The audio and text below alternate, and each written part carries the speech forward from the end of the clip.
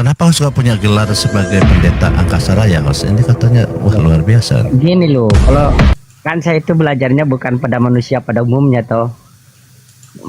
Manusia pada umumnya kepada pendeta, patiskan. Saya itu bukan patikan gitu loh. Saya itu di angkasa raya itu belajarnya kepada alien gitu. Saya itu paling pintar sejagat raya ini. Ya kan, beritakanlah Injil kepada seluruh makhluk. Saya itu paling tiap harinya itu menginjili cacing, itu masih menginjili ikan-ikan gitu, masih bisa dia. Tapi kalau malah menginjili guguk yang berwujudnya manusia ini susah lihat. Oh, punya pengalaman Karena ya? dia Pengalamannya ketika menginjili monyet itu lebih mudah daripada menginjili mudah oten sekali gitu. dia.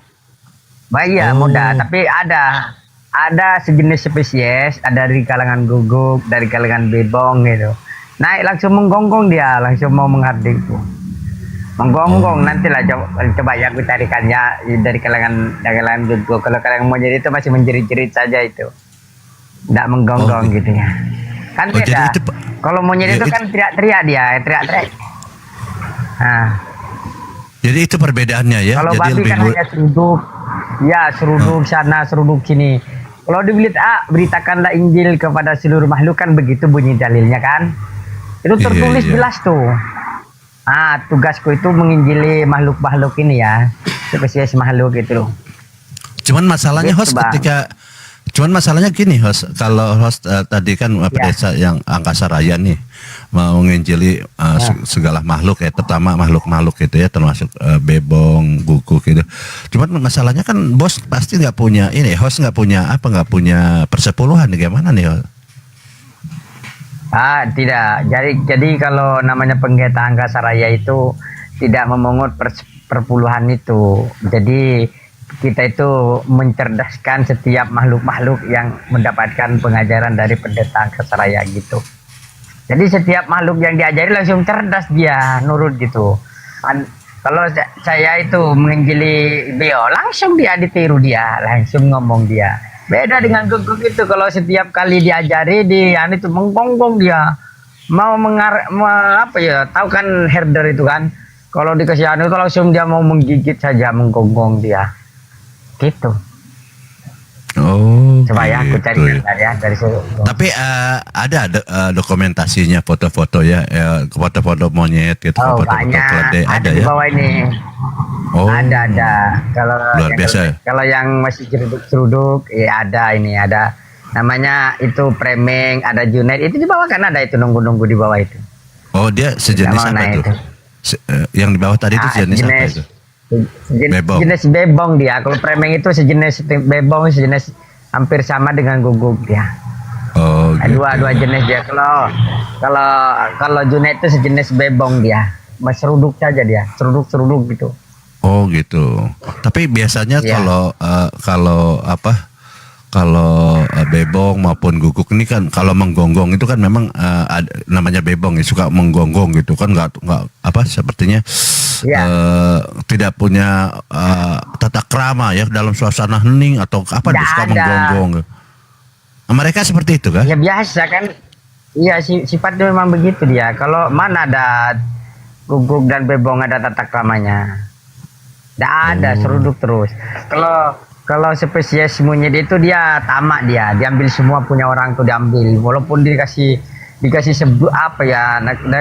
anggaplah semua dikasih tuh, ditaruh di mulutnya itu. Kalau kasih makanan misalnya roti itu dikasih full dulu mulutnya itu, setelah lainnya itu diambil semua, padahal sudah tidak mampu dia untuk dimakan itu, saking tamaknya. Sama ini jenis bebong nih diambil semua, tuan-tuannya orang itu diambil semuanya gitu. Gitu. Saking tamaknya dia. Kitab sucinya orang diambil begitu dia. Ya sekelas monyet itu. Makanya dalam Al-Quran itu kunu kirodatan hosin gitu. Diibaratkan orang-orang yang tamak seperti itu, diperintah Tuhannya melanggar, maka dikutuklah ke daerah yang hina. Ini ada naik di atas di sini tuh spesies monyet gitu. Oh gitu ya, ngeri juga ya. Jadi pantesan jadi host ini Kucang Onyon dikatakan pendeta angkasa raya ya. Pertama belajarnya sama alien. Nah pada saat menjadi pendeta angkasa raya, ada ijazahnya tidak? Host katanya, oh pasti ijazahnya palsu katanya, pasti katanya. Itu dibuat, katanya dibeli, kata. Itu gimana, host? Tidak, ijazah itu bukan yang tertulis, melainkan yang termateraikan dalam hati gitu. Karena pengajarannya tidak bersifat seperti manusia gitu. Kalau mereka itu kan Roh Kudus katanya itu, kalau saya itu Roh Kudus gitu loh, beda. Oh, jadi lebih tinggi gitu ya? Lebih tinggi. Kalau kan mereka itu kan Roh Kudus kan. Kalau saya kan Roh Kudus itu yang menyertai gitu loh. Setiap kalau kata mereka kan begini, di dalam kitabnya itu, setiap apa yang diperbuat oleh orang-orang Kristen modalnya percaya kepada Yesus itu pasti disertai Roh Kudus.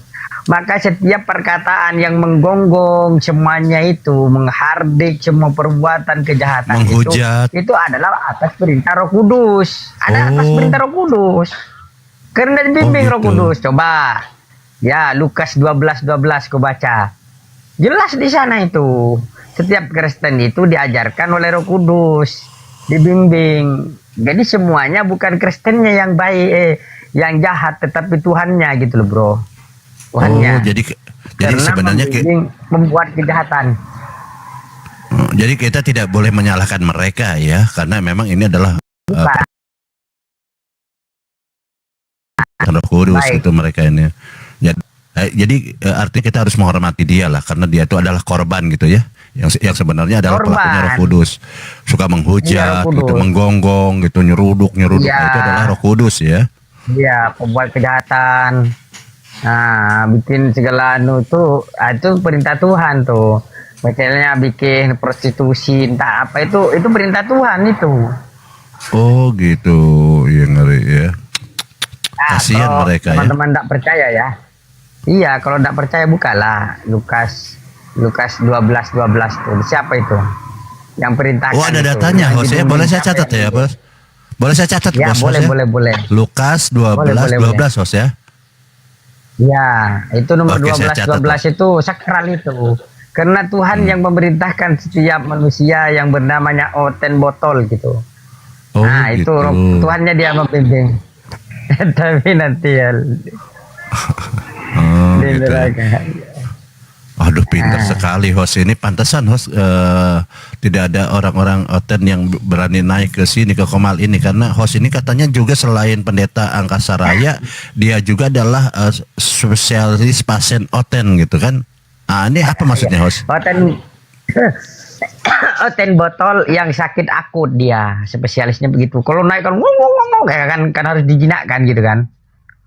Langsung dia naik ngomong gitu.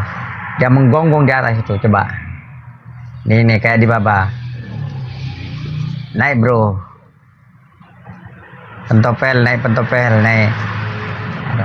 Kalau seandainya host coba. Nanti seandainya host ini kan orangnya pinter nih, pendeta Angkasa Raya gitu ya. Iya Pak. Tidak berkata-kata dari dirinya sendiri gitu kan, tetapi dari apa yang tertulis di Bible. Nah, seumpamanya host diminta tolong untuk mengadakan penginjilan di gereja-gereja, terus dibayar persepuluhan, karena host pintar nih, kira-kira host bersedia gak host? Bersedia, saya itu kan itu kan tugas saya gitu loh, tanpa dibayar, tanpa perpuluhan, bersedialah.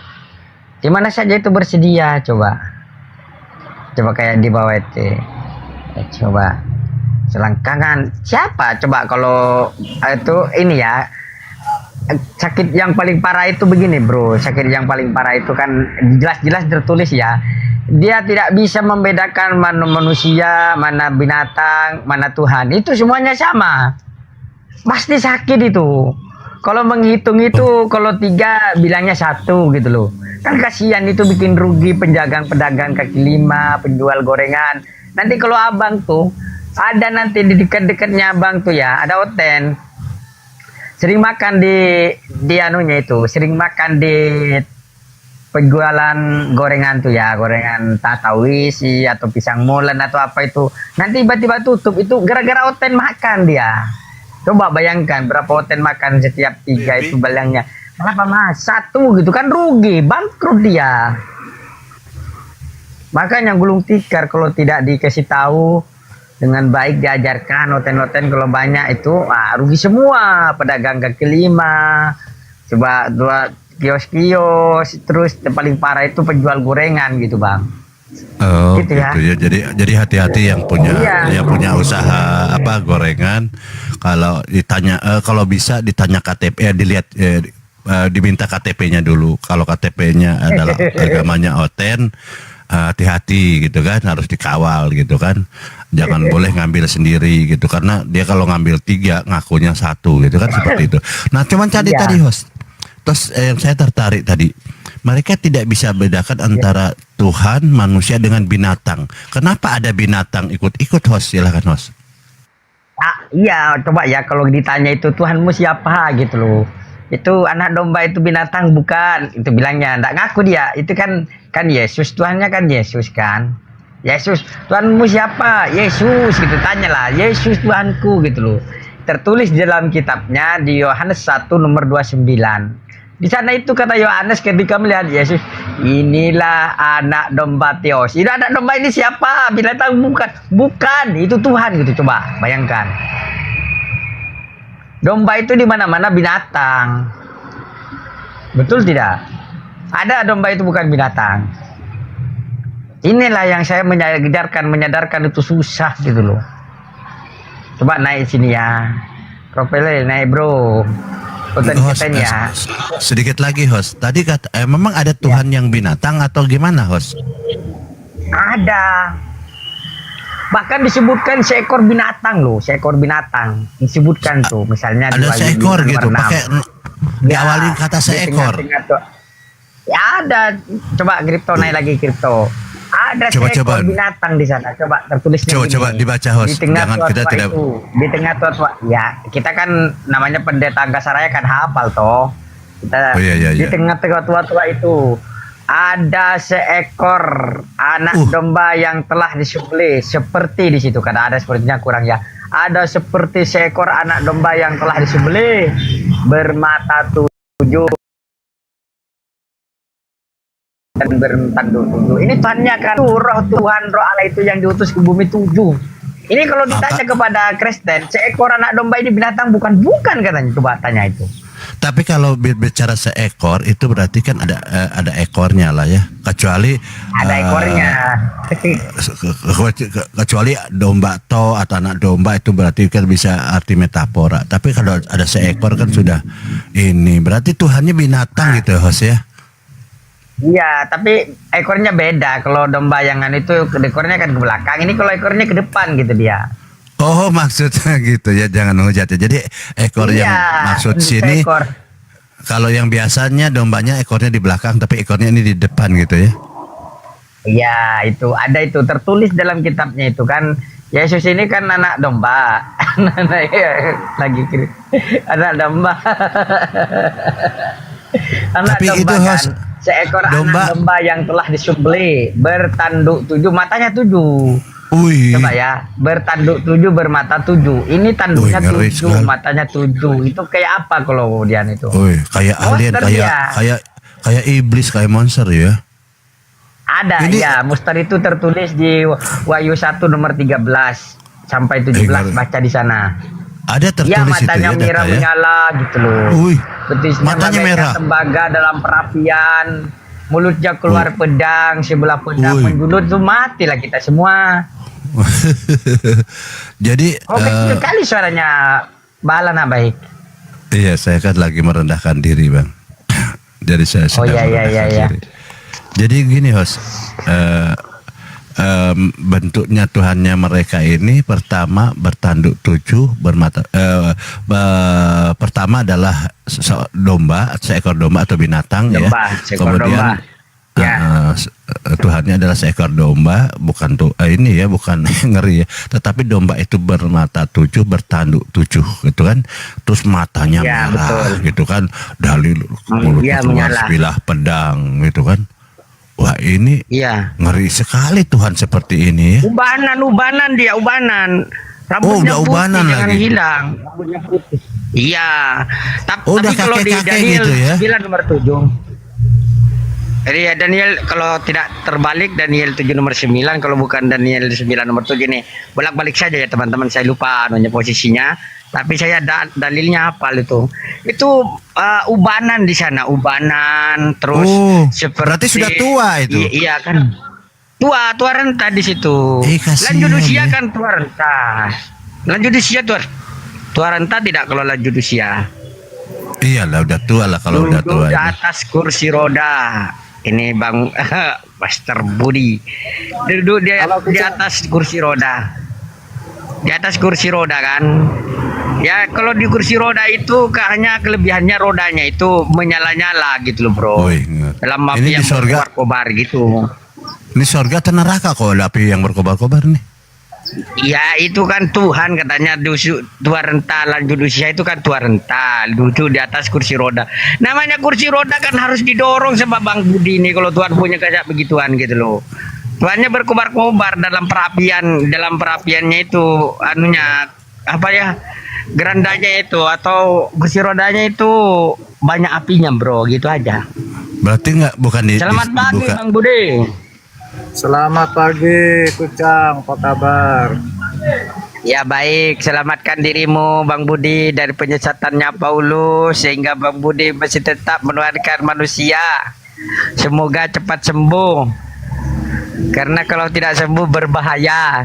Sebagaimana tertulis di dalam Markus 5 nomor 1 sampai seterusnya 6. Karena di situ yang fakta-fakta yang saya dapati adalah bahwa orang sesat itu biasa suka menyesatkan orang lain.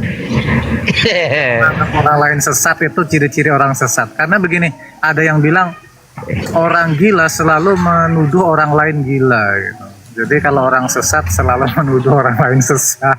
Oke ya saya bacakan ya ini loh ya makanya ini yang penolak Bible gitu loh. Saya selalu berkata begini, aku tidak berkata-kata melalui diriku sendiri melainkan apa yang tertulis di dalam Biblos. Aku tuh menerangkan sesuai dalam kitab sucimu gitu loh. Cang, Makanya di lebih suka Markus 5 menjelaskan Al-Quran kan daripada kau menjelaskan sebentar Kau gimana saja- sih itu kan saya itu kau menjelaskan Alkitab. sebentar dulu karena aku alergi sekali gitu loh. Saya itu memberitakan Injil coba ya, beritakanlah Injil kepada seluruh makhluk. Senang dengan Alkitab. Sabar. Saya itu pendeta angkasa raya gitu loh. Coba kenapa? Kalau Al-Quran itu bagi orang yang berakal. Kalau Biblos ini memang tidak perlu gitu loh. Kamu nggak berakal makanya menjelaskan Alkitab. Sebentar dulu Bang Budi, kan kamu kenapa tidak Al-Quran gitu? Kan yang ku Injili ini kan tidak ada bedanya gitu loh dengan makhluk yang lain. Makanya aku bilang itu Kristen ini akalnya sudah tidak ada gitu, makanya tidak berakal gitu loh. Otaknya ada tapi akalnya ditaruh gitu loh bro. Makanya tak ada bedanya dengan menginjili bebong. Beritakanlah kepada seluruh makhluk. Saya itu lagi Tapi malah tidak baik. Ya. Tapi itu tadi ya ngeri ya kalau Tuhannya digambarkan seperti seekor binatang kan berarti ya Tuhannya binatang lah ya. Ya pasti kan ada ditulis gitu lah. seekor ya. Nah, Ada. kemudian Buka nomor Wahyu nomor Wahyu 5 nomor 6. iya makanya mereka ini selama ini mungkin salah sembah gitu kan ya. Sebenarnya yang disembah ini binatang yang menjelma jadi manusia sebenarnya, bukan firman mesti ya. Seharusnya Iya. begitu mungkin ya. Betul itu, harusnya begitu. Binatang yang Coba telah tanya dulu menjadi Budi nih. manusia gitu kan, bukan firman yang telah menjadi Iya, iya. manusia tapi binatang yang telah menjadi manusia Yesus. Jadi Yesus ini binatang ya digambarkan di Bible iya. mereka ya. Iya, itu saya tidak berkata-kata melalui diriku sendiri ya, melainkan tertulis di dalam kitab mereka ya. Di dalam Tadi di Biblos Wahyu ya. berapa Itu Bang yang ada Yohanes seekor 1 itu nomor- Bang? Di Wahyu berapa yang ada seekor? Itu seekor binatang itu seekor domba itu ya Wahyu 5 nomor 6. Kalau Wahyu 5 nomor Yesus 6. dikatakan anak domba Theos Yohanes 1 nomor 29. Berarti kalau Yesus ini adalah domba binatang, berarti Bapa yang di surga juga binatang mungkin ya? Iya Bang ya. Binatang semuanya tidak ada gitu loh. Oh gitu. Mana domba kan? Bapak kalau coba kalau ada domba kan, pasti bapaknya domba bukan? Iyalah. Iya, jantan itu. Bapak itu namanya kan domba jantan gitu. Coba lah. Gitu. Ya tapi Tanya betul sama Bang sih. Budi nih, coba dia. Coba tanya Bang Budi Iya, nih, luar. nyambung tidak itu nanti itu. Ya luar biasa ya. Sementara mereka salah sembah. Yang sembah ini binatang, sebenarnya domba ya. Cuman di Oh, domba karena iya, ini coba tanya Bang Budi. Mana ngaku dia, mana ngaku. masalahnya ada tulisan bertanduk kan? Ada tanduknya 7. Oh, ada tulisan seekor juga kan? Ada. Oh, luar biasa Tanya Bang valid Budi berarti deh, ya. nolak nanti dia. Bang Budi. Coba tanya dia, langsung ketawa dia, nolak dia. Inilah yang aku. Cang. Aku tanya sama Bang Budi ya. Makanya kalau di sini itu cepat sembuh dia. Ini mulai ada rada-rada gejala-gejala pengobatannya itu manjur gitu loh. Karena aku membawakan itu Kamu tahu bahasa identifikasi? identifikasi. Enggak, ini aku kan bicara tentang kitab suci ya.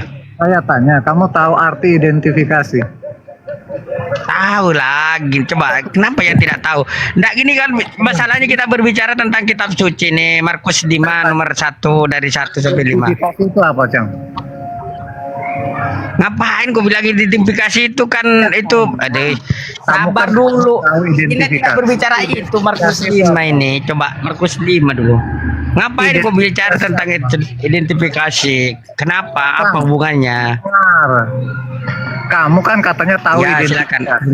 Identifikasi itu Ya apa? terus apa hubungannya? Saya Apa? tanya, Kenapa kau tanya identifikasi? jawab Sabar dulu. Kamu dulu. tahu nggak identifikasi? Tenang dulu. Sabar dulu, tenang. Gimana sih kau ini? Orang lagi ngomong. Apa hubungannya kau bawa identifikasi? Sedangkan yang kita bicarakan Markus 5. Saya sedang Markus 5. Saya sedang mengidentifikasi diri. Makanya saya nggak mau lanjut kalimat saya sebelum kamu paham apa arti identifikasi gitu loh. Kamu itu identifikasi dirimu itu gila atau tidak itu kan aku. Gimana sih bro? Berdasarkan Markus 5. Identifikasi itu apa? Ya kenapa? Apa hubungannya identifikasi? Kita kan mengidentifikasi nih sementara ini kan tahu mengidentifikasi gejalamu. Aduh, nggak tahu lah saya ini sedang mengidentifikasi. Itu apa? Identifikasi. Apa itu identifikasi? Cuma ini ya, saya jelaskan ya. Identifikasi ini kan saya sedang mengidentifikasi kamu, gejalanya apa gitu loh, bro. Gimana sih? Coba lah dengar dulu saya ngomong. Iya, gejalanya apa gitu loh. Mengidentifikasi di sekarang. Kamu nggak bisa membedakan Coba. diagnosa dengan identifikasi. Ini saya lagi mengidentifikasi gejala-gejala yang anu itu penyakitnya parah tidak ini. Kamu Coba ya. nggak bisa membedakan identifikasi dengan diagnosa. Ya, kan saya kan masih mengidentifikasi nanti diagnosanya dan nanti kesimpulannya. Gimana sih kau bertanya? Cobalah. Saya ini masih mengidentifikasi gejalamu itu sudah mulai kemana gitu loh, bro. Coba ya, kamu tuh nanti sudah mengkelompokkan satu, oh ini spesies begini gejalanya, baru diagnosanya. Oh tidak identifikasi dulu gimana sih? Enggak, si Budi ini, Iya. Budi ini nggak paham tentang identifikasi dengan diagnosa, dia nggak paham si Budi ini. Jadi Coba diagnosa ini, identifikasi ini awal dari diagnosa. Jadi sebelum ada diagnosa, Iya. identifikasi dulu. Betul. Iya, Bang Nggak Budi paham langsung dia ternyata. diagnosa gimana? Satu nanti. Dia nggak paham apa itu diagnosa, identifikasi gitu. Padahal identifikasi itu sebelum ada proses diagnosa ada identifikasi dulu. Baru Iya, betul. dilakukan diagnosa. Setelah ada diagnosa berarti dilakukan tindakan, begitu kan? Jadi identifikasi, diagnosa, baru tindakan. Ya mereka tidak tahu apa itu identifikasi, diagnosa. Kasihan mereka tuh kadang-kadang ya. Tapi ya itulah saya bilang kembali tentang tadi itu Tuhan yang binatang itu gimana, saya ini sampai heran Tuhan kok seperti binatang itu ya. Oke, lanjut lagi ya. Bang Budi ini mau menyalahkan orang, sementara lagi mengidentifikasi soal apa identifikasi ditanyakan, mau saya jadi masih mengidentifikasi. Inden. Oh, Bang Didi. Itu kabur lagi. Ya Allah ya. Lanjut. Teman-teman naik di bawah ya, teman-teman ya. Ada yang marah ya.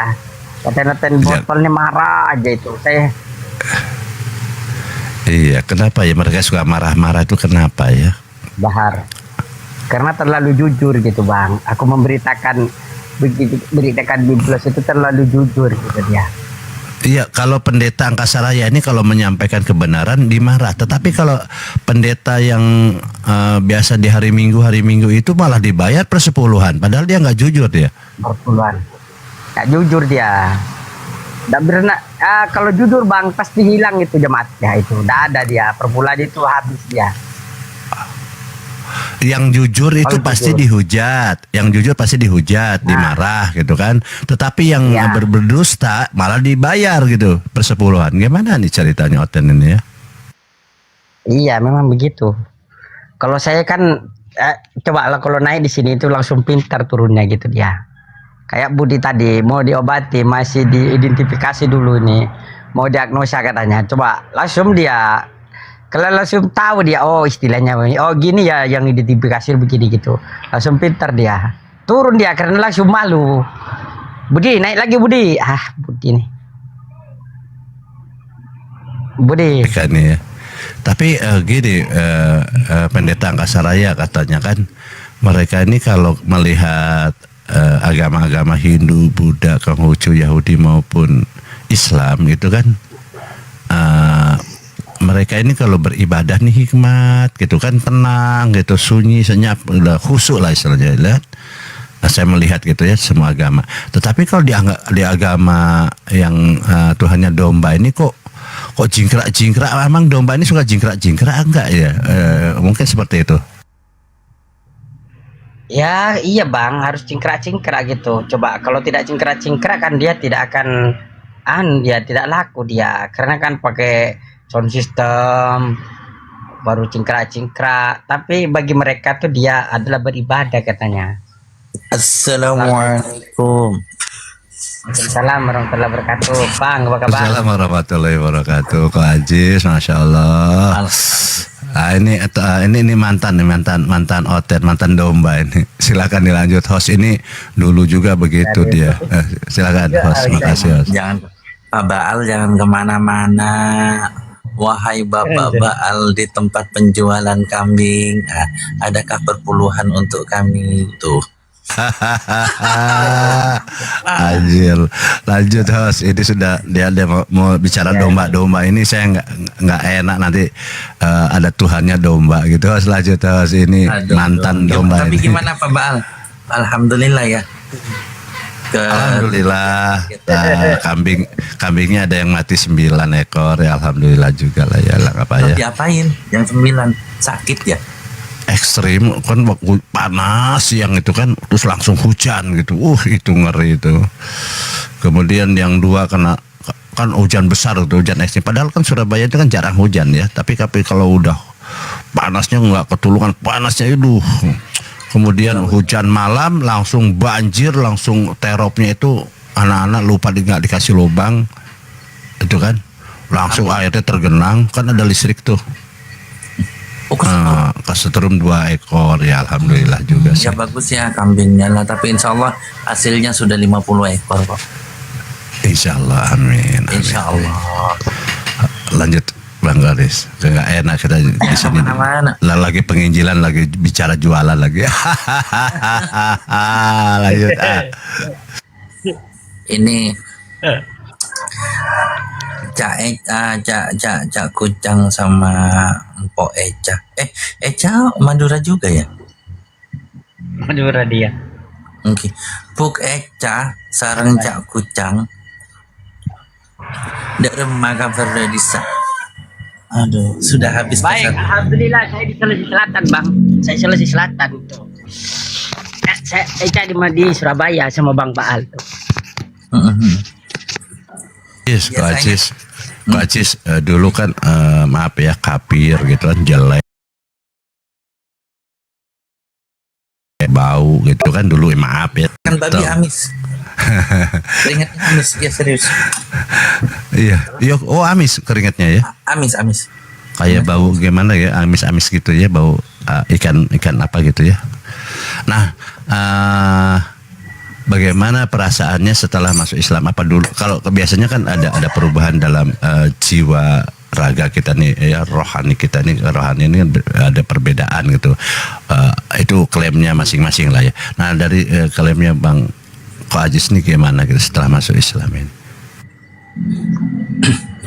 Perubahan, kalau untuk saya, karena mungkin saya the chosen one sih. Maksudnya di keluarga saya yang terpilih. Ar-Rijalu Al-Mustafa ya, tapi istilah katanya bukan untuk nabi ya. Saya itu terpilih di keluarga itu memang dari kecil itu sudah ada bawaan lebih dekat ke fitrahnya manusia. Makanya kalau sekarang tuh ngelihat ada oten-oten yang lebih dekat ke fitrahnya manusia itu, saya tuh ingat saya. Seperti mencuri, berbohong, itu jarang, bukan tidak dilakukan, jarang. Tapi setelah jadi Islam, jadi Muslim itu kan ditinggalkan, ternyata sesuai dengan fitrah kan. Kalau saya untuk masalah jiwa itu cepat berubahnya. Yang lama itu masalah fisik, jadi kayak efek makan babinya itu bertahun-tahun tuh baru bisa hilang gitu loh. Kalau nggak makannya udah langsung nggak makan, karena sebelum saya Muslim juga sudah mulai agak ngurangi gitu. Sejak sekolah sudah mulai aja agak-agak ngurangi pas sekolah SMP. Kalau sebelum SMP atau awal baru masuk SMP masih doyan banget. Jadi kalau masalah B2 itu sudah nggak terlalu inilah. Udah agak ngurangi gitu. Jadi tapi efeknya itu lama, efeknya bertahun-tahun gitu. Kan keringat agak amis gitu, agak-agak ya nggak amis kayak ikan, enggak, cuman beda aja sama orang lain. Terus kita kan biasa masak pakai alkohol, arak ya, arak itu ngaruh di keringat kayak gitu. Itu ngaruh di perilaku juga, ngaruh makanan babi juga ngaruh di perilaku. Itu lama tuh. 3 tahun lebih lah baru mulai perilaku itu bisa drastis berubah banget setelah fokus belajar Islam. Sampai ketika kenal Islam kok asik gitu ya, kok asik bener, karena perbandingan saya sudah selesai kan, syahadat kelas 1 di semester kedua kayaknya deh, itu syahadat. Terus sampai SMA kelas 1 saya baru bisa belajar. Jadi 3 tahun itu saya masih ke gereja. Nah itu perbandingan agamanya justru yang hebat terjadi di sana, bukan sebelum masuk Islam.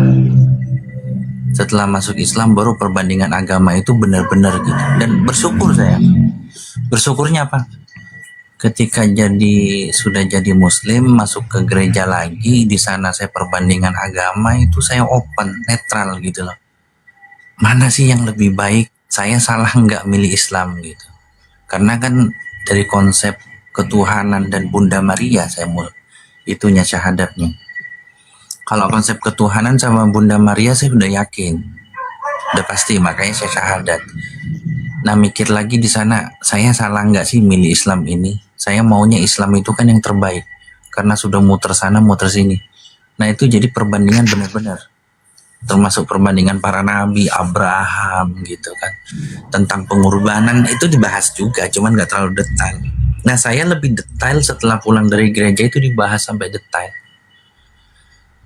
Pas SMA saya mulai fokus belajar Islam di sana, kemudian saya bilang, saya berdoa sama Allah, ya Allah ternyata Islammu itu begitu indah. Lupakan saya sama ajaran lama dan jadikan saya paham Islam, sehingga saya melihat semua permasalahan bagaikan melihat ikan di air kolam yang jernih dan dangkal.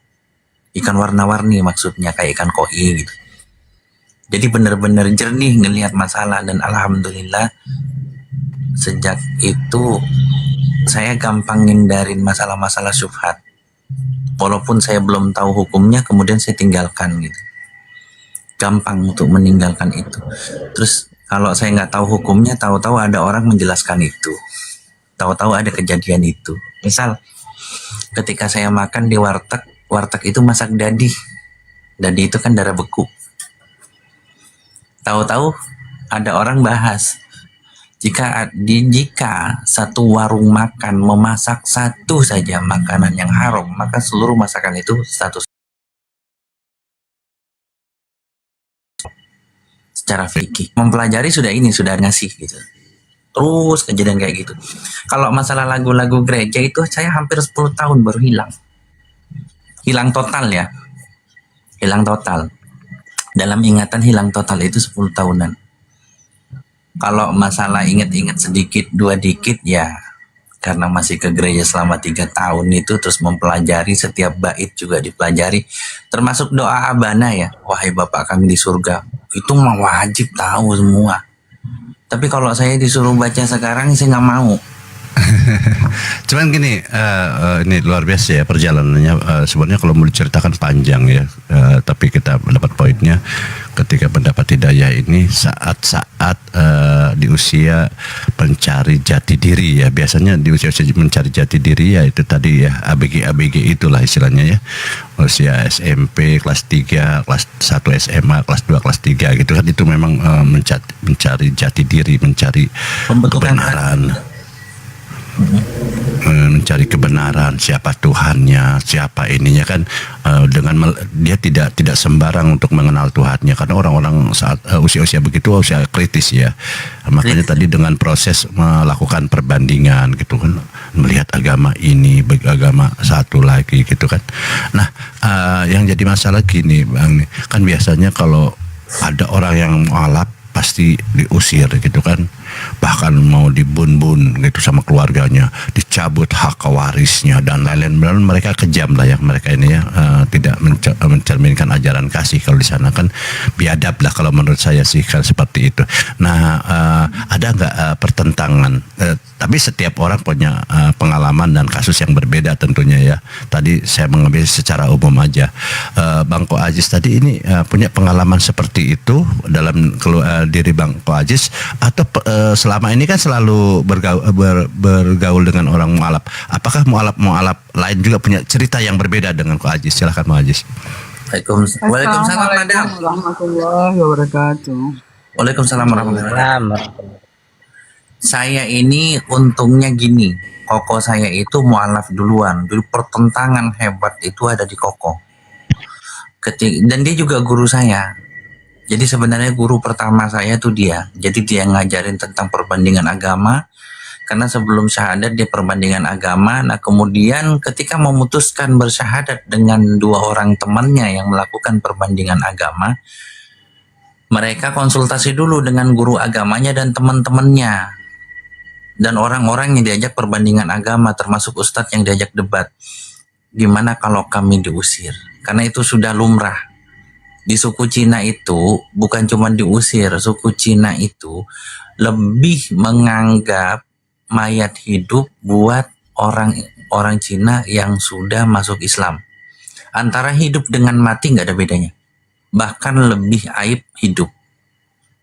Terus terang nih saya ngasih tahu nih, lebih aib hidup.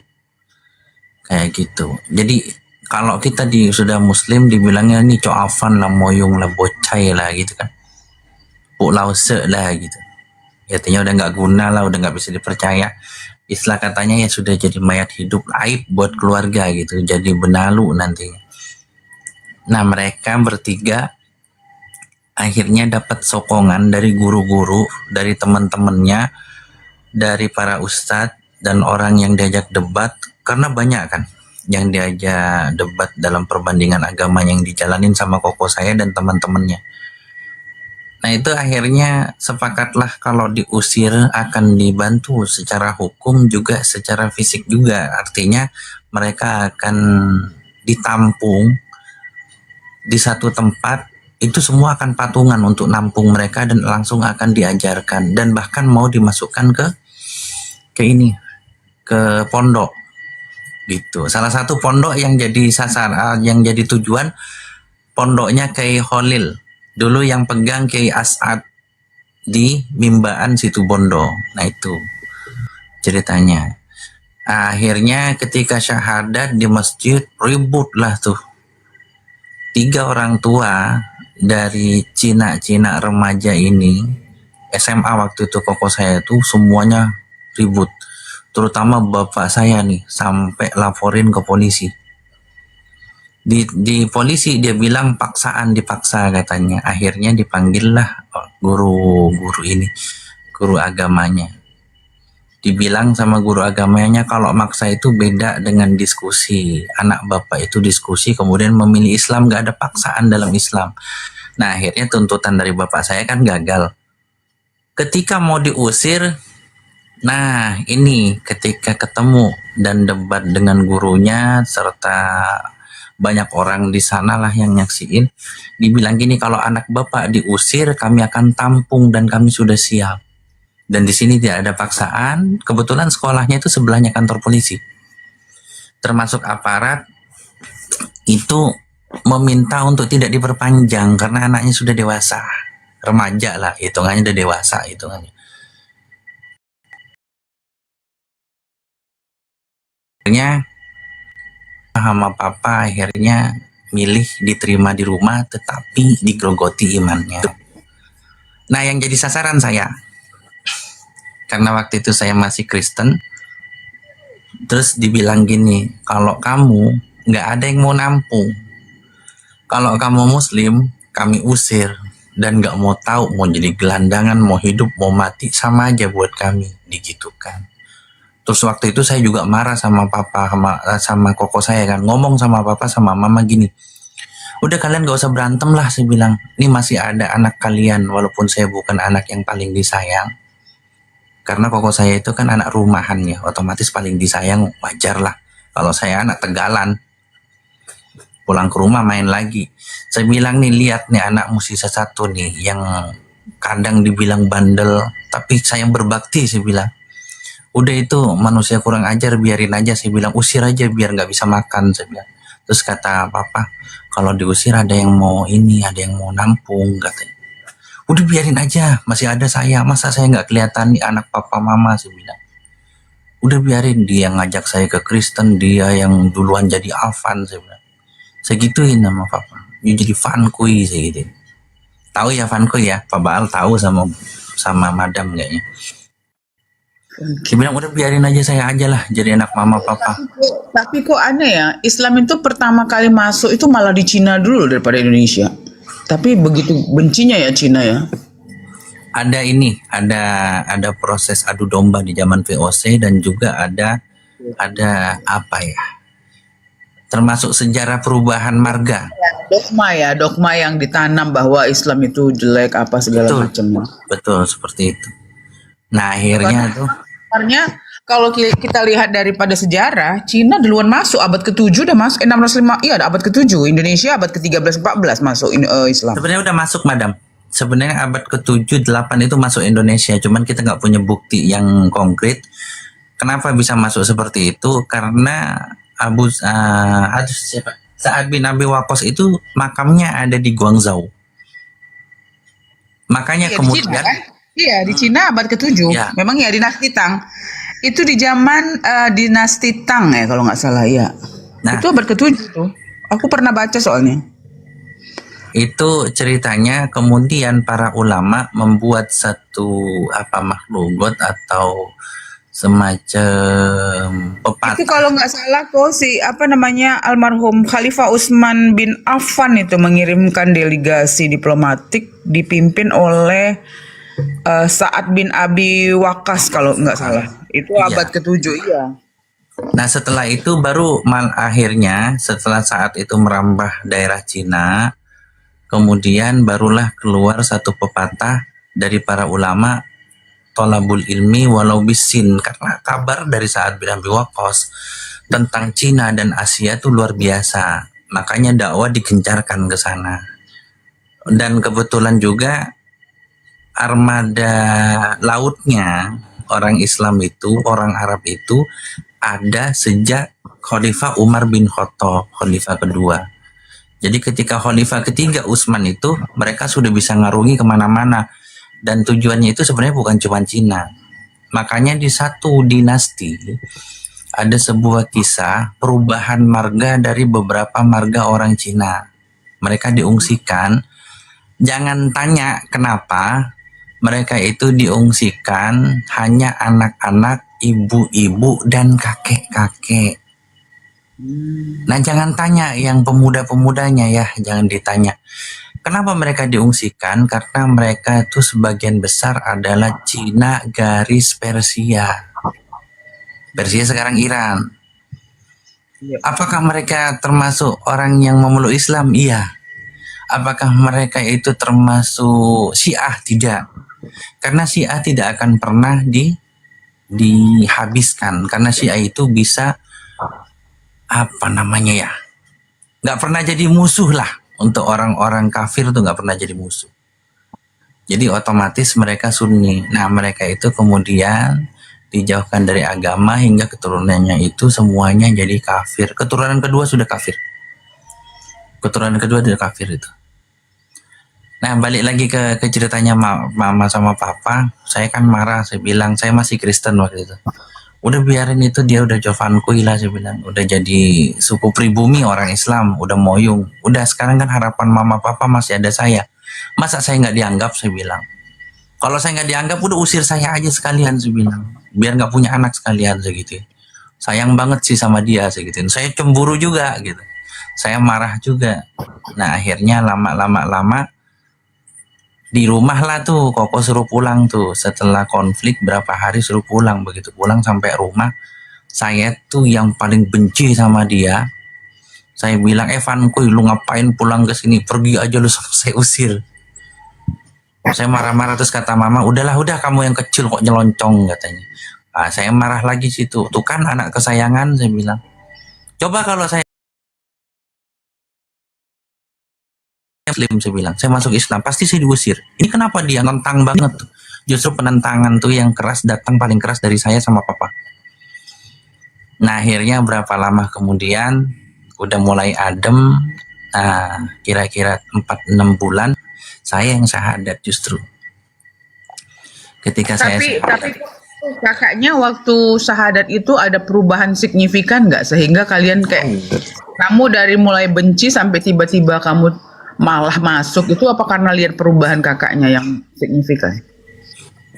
Saya sama Koko saya ini lawan tarung ya. Lawan tarung beneran sama dia. Ya, lawan latihan juga, kita sahabat. Kalau misalnya diskusi juga dari diskusi pertama, diskusi tentang keagamaan, saya udah diajak diskusi. Sama Koko saya tuh diajak diskusi. Makanya ketika dia Muslim kemudian ada perubahan, lebih sabar, lebih diam, yang biasanya sama saya main tangan, main tendang, itu berubah. Terus saya tanya, apa kamu nggak berani sama saya? Malah saya tantangin gitu. Malah saya kompor-komporin. Dia diam gitu biasanya. Kenapa kamu takut diusir? Saya bilang, coba pukul saya kok berani, saya bilang. Karena sebelum dia Muslim tuh kok mukul saya, pukul aja, tendang aja. Karena memang biasa kami itu kalau tarung aja gitu. Nah, akhirnya lama-lama dia ngajak saya ngobrol, ngajak apa tuh. Terus dia bilang, satu hari saya pulang dari gereja, dia bilang, saya kok capek ya jadi orang Islam, katanya. Oh, dalam hati saya ini kesempatan gue bikin murtad loh, saya bilang. Nah, akhirnya kamu enak ya, ibadahnya cuma seminggu sekali gitu. Ya kan nggak sekali, saya bilang, karena ada malam minggu sama minggu. Kalau minggu disuruh nemenin adik-adik sekolah minggu. Suruh nemenin. Kita yang remaja suruh nemenin beberapa orang, nggak semuanya. Beberapa orang yang dipilih di gereja itu suruh nemenin di hari Minggu itu belajar untuk membawakan ayat-ayat Bible. Belajar memimpin doa. Makanya doa Bapak kami itu harus hafal. Harus. Karena kami mimpin tuh adik-adik yang di sekolah minggu. Nah akhirnya kata koko saya kok capek ya jadi orang Islam. Coba kamu bisa nggak ngasih pencerahan ke saya? Siapa tahu kalau saya ini yakin Kristen lagi, saya kalah dalam argumen, sudahlah saya Kristen lagi dah. Dibilang gitu, saya bilang wah kesempatan, boleh saya bilang, tapi nggak gitu, kita taruhan yuk gitu. Karena kita bisa judi dari kecil tuh, kita biasa judi, kita taruhan katanya. Taruhnya apa sebenarnya? Tempelengan enggak, pukulan enggak, apaan? Kalau misalnya kata koko saya, kalau saya kalah saya murtad, tapi kalau kamu kalah kamu syahadat. Saya bilang nggak bisa, nggak mau.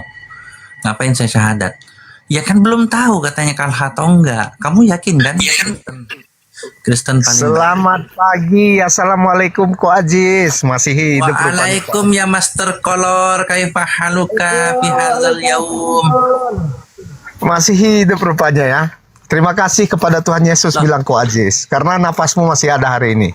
Bersyukur Terima ya. kasih kepada Tuhannya Yesus yang telah membuat Master Kalam pandai bicara dan juga jadi gelar Master Kolor. Dah. Kalian ini memang orang-orang aneh ya kan. Lah kaifa. Tapi saya gini teman-teman ya, saya mau berbagi sedikit nih. Saya punya Bentar pengalaman. dulu. Saya nggak mau berbagi, soalnya gini, uangmu Kok uang dia perpuluhan haram. Kristen, Gio? Kok dia Kristen? Tahu saya. Enggak, Tahu dia saya. Kristen kan? Kristen. Oten botol dia penyembah Enggak, anehnya begini, inilah. Tadi dia bilang aneh sama kita, tetapi dia yang aneh dan sangat tolol. Gue bilang kenapa? Dia tahu bahwa agamanya itu kiblatnya itu awalnya dari mana, ya kan? Kita pertama dari mana? Tapi tulisan namanya aja Arab. Saking cintanya sebenarnya sama Islam, sehingga dia nggak tahu kiblatnya kemana. Kalau kita kita ini orang Indonesia, langsung kita tahu kalau kita langsung mau berkiblat ke agama kita pakai tulisan Arab ya. Karena memang bahasa kita, Islam kita awalnya dari Arab, ya kan. Ini memang tolol ya. Tuhannya bahasa Aramaik, ya kan. Kitabnya tulisan pertama dalam bahasa Yunani. Datang si tolol ini pakai juga bahasa Arab. Identitas kau nggak punya memang kau. Kau tahu apa kata Yahudi? Yahudi bilang begini. Oh kalau Islam itu bagaimana? Oh Islam itu kita itu sepupu dari Ismail katanya. Kalau kami kan Ishak, mereka itu Ismail. Pertanyaan aku, Kristen dari mana kok? Dia muncul kayak gitu dari mana dia? Dari kolong mana gitu loh? Aku bingung itu. Dari mana Bang Baya? Dari Paulus kan? Paulus. Jadi Paulus itu kan tolol hakiki ya. Jadi kan Saya mau gini cerita sedikit nih tentang pengalaman saya, boleh nggak kira-kira? Enggak boleh. Gini madam. Gini madam. Bentar dulu, gue lagi ngomong. Ceritanya kan Yesus itu sudah wafat kan, sudah kandung sunat. Ternyata yang mensyaratkan dia sunat menolak cintanya. Nah akhirnya Paulus itu pindah ke Antioquia. Di sanalah mereka bersama-sama. Nah kemudian mereka diledek sama orang sana. Kenapa? Karena ajaran yang dibawa jauh berbeda dari ajaran Yesus. Dan orang tahu ini Paulus dulu suka membun-bun pengikut Yesus. Makanya ketika di Antioquia diledeklah menjadi orang Kristen, dinamain Kristen. Jadi yang namanya orang Kristen bisa jadi dari Bani Paulus itu. Jelas lah. Orang mereka kita pertama ditulis dalam bahasa Yunani Kowen itu kepentingan daripada kepentingan daripada orang-orang Romawi sih, bukan orang-orang pengikut Yesus. Makanya kalau oten ini otaknya pintar ya, dia akan lihat bahwa prinsip ajaran Yesus sama prinsip ajaran Paulus itu beda. Makanya aku bilang memang oten ini kalau dia pintar, dia langsung menemukan bahwa agama dia ini benar-benar dibelokkan oleh si Paulus gitu loh. Nah kita lihat aja kalau memang ajaran mereka benar, coba lihat ya. Kita nggak usah lihat ke Yesus karena kita pelajari Yesus dalam Bible mereka pun selalu beribadah. Bahkan dia memanggil orang-orang di zaman itu Assalamualaikum ya, sama ya dalam bahasa mereka. Salamualaikum ya kalau nggak salah, artinya sama. Ini adalah Yesus. Jadi kalau aku diskusi ya, aku tidak pernah merendahkan Yesus Al-Masih karena memang dia tidak pernah melakukan kesalahan. Kita baca dalam Bible pun dia selalu, buktinya Yohanes 17:3, the only true God adalah the Father. The only true God, that's what he said dalam Yohanes 17:3. Tetapi masalahnya Oten ini memang otaknya udah dibelokkan. Sehingga begitu dia tuhankan Yesus, tetapi kata-kata yang dia ambil sebagai pegangan malah perkataan Paulus. Ini kan kebotolan yang hakiki ya. Menuhankan Yesus, ya kan? Tetapi mendengar perkataan orang lain. Ini kan tolol. Saya berpikir ini otaknya ada nggak kira-kira ya gitu. Karena mereka mengklaim ya kan, mengklaim Yesus Tuhan bla bla bla bla bla bla, tetapi tidak didengar perkataan beliau. Padahal dia tahu sejarah kitab mereka pun no eyewitness. Sehingga kalau saya sebagai orang yang misalnya lah ini sejarah agamanya siapa yang nulis kitab nggak tahu gitu. Harusnya yang dia saring adalah perkataan Yesus. Ini enggak. Mereka ini memang ketolon hakiki sehingga mereka mengambil, mencomot, memaksakan teologinya. Dongeng pagi ini ya. Diam kau anjing, kau anjing. Ngapain kau pakai nama-nama kami? Kucang, ngapain kau naikkan ini? Nengok Profesor Muhammad dia buat ngapain Kucang? Langsung tantrum dia. Karena memang telah mengajarkan Alkitab. Kau agama Makasih penjajah. telah mengajarkan Alkitab. Kadang kalian nggak Siap. percaya Yesus, Kucang, kadang Kucang, percaya tolong, Yesus. Suka kasih hati nomor. kalian lah. Suka hati kalian Kepala nggak bapak kau, dipercaya. dengar. Kami lebih percaya Yesus dan kami mengerjakan apa perintah dia dan bapaknya. Sementara kau perintah Paulus, memang tolol kau. Iya, kadang kalian nggak percaya Yesus, kadang percaya Yesus. Tolong.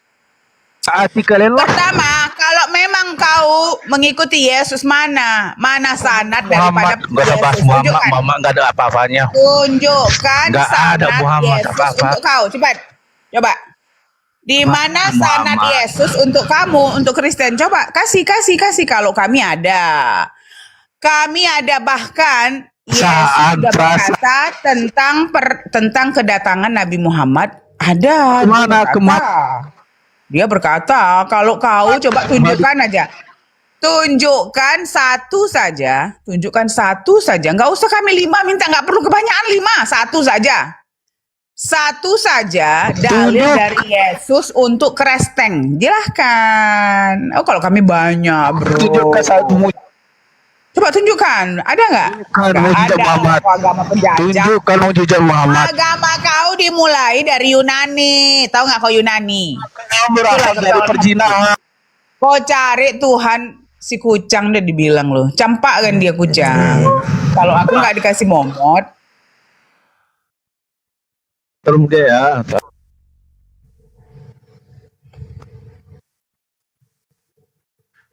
Jangan ngarang-ngarang. memang ya agama mereka ini agama yang pertama aku rasa ya. Agama terkecil di Indonesia ini aja nggak pernah menyebut namanya, memakai nama istilah Islam ya, atau nama-nama orang yang apa namanya yang disucikan dalam agama lain tuh nggak pernah. Nah, agama lain loh, agama Hindu, Buddha nggak pernah kayak gitu. Tetapi agama Kristen yang selalu mengatakan kami agama kasih kepala bapak. Agama kau diambil, agama kau dari buahnya penjajah, tau kok? Agama kau datang dari buah penjajah. Makanya itu kau jajah semua. Kau ambil, kau comot. Nama kitab kami kau ambil. Memang penjajah kau, tau gak kau? Penjajah, tau gak kau? Dan kau ambil semua, kau rampas semua. Kau bilang kau agama duluan, tapi kau rampas semua istilah agama belakangan. Penipu kau memang dasar. Dari buah penjajah kau, ngerti gak kau? Ngerti gak kau? Tolol. Campak kan dia Kucang?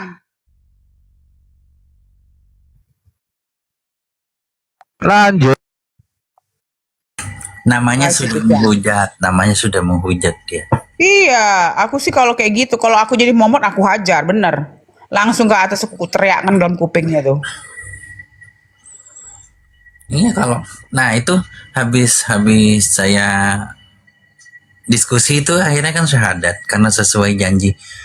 Soalnya laki-laki ya, saya benar-benar kaget debatnya di Komal ini, debat kusir, bahkan tanpa rasa malu sebagai laki-laki. Ketika kalah nggak ngakuin kalah. Ketika nggak bisa debat, congor aja, ngebacot aja, saya malu. Sebab ketika saya masih remaja, saya menjunjung tinggi itu harga diri. Jujur nih kelebihan kami. Wah Jis, aku potong maaf. Tahu nggak? Aku kalau diskusi sama Oten, aku tinggal bilang kayak tadi aja, mana dalil kau dari Tuhan kau? Kalau kami ada, kalau kau nggak ada, bagaimana kau merasa agama kau paling benar? Aku bilang itu udah ngeper dia kok, udah ngeper.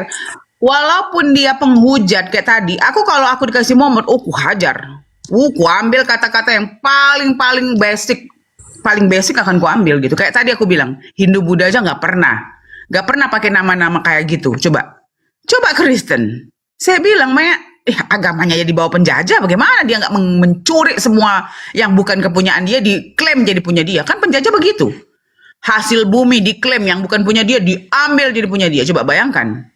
Sama Dan kan gak tahu malu. Pribuminya yang punya negaranya pengen merdeka dibilang apa? Pemberontak. Coba Koko lihat cleansing etnik itu dari mana? Jadi kalau sekarang Yahudi mau cleansing Palestina, aku bilang wah Kristen sudah lama. Coba Amerika, Indian yang itu kan di cleansing itu. Mana ada mereka lagi? Iya, Aborigin Australia nggak ada lagi. Coba siapa yang cleansing? Cleansing etnik itu dimulai dari abad mana? Kristen duluan. Ini duluan dan memang ya zamannya saya debat itu kan mulai tahun 94 itu. Mulai terjun debat dengan Oten, dengan ateis, dengan orang-orang bahkan Buddha, saya udah debat. Ketika kalah ngaku kalah, ketika marah paling gebrak meja mau mukul sudah. Tapi nggak ada ceritanya itu pengecut. Ketika bicara nggak punya jawaban, kemudian nyerocos, ngasal tuh nggak ada gitu. Kalau buat saya sih jujur ya, nggak level sebenarnya. Level-level yang istilah katanya orang tuh ketika kalah lebih baik diam. Tidak nyari alasan. Diam ya dia gulung tikar agamanya kok. Kalau Kristen mau jujur ya, mau berbicara sesuai data, mau kalah itu diam, ya bubar lah Oten. Ya dia bubar lah. Sekarang begini aku. Kitab yang mereka tahu, sekarang coba kalian lihat itu. Saya berkata-kata begini, Profesor Yonatan Purnomo itu kan orang yang punya degree gitu. Kok nggak dipercaya sih? Kok nggak diopeni gitu loh? Ini ada doktor. Bahkan kalau kita lihat ya, saya sudah baca sendiri, profesor, doktor S3 ya, orang teologi memberi kesaksian tentang apa? Tentang kitab mereka. Nggak digubris. Makanya saya bilang orang yang didogma kepalanya, oh kami agama kasih, agama diselamatkan. Pokoknya kami diselamatkan aja, kepala bapak kau diselamatkan. Gue bilang. Sementara kalau kita mau bilang Madam, pilihan umat katanya, pilihan umat Dajjal. Umat pilihan Dajjal. Kalau ada otak dia, perjanjian lama mereka sama perjanjian baru ditempel begitu. Tapi kalau kita bicara tentang sesuatu kondisi, oh kami udah nggak pakai lagi perjanjian lama, ngapain kau tempel monyet? Gue bilang. Ngapain kau tempel? Kau buang lah. Kalau memang sudah nggak dipakai lagi, sudah expired, ya dibuang. Ngapain kau tempel di situ gitu? Ini enggak. Kalau lagi kepepet masuk ke perjanjian lama, oh dikorek-korek, oh ini Yesaya 252 itu untuk Yesus bla bla bla segala macem gitu ya. Tetapi kalau bicara syariah, oh kami udah nggak lagi pakai itu, dibatalkan katanya. Kepala bapak kau, gue bilang kayak gitu kan. Ini yang buat manusia apa Tuhan gitu? Bagaimana Tuhan itu bisa pelin-pelan kan gitu ya? Saya pikir ya kok, orang kalau dia nggak pakai dogma, dia pakai kepala aja. Makanya ada satu ya, kemarin aku berbicara sama Pak Gerhana, 3 kali aku diskusi sama dia. Mu'alaf sekarang, baru 2 hari katanya. Jadi kemarin itu di room siapa ya, aku lupa. Di room Jion ya kalau nggak salah, aku lupa. Jadi gini, Madam katanya, Oke, aku sedikit lupa. madam. Mungkin dia kayak pendeta Arom kali ya. Ingat tuh pendeta Arom yang di sana Jumah. Nggak masalah sama kami. Kenapa? Arom itu sudah berkata bahwa dia belum masuk Kristen, tetapi dia sudah ke gereja setahun. Tapi kenapa? Dia dijanjikan S2, coy. Nah itu memang ajaran agama kau. Ajaran agama kau itu memaksa. Kenapa? Karena nggak ada dalil. Sehingga kalau nggak pakai uang, nggak akan mau orang masuk gitu. Kalau nggak nikah pakai uang ya orang bingung ya. Orang kejebak. Ada itu salah satu pembantu siapa ya, disekolahkan sampai dikuliahkan. Oh ya, pembantu aku cerita di dalam waktu dia kerja di rumah bosnya yang dulu, ada pembantu dia yang anaknya murtad. Kenapa? Dikuliahkan ternyata. Bentar ya. Kalau misalnya ya kayak tahu tempe nih, sok pendidikan gitu loh, sok intelek, tapi begitu ke atas tuh ya udah tantrum aja. Ketika ngangkat data kalah ya sudah, pokoknya imani gitu. Zaman-zaman saya dari tahun 94 sampai sekarang pun kalau debat dengan orang offline nggak ada ceritanya kayak gitu. Beban moral kalau misalnya offline. Juga dia tahu jati diri aslinya gitu loh. Tapi kalau kayak gini, Master Color, coba saya mau tanya, Master Color gerejamu gereja apa? Gak bakal bisa jawab. Silahkan open. Nggak usah kan Gerejamu gitu gereja kok. apa dan di mana? Kitabnya Saya pertama kedua. gereja Kristus bahwa Yesus Di mana? adalah Tuhan. Enggak, di mana tempatnya? Di Jawa Barat, Ngapain? Jawa Tengah, Jawa Timur, kan? Nggak punya jati diri. Nggak punya jati diri. Kan jati Nggak punya. diri. Jati Nggak diri punya. jati diri daripada kitabnya aja nggak ada, kok apalagi diri dia. Ini loh, terus terang aja nih. Enggak, gini loh ceritanya. Masa iya katanya ke gereja? Tuh, nah, kalau kalah gitu berisik tuh. Itu ciri-ciri orang yang tidak bisa menjaga harga diri pribadi. Kalau sudah nggak bisa jawab, sudah diam. Kenapa nggak bisa jawab? Kok makin berbicara, makin turunlah harga diri, gitu loh. Nggak, sekarang gini kok, dia mau suara besar kau di sini, Oten ya. Punya nggak kau hati untuk berpikir begini ya? Ini agama kami kok nggak bisa jawab ya? Siapapun kalah. Siapapun diskusi, coba kau lihat itu diskusinya sama Kodondi, sama Bang Zuma, sama Ustadz Loading, sama Ustadz PI. Kalau kalian itu kasar ya kan, menghujat, baru kalian mungkin agak menang atau suara kalian lebih gede. Tetapi kalau data, kalah kalian selalu kalah. Kenapa saya bilang, jangankan sama kami Islam. Kalian sesama kalian aja bidat-bidatan. Tapi kalau berperang kalau diskusi ya, sama berperang secara teologi nih ya, sama Islam. Oh kami semua Kristen sama. Kepala bapak kau sama aku bilang. Itu berapa dekad ya itu antara Protestan sama Kristen berantam di Eropa. Coba kau sejarahkan. Coba kau lihat saling bun-bun ya. Bahkan semalam waktu Dondi aku lihat YouTube-nya ya. Berdiskusi sama bapak itu yang Advent ya. Kalian ini katanya, kalian ini kan denomnya di bawah Protestan. Oh enggak. Kami enggak pemakan babi, mereka pemakan babi. Ngotot bilang enggak, padahal kitabnya 66. Kalau nggak dari Protestan, kau dari mana katanya? Kalau kau nggak dari Protestan, kenapa kau pilih kitabmu 66? Kenapa nggak 73 seperti Katolik katanya gitu kan? Enggak, pokoknya kami beda lah katanya. Pokoknya kami beda. Begitu Kodondi menunjukkan bahwa ada profesor berbicara bahwa Advent itu di bawah Protestan. Si Advent ini bilang, oh kenapa kau dengar dia? Ya ini dia orang punya degree, dia profesor. Dia yang seorang profesor menulis buku itu kan dia bukan sembarang ya. Dia memiliki tesis-tesis yang clear gitu, yang jelas ya, mempunyai sejarah-sejarah yang dia sudah teliti gitu. Tetapi bapak ini nggak tahu sejarah Advent, tiba-tiba ngotot dan itu ada di YouTube. Aku bilang gini, aduh malu ya bapak ini. Sampai setiap bapak yang satu lagi ngotot, bapak satu lagi bilang iya dia benar, Ciko Doni benar. Gitu sampai begitu, sampai bilang ya ampun. Bagaimana kalau dengan Sunni dan Syiah kalau dalam Islam?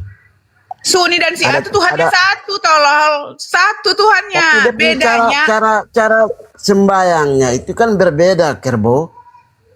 Kau yang kerbo, otak kau nggak punya. Kalau kau punya, tentunya kau melihat bahwa Kau di harus mana melihat ada bahwa dalil dari perbedaan Yesus tentang itu agama di kamu, dalam kerbo. kekristenan, Kau bukan kerbo, di dalam anjing kau, kekristenan, anjing.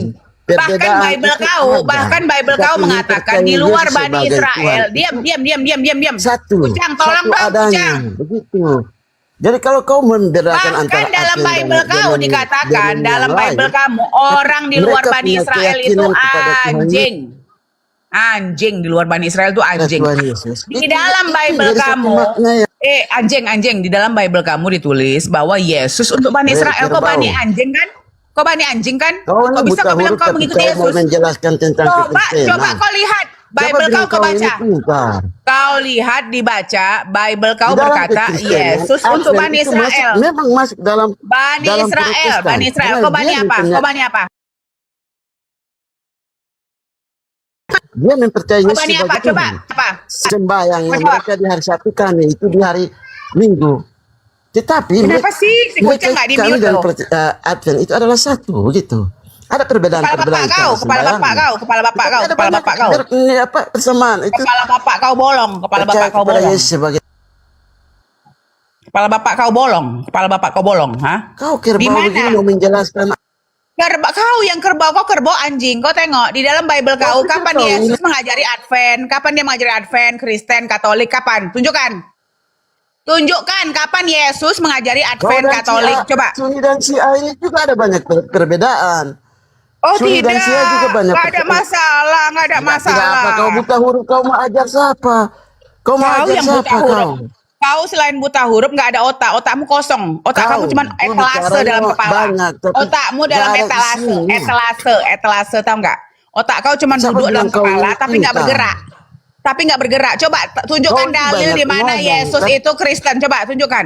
Tunjukkan dalil kalau Yesus mengkonfirmasi Kristen agama yang dia percaya. Coba. Agama yang dia Dia percaya kepada yakini Yesus sebagai Tuhan. agama dari dia. Coba Cara tunjukkan. sembahyangnya waktu hari Tunjukkan Minggu dan hari dalil, Sabtu tunjukkan itu dalil. yang berbeda. Tunjukkan dalil. Ngapain kau Saya ngoceh-ngoceh ini muncung kau? punya saudara Ngapain kau ini ada ngoceh-ngoceh? yang Tunjukkan Advent. dalil. Jadi saya Tunjukkan punya dalil keyakinan dari bahwa Tuhan Advent kau dan kalau agama kau benar-benar dalam dari yang Yesus. lain Tunjukkan. itu adalah satu. Tunjukkan dalil. Tidak banyak perbedaan. Makanya kan di Timur tolol, Tengah sana, tolol, Irak dan tunjukkan. Iran itu berperang karena soal agama. Perbedaan Tunjukkan itu yang dalil menyebabkan satu mereka dari sering Yesus berperang. tentang agama kau. Coba Arab silakan. dan sering berperang itu Arab dan Iran. Sehingga kenapa? Alasannya Sering bukan apa, berperang hanya memang, soal perbedaan pemahaman. Pemahaman. Kau ada komputer nggak di rumah kau? Karena aku pikir kau Kau susah ya. buta Kalau kau huruf. susah, Siapa coba bilang kau kau cek. itu pintar? Kau cek. Kau susah ini ya. Aku pakai ini nih ya. Bentar. Aku pakaiin si Mola ya, Meta. Bentar. Kalau kau nggak punya internet, aku tanya sama internet ya. Kita lihat ya nanti apa katanya. Coba kau lihat perbedaan Sunni dan Halo Syiah. Meta, selamat Banyak. pagi. Kenapa? Kenapa jadi Sunni dan Kok nggak mau sih dia? kerbau? Kau dia Kau tanya dulu. Apa ini Sunni siapa? Apa sebenarnya yang kau permasalahkan dalam Sunni apa? Sebenarnya apa Pak Katar yang kau permasalahkan tentang Sunni Bincang. Apa? Yang dipersalahkan apa tentang Sunni Sunni dan Syiah itu Arab dan Iran itu sering berperang. Tolol. Kalau kami tetap Al-Qur'annya satu. Al-Qur'annya satu. Kalau kau buta mana? huruf, kau jangan. Apa kamu ini jangan berbicara terlalu tentang Sunni bawa negara lain pula. Aneh kau. Diskusi itu pakai data, Hei, coba Banyak, lah. kau Bentar tidak dulu mengerti lah. tentang Bentar dulu. kekristenan. Sebotol-botolnya Muslim, dia nggak pernah jual patung Tuhan loh di keranjang kuning TikTok sama Shopee Lazada. Kalau Tapi secerdas-cerdasnya Oten, dia menjual patung tentang Tuhan agama. untuk pundi-pundi uang dan kekayaan mereka. Mereka perbedaan buat yang Bentar deh, bentar. Bentar dulu. menjelaskan bagaimana berbeda, tapi kau Apa ini yang harus katanya kau jelaskan. itu? sesuni Ajaran agama siapapun, orang kau, kita itu nggak jual patung Tuhan ajaran loh. agama orang kau bahas. Tidak ada Ya guna. kan, apa ini pula? Secerdas-cerdasnya Kristen, dia bisa menjual patung Tuhan, bahkan ditaruh di keranjang kuning TikTok, Lazada, Tokopedia, Shopee juga. Madam, Halo, selamat Selain pagi. itu, buta huruf. Ini kau mau jelaskan deh. enggak, yang buta huruf itu si Qatar gitu Oh, loh. di-mute Tahu dong, di-mute, tahu di-mute. sendiri dia Kristen, tapi namanya Aku mau pakai nanya. Arab. Halo Dola, apakah Katolik sama Protestan itu saling perang di Eropa dan berapa tahun?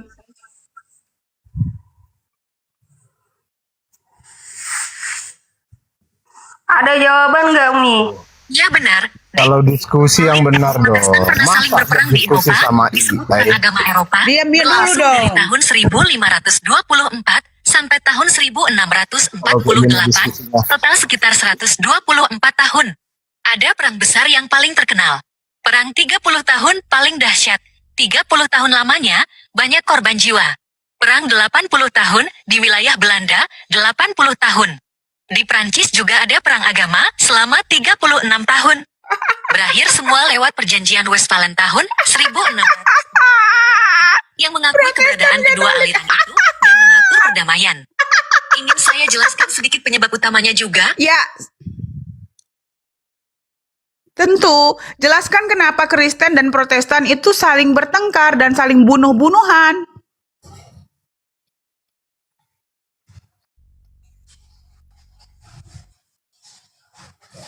Intinya ada 4 alasan utama, dari soal ajaran agama sampai soal kekuasaan, dan semuanya menyatu sampai jadi perang besar. Pertama, sebagai pemimpin tertinggi gereja, percaya tradisi gereja sama pentingnya dengan Alkitab, keselamatan lewat iman tambah perbuatan baik, ada doa untuk orang mati, penghormatan pada Bunda Maria, dan orang kudus. Protestan menolak kekuasaan Paus, bilang hanya Alkitab sumber kebenaran, keselamatan cuma dari iman saja, tidak perlu perantara pendeta, dan menganggap banyak aturan Katolik itu penambahan manusia, bukan ajaran asli Yesus. Katolik menganggap Protestan sesat. Protestan menganggap Katolik sudah rusak dan menyimpang. Saling menganggap salah, saling mengancam iman dan keselamatan satu sama lain. 2. Soal kekuasaan dan politik.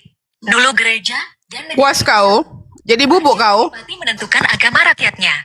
Penguasa yang pindah jadi Protestan bisa ambil tanah, harta, dan kekuasaan gereja Katolik di wilayahnya kaya dan berkuasa makin besar. Penguasa Katolik takut kehilangan kekuasaannya, uang, dan kewibawaan. Paus minta negara Katolik membasmi ajaran baru ini. Jadi perang agama sekaligus perang berebut kekuasaan dan wilayah di Eropa. Langsung kabur dia, Eca. Masalah uang dan korupsi. Salah satu pemicu awal, gereja Katolik jual surat pengampunan dosa bayar uang, dosa diampun, masuk surga lebih cepat.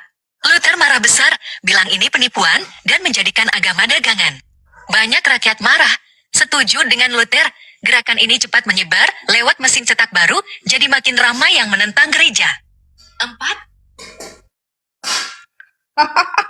Kabur dia. Kabur dia. Wah, kenapa kabur?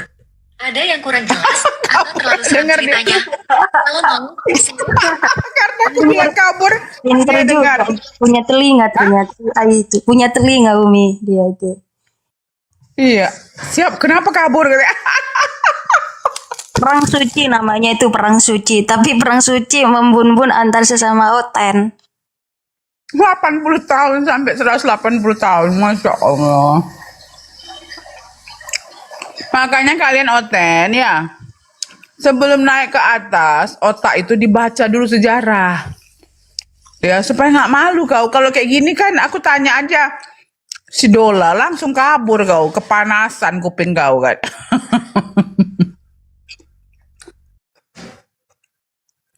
Dia ditendang atau kabur dia, Ca? Turun sendiri Umi, turun dia. Takut ke Dola. Ya Dola.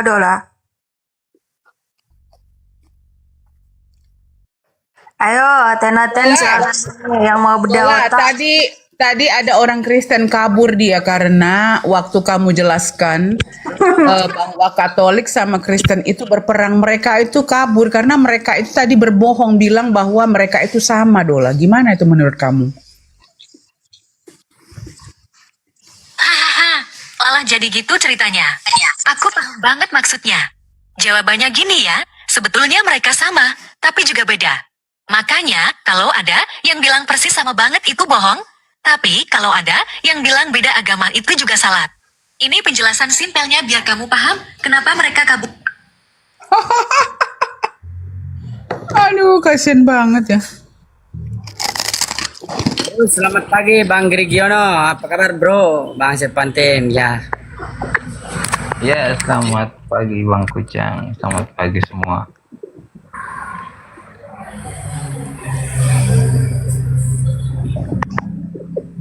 Selamat pagi. Kamu dari mana? Teno mana kamu? Saya Kristen Protestan, Ibu. Ya, tapi tadi kawan kamu bilang bahwa kalian sama. Sementara kita lihat sejarah ya, kalau sama kan tidak mungkin ada protes ya kan? Protestan itu kan awalnya dari protes si Katolik. Makanya terjadi Protestan. Jadi kalau ada yang bilang sama, saya bilang, "Kenapa kau suka berbohong?" Tidak boleh agama itu dimulai dari berbohong. Ya kita terbuka saja. Gak ada masalah. Kalau orang bicara tentang Sunni dan Syiah itu Al-Qur'annya tetap Al-Qur'an. Dia berdoa ibadah sama Allah. Ya, perbedaannya cuma di orang yang pimpinan. Mereka itu menjunjung tinggi si A misalnya atau si B. Tapi itu sebelum dilanjutkan, sebentar, saya belum selesai, jangan dipotong. Tidak, Saya mau masih bilang, bicara, saya kenapa tidak kamu menyimak. potong? Saya masih Tidak, bicara. saya Tidak mau bisa bilang, kau saya tidak potong, menyimak. saya masih bicara. Tidak, saya tahu apa Bunda nanti bicara. Maksudnya saya mau bilang saya tidak menyimak yang tadi, jadi saya tidak tahu itu. Tapi tidak bisa kau potong. Jangan Ya, egois saya mau kamu. kasih tahu itu. Nggak mau perlu, kasih saya itu. tahu. Orang kamu baru datang, saya nggak bodoh lah. Ya, Kamu kan memang- nggak tahu, saya tahu kamu baru datang. Ngapain kamu jelaskan itu? Saya sudah tahu, semua orang tahu di sini kau baru masuk. Perkara Iya, kau iya, dengar silakan. nggak ada masalah. Kamu udah tahu kita nggak orang bodoh deh. Saya tidak bilang Ya. Bunda bodoh ya. Ya, tetapi jangan dipotong. Itu nggak pantas. Orang bicara jangan dipotong gitu loh. Saya kan Nanti kalau setelah permisi itu baru. dulu. Saya kan permisi, jadi saya cuma Enggak bilang. ada. Jangan mengexcuse. Jangan mengexcuse. Saya bilang saya permisi, saya bilang saya Jangan permisi. mengexcuse. Kalau sudah orang bicara, jangan apa gitu, nggak ada masalah, Bukan, nggak supaya penting jangan- itu. jangan Saya jadi salah paham. enggak, jangan bengal dong. Udah salah itu jangan ngotot juga. Tidak, gitu. supaya jangan salah paham begitu. Jangan ngotot. Saya Udah, tidak kamu ngotot. ini, makanya diam. Mengalah saja Bang. Ya, Greg. silakan. Bang Greg Saya lagi. silakan. Jadi ya silakan Umi lanjut. Ya, Mengalah kalau saja. orang bicara kan nggak pantas ya. Apalagi dia cuma bilang saya nggak tahu Bu dari awal. Saya nggak bilang kamu tahu atau enggak. Saya cuma bernarasi. Kalau kita lagi bernarasi dipotong kan bisa lupa ya. Ini nggak suka saya gitu. Jadi kalau kamu, oh iya Bu, saya tadi barusan datang. Udah selesai kan gitu. Ngapain sampai ngotot banget berbicara saya baru datang. Saya juga tahu kamu baru naik. Iya, saya bilang itu Kamu saja, jelaskan. makanya lanjut saja. Saya cuma mau Ngapain bilang kamu itu. bilang saya sudah tahu? Dia bilang dari Ya, tadi sudah, kalau- setengah jam hanya untuk berbicara begitu. Bodoh banget kamu. Habis waktu kamu, habis tenaga, bukan dipakai sudah akal. ya. Lanjut sudah Bunda, lanjut aja lanjut. Saya tahu Sudah, dari sudah. tadi kamu baru naik. Ngapain kamu ngotot untuk menyela orang Iya, berbicara? Bunda, I know lanjut you saja, just sudah, saya arrived. dengar. Masa 30 menit hanya untuk berkata seperti itu? Saya nggak berbicara untuk kamu. Ada orang di bawah dan saya mau berkata bahwa inilah orang yang mengaku dan berbohong. Baca sejarah, jangan ngotot gitu loh. Kamu mau ngotot di sini, semua orang yang baca sejarah buka handphone, buka Dola langsung tahu jawaban gitu loh. Ngapain sampai ngotot-ngotot begitu? Kita ini berbicara, berdiskusi pakai dalil saja. Kalau mau berbicara tentang pribadi, ngotot-ngototan silahkan. Kita bicara itu tentang agama dan ada sejarah yang tercatat. Yang mencatat bahkan bukan dari Islam, bahkan dari teologi Kristen sendiri. Karena buku sejarah-sejarah itu ditulis oleh orang-orang Eropa, bagaimana Advent itu datang. Makanya waktu di interview Kodondi dengan orang Advent, Kita tuh ketawa ya, saya bilang ya ampun Bapak ini ngotot bilang bahwa mereka nggak di bawah Protestan, padahal kitabnya 66. Kalau nggak ngambil dari Protestan dari mana Pak Advent gitu? Karena agama awal datangnya Kristen itu pertama kan Katolik. Katolik yang memprakarsain adanya orang yang menyembah Yesus. Setelah itu protes, baru datang protes, baru ada Calvinik, baru ada segala macam saksi Yehova, bla bla bla bla, muncul. Tapi ajaran awal dari mana Kristen itu mula-mula datang menyembah Yesus gitu loh. Itu harus dipahami tuh ya. Gitu. Jadi kalau kita nggak berbicara bahwa ada orang bilang Kristen sama Protestan itu sama dari mana bro? Kalau kamu dengarkan sejarah dari Dola tadi, berapa puluh tahun kalian perang. Bahkan saling bun-bun gitu loh. Ya, sekarang saya diam. Siapa yang mau bicara lanjut.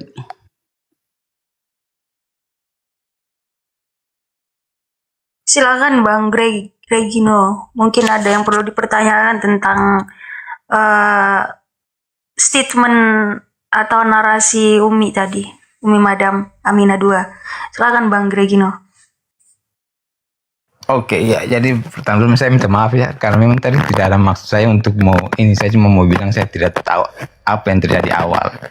Jadi kalau bicara sejarah itu tidak ada yang bisa tipu-tipu. Itu jelas. Yang Bunda bilang itu tidak ada yang salah. Masa kekelaman kekristenan itu ada pada abad pertengahan. Dan itu tercatat jelas. Antara Katolik, Protestan itu saling berperang. Jadi saya kan mau bilang saya tidak tahu ini dasar pertanyaannya apa sampai sehingga dibahas seperti ini. Jadi kalau menjelaskan sejarah ya itu memang hal fakta yang tidak bisa dipungkiri. Itu yang mestinya saya mau bilang. Silakan. Kamu Katolik ya? Saya Protestan tadi sudah saya bilang. Oh maaf, saya nggak dengar. Nah, jadi saya bilang begini. Kalau kita bisa bicara sejarah, nggak perlu berbohong. Cuman masalahnya begini, di TikTok ini kan kita berbicara sama banyak orang ya. Dari kalangan orang awam yang sama sekali nggak tahu sejarah, sama orang yang berpendidikan, sampai orang yang sudah pakar. Ya. Jadi kalau kita bicara sejarah, ya nggak usah berbohong karena semua orang bisa mengakses itu gitu loh. Tapi kalau dibilang Sunni dan Syiah, kita beranggapan begini. Di Islam itu ya, kalau dia menyembah Allah, karena kan syarat untuk menjadi Islam adalah asyhadu alla ilaha illallah wa asyhadu anna muhammadar rasulullah. Kalau di Syiah itu ya ada penambahan leadership yang dia agung-agungkan. Ya, saya bilang saya bukan Tuhan ya, dan saya hanya pengikut daripada ajaran Nabi Muhammad SAW. Jadi kalau memang ada yang mereka benci, itu dosa mereka aja kepada Tuhan, kepada Allah. Karena Allah yang bisa memberikan karena beliau adalah hakim yang paling adil ya. Jadi kalau saya pribadi ngelihat orang masih sholat kepada Allah, masih beranggapan Nabi Muhammad adalah Nabi terakhir, untuk aku ya udah sah. Kalau memang ada hal-hal yang dia tambahkan, nah itu dosa dia sama Allah, gitu. Tapi kalau ada orang sampai bermasalah, ya itu urusan dia kan, karena kan kita tidak bisa menyembol itu misalnya. Jadi kalau saya pribadi di antara Islam, tapi mereka kitabnya sama, bacaannya sama, ibadahnya sama, kita puasa dia puasa, ada haji juga dia, jadi nggak ada yang beda. Kalau Katolik sama Protestan kan konsepnya aja beda. Kalau Protestan kan tadi sudah dibilang apa, udah dijelaskan sama si Dola tadi apa konsep Protestan, apa konsepnya si Katolik, beda kalian, jelas beda. Karena si Katolik memakai romo, kalau kita berdoa melalui romo, kalau kalian kan langsung, bener nggak Protestan? Jadi konsepnya beda kalian. Gak ada yang bilang sama. Kalau Islam, kalau Syiah sama kita, kalau dia masih berdoa kepada Allah, ya, dan dia masih berbicara tentang konsep Islam, ya, untuk aku mereka sama berdoa kepada Allah. Tetapi kalau dia menambahkan, mengurangi, nah itu dosa dia sama Allah. Itu kalau aku sih ya. Di kelompok aku. Warahmatullahi wabarakatuh. Waalaikumsalam warahmatullahi wabarakatuh. Tapi kalau yang namanya Kristen sama Advent itu kalian beda banget. Beda banget. Ada yang Sabtu, ada yang Minggu, ada yang makan babi, nggak makan babi. Itu kan signifikan ya perbedaannya. Gitu. Silahkan yang lain. Assalamualaikum warahmatullahi wabarakatuh, Madam. Assalamualaikum, Ustaz Arif, Echa, Pak Kucang. Udah lama Bang Jero pagi. nggak. Pak, Selamat Iya. pagi Bang. Baik. Selamat pagi, Pak Grey. Ini Barabas ini nggak tahu nih, saya tuh Assalamualaikum atau Ya, selamat pagi Pak. selamat pagi. Baik, Pak Barabas. Ini Jadi menarik, saya menyimak di bawah yang Madam menarik sekali tadi pada saat berbincang-bincang, saya menyimak dari bawah. Jadi kalau Cang, saya ini Cang mau OTW ke kantor, kamu naikkan terus, saya bingung deh Cang kalau gini Cang, nggak ada waktu.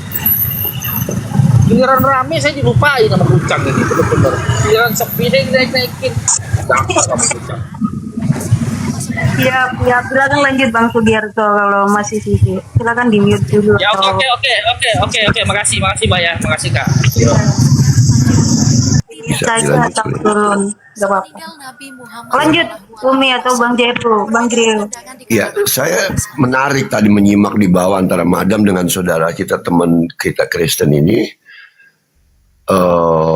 mengenai katakanlah tuduhan atau cara memandang tentang di Islam itu terpecah dengan sudut pandang Syiah dan Sunni. Kalau saya berpendapat begini loh, andai, ya kan, tolong digarisbawahi, jika atau andai pun Syiah itu Islam pun tidak ada pertentangan dalam ketauhidan. Ada juga aliran Mu'tazilah atau juga biasa disebut atau dapat julukan Tokoh sentralnya Rasulullah Nabi Muhammad, sama Syiah juga. Kemudian kalaupun ada tokoh-tokoh sentral lain di Syiah, itu urusannya mereka. Adapun mazhabnya itu urusan mereka. Akan tetapi tokoh sentral, the top sentralnya adalah Rasulullah. Jadi dalam konteks La ilaha illallah Muhammad Rasulullah, kita tidak terjadi pertentangan atau perbedaan yang hakiki. Satu. Terus kedua, saya ingin menyikapi juga tadi bagus Madam Maryam bilang, adapun syahadatnya ada perbedaan atau ada tambahan ya dalam hal ini, Ali, ya itu urusannya mereka, gitu loh. Dengan mazhabnya, dengan pertanggungjawaban ke Allah. Yang penting poin pertama dan keduanya yang penting. Gitu. Ada satu lagi hal yang lebih menarik ya. Di beberapa negara ya, mualaf dibimbing, bahkan ditambahkan, misalnya di negara apa itu, salah satu negara di Asia Tengah lah ya, sama satu lagi ada di Eropa, saya lupa itu Eropa Barat atau Timur.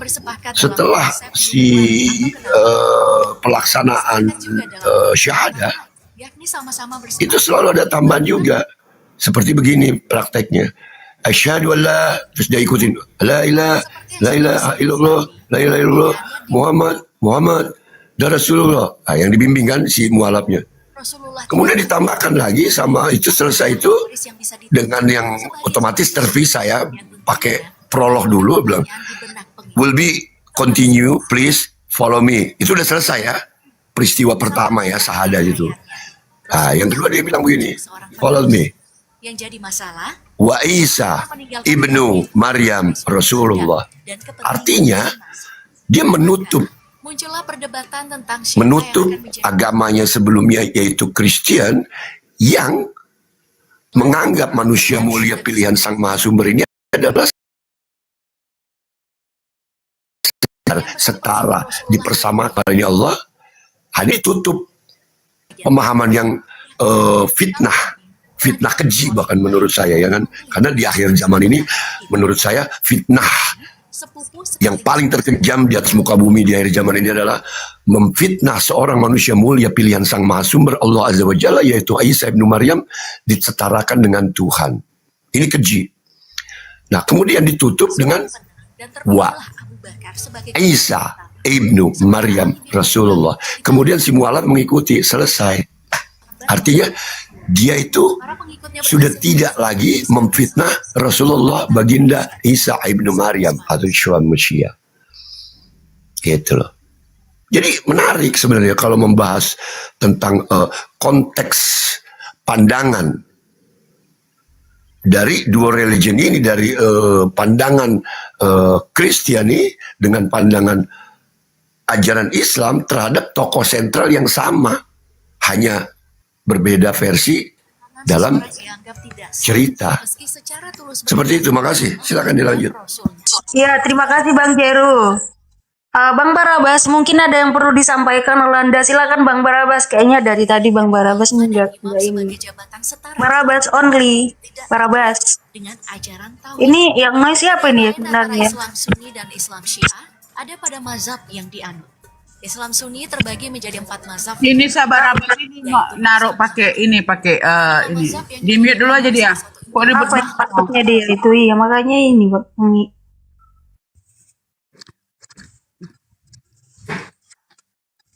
Makanya saya bilang begini ya. Kau mau sampai teriak pun berkata kalian sama.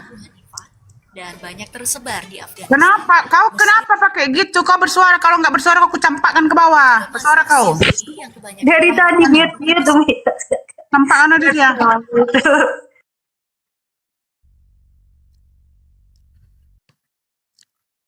Jadi begini ya, kalau menurut saya tidak pernah mau menghakimi antara Syiah dan agama yang Sunni kayak apa. Kenapa? Karena saya bukan Tuhan gitu. Jadi untuk saya pribadi begini. Kalau kita bicara syariah perbedaan, maaf nih dengan segala hormat ya. Jujur ini teman-teman muslim yang lain. Banyak kok. Coba cara memakai hijab aja secara Islam. Itu kita berbeda. Ada yang besar, ada yang ketat, ada yang begini, ada yang begitu. Itu kalau dirunut kepada ajaran sebenarnya, kita semua udah tahu lah.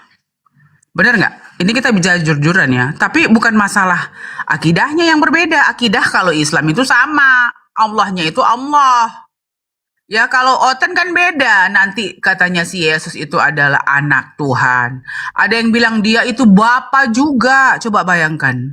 Jadi kalian mau robek muncung, kalian berkata bahwa Syiah sama Sunni itu berbeda. Itu urusanmu. Ya kan? Karena jelas agamamu dengan yang lain itu berbeda banget. Bukan satu lagi. Kalian kitabnya aja beda. Ya konsep ajaranmu aja beda. Kalau di Katolik jelas dia pakai romo. Kalau kamu kan langsung. Itu udah beda. Kalau di Islam mereka menambahkan misalnya si Syiah itu. Kan tadi kita bilang tokoh-tokoh yang dia agung-agungkan itu masalah dia. Tetapi dia tetap menyembah Tuhan. Itu perkara dia lah.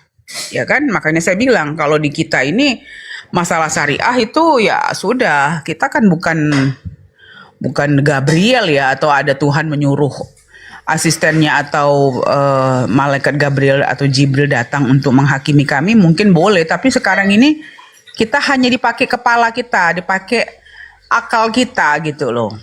Ya kalau kita sudah berpatokan kepada Al-Quran dan hadis, ya udah ngapain nambah-nambah lagi. Tapi kalau dia mau nambah ya itu dosamu lah. Ya. Bener nggak? Betul.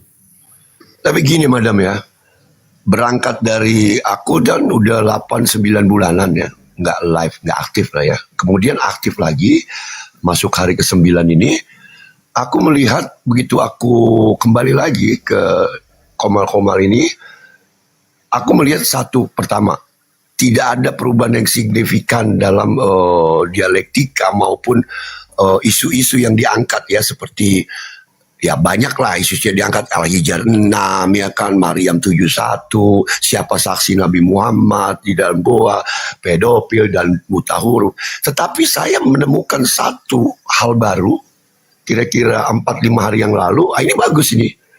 Jadi seorang teman Kristen pada saat diberi kesempatan ada yang mau disampaikan, dia menyampaikan walaupun dengan cara yang santun ya. Dia bilang, saya tidak bertanya soal syariat dan lain-lain. Saya cuma mau tanya kalian, muslim-muslim, kenapa tiap hari komal-komal membahas kitab kami, ajaran kami. Nah, pada saat itu saya diberi kesempatan pertama untuk merespon. Saya katakan begini, ini hal baru buat saya ya. Dan ini luar biasa, ya kan. Saya katakan seperti ini, maaf ya teman Kristen, saya bilang. Di ranah media sosial ini yang begitu hingar bingar, bahkan statistiknya naik, sekarang udah ratusan ribu ya, akun-akun yang aktif ikut meramaikan hingar-bingar lintas iman ini. Saya bilang begini, kalau itu pertanyaannya, maka saya pribadi menjawab, kami punya hak, kami punya kewajiban. Itu loh. Kenapa? Karena yang sedang kita bicarakan, hampir 99% adalah tokoh, yaitu Isa bin Maryam atau Yeshua Masih di sisi Anda. Dengan versi cerita yang berbeda. Tolong digarisbawahi. Kita menceritakan, kita membahas tokoh senter. Lantas kalau kalian, ajaran kalian, di ajaran kami tentang manusia mulia pilihan Sang Maha Sumber Allah Azza wa Jalla ini, terdapat cerita-cerita yang menurut kami ini tidak benar, ya wajar. Akhirnya timbul debatable, masih bisa diperdebatkan, gitu loh. Masih ada celah yang memang menurut kami wajib kami harus luruskan, karena beliau ini salah satu Rasulullah yang memang sangat dimuliakan di Islam. Satu. Kedua, hal yang krusial adalah mengenai, ini khusus di Indo ya, penggunaan istilah-istilah Islam di Alkitab yang kalian pegang hingga hari ini. 90% lebih ya umat Kristiani, teman-teman Kristen menggunakan Alkitab yang sama, terbitan Salemba 12. Oke lah, kami bisa memahami kalau kitab Anda terjemahan menggunakan istilah-istilah Islam, kami masih bisa memahami. Karena serapan lah, ya kan, intertranslate lah dari bahasa Arab, bahasa Quran. Nah, akan tetapi ada satu hal yang paling krusial, yaitu mengenai kata nama sesembahan kami, Allah. Nah, karena ini bukan bahasa. Allah dalam tulisan Arab bukan bahasa. Saya tegas ulang lagi. Kenapa? Saya beralasan untuk mengatakan ini bukan bahasa. Karena kalau bahasa bisa diterjemahkan. Contoh, ilah sama dengan diterjemahkan menjadi English God. Diterjemahkan lagi kepada bahasa Itali Dio, bahasa Cina Sen, bahasa Indonesia apa? Tuhan. Lantas kemudian timbul pertanyaan, kalau Theos sama dengan God, sama dengan ilah, sama dengan Deus, sama dengan Sen, loh, kok jadinya Allah? Saya ambil analogi sampel. Misalnya saya penterjemah bersertifikat, berarti saya wajib mengikuti tatanan, aturan, regulasi dalam konteks penterjemahan, yaitu apa? Kita mengikuti undang-undang yang ada, harus wajib merujuk kepada KBBI. Suatu saat saya menerima buku import dalam bahasa Inggris tentang masakan, kemudian di situ tertera kue-kuean. Di situ ada birthday cake. Saya ulang lagi, birthday cake. Kemudian saya masuk ke dalam suatu berangkas, katakanlah berangkas atau ruangan yang di dalamnya terdiri dari 12.000 kosakata yang tersedia. Saya dihadapkan sama kue pancong, kue bolu, kue ulang tahun. Sekarang saya mau tanya sama teman-teman, termasuk madam, kira-kira yang paling cocok untuk translate, untuk terjemahan birthday cake, kira-kira kue pancong kah? Kue ulang tahun kah? Atau kue bolu? Pasti kue ulang tahun. Nah, begitupun pada saat saya masuk membawa jinjingan kata Theos, saya dihadapkan sama dua pilihan, dewa atau Tuhan. Dilalahnya diambil Allah. Ini kan gabrul. Betul nggak teman-teman? Menurut teman-teman pendapatnya gimana dulu sebelum saya lanjut?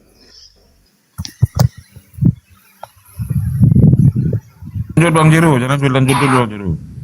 Ada Ustaz Arif guruku.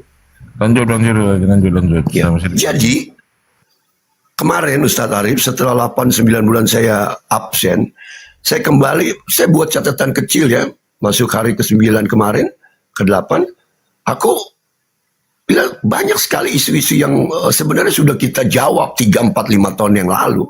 Al-Hijr 6, Maryam 71. Jadi, tapi saya menemukan hal baru Ustaz Arif. Kira-kira 3-4 hari yang lalu ada seorang Kristen naik.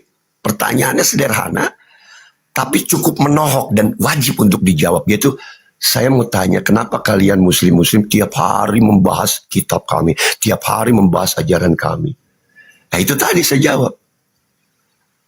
Karena yang Anda bicarakan, kita sama, tokoh sentralnya yaitu Jesus, Isa ibnu Maryam di kami. Hanya versi cerita yang berbeda. Lantas kenapa kami terlibat membahas itu? Karena wajib. Dan kami punya hak untuk meluruskan fitnahan-fitnahan terhadap Rasulullah, manusia mulia pilihan Sang Maha Sumber Allah Azza wa Jalla, yaitu Isa ibnu Maryam, yang telah difitnah, disetarakan dengan Allah. Dan kedua, hal yang paling krusial yaitu tadi, khusus di Indonesia, kata nama Allah yang proper name, kemudian dengan cara yang, mohon maaf kalau saya pakai bahasa kasar, dengan liciknya, kemudian dirubah makna kaidahnya dari proper name menjadi generic name semata-mata hanya untuk melegalkan bisa menempatkan kata nama Bapa, Anak. Allah Bapa, Allah Anak atau Anak Allah. Apakah ini tidak mencederai ajaran Islam? Jelas, sangat mencederai. Lam yalid, walam yulad, walam yakul lahu kufuwan ahad. Dia tidak beranak dan tidak diperanakan. Ini kan cara-cara licik. Mengambil, maling, ibarat kata kalau bahasa kasarnya atau halusnya mengadop, ya kan? Occupied, mengadop, mengambil, kemudian merubah makna dan kaidahnya dari proper name menjadi generic name untuk menghindari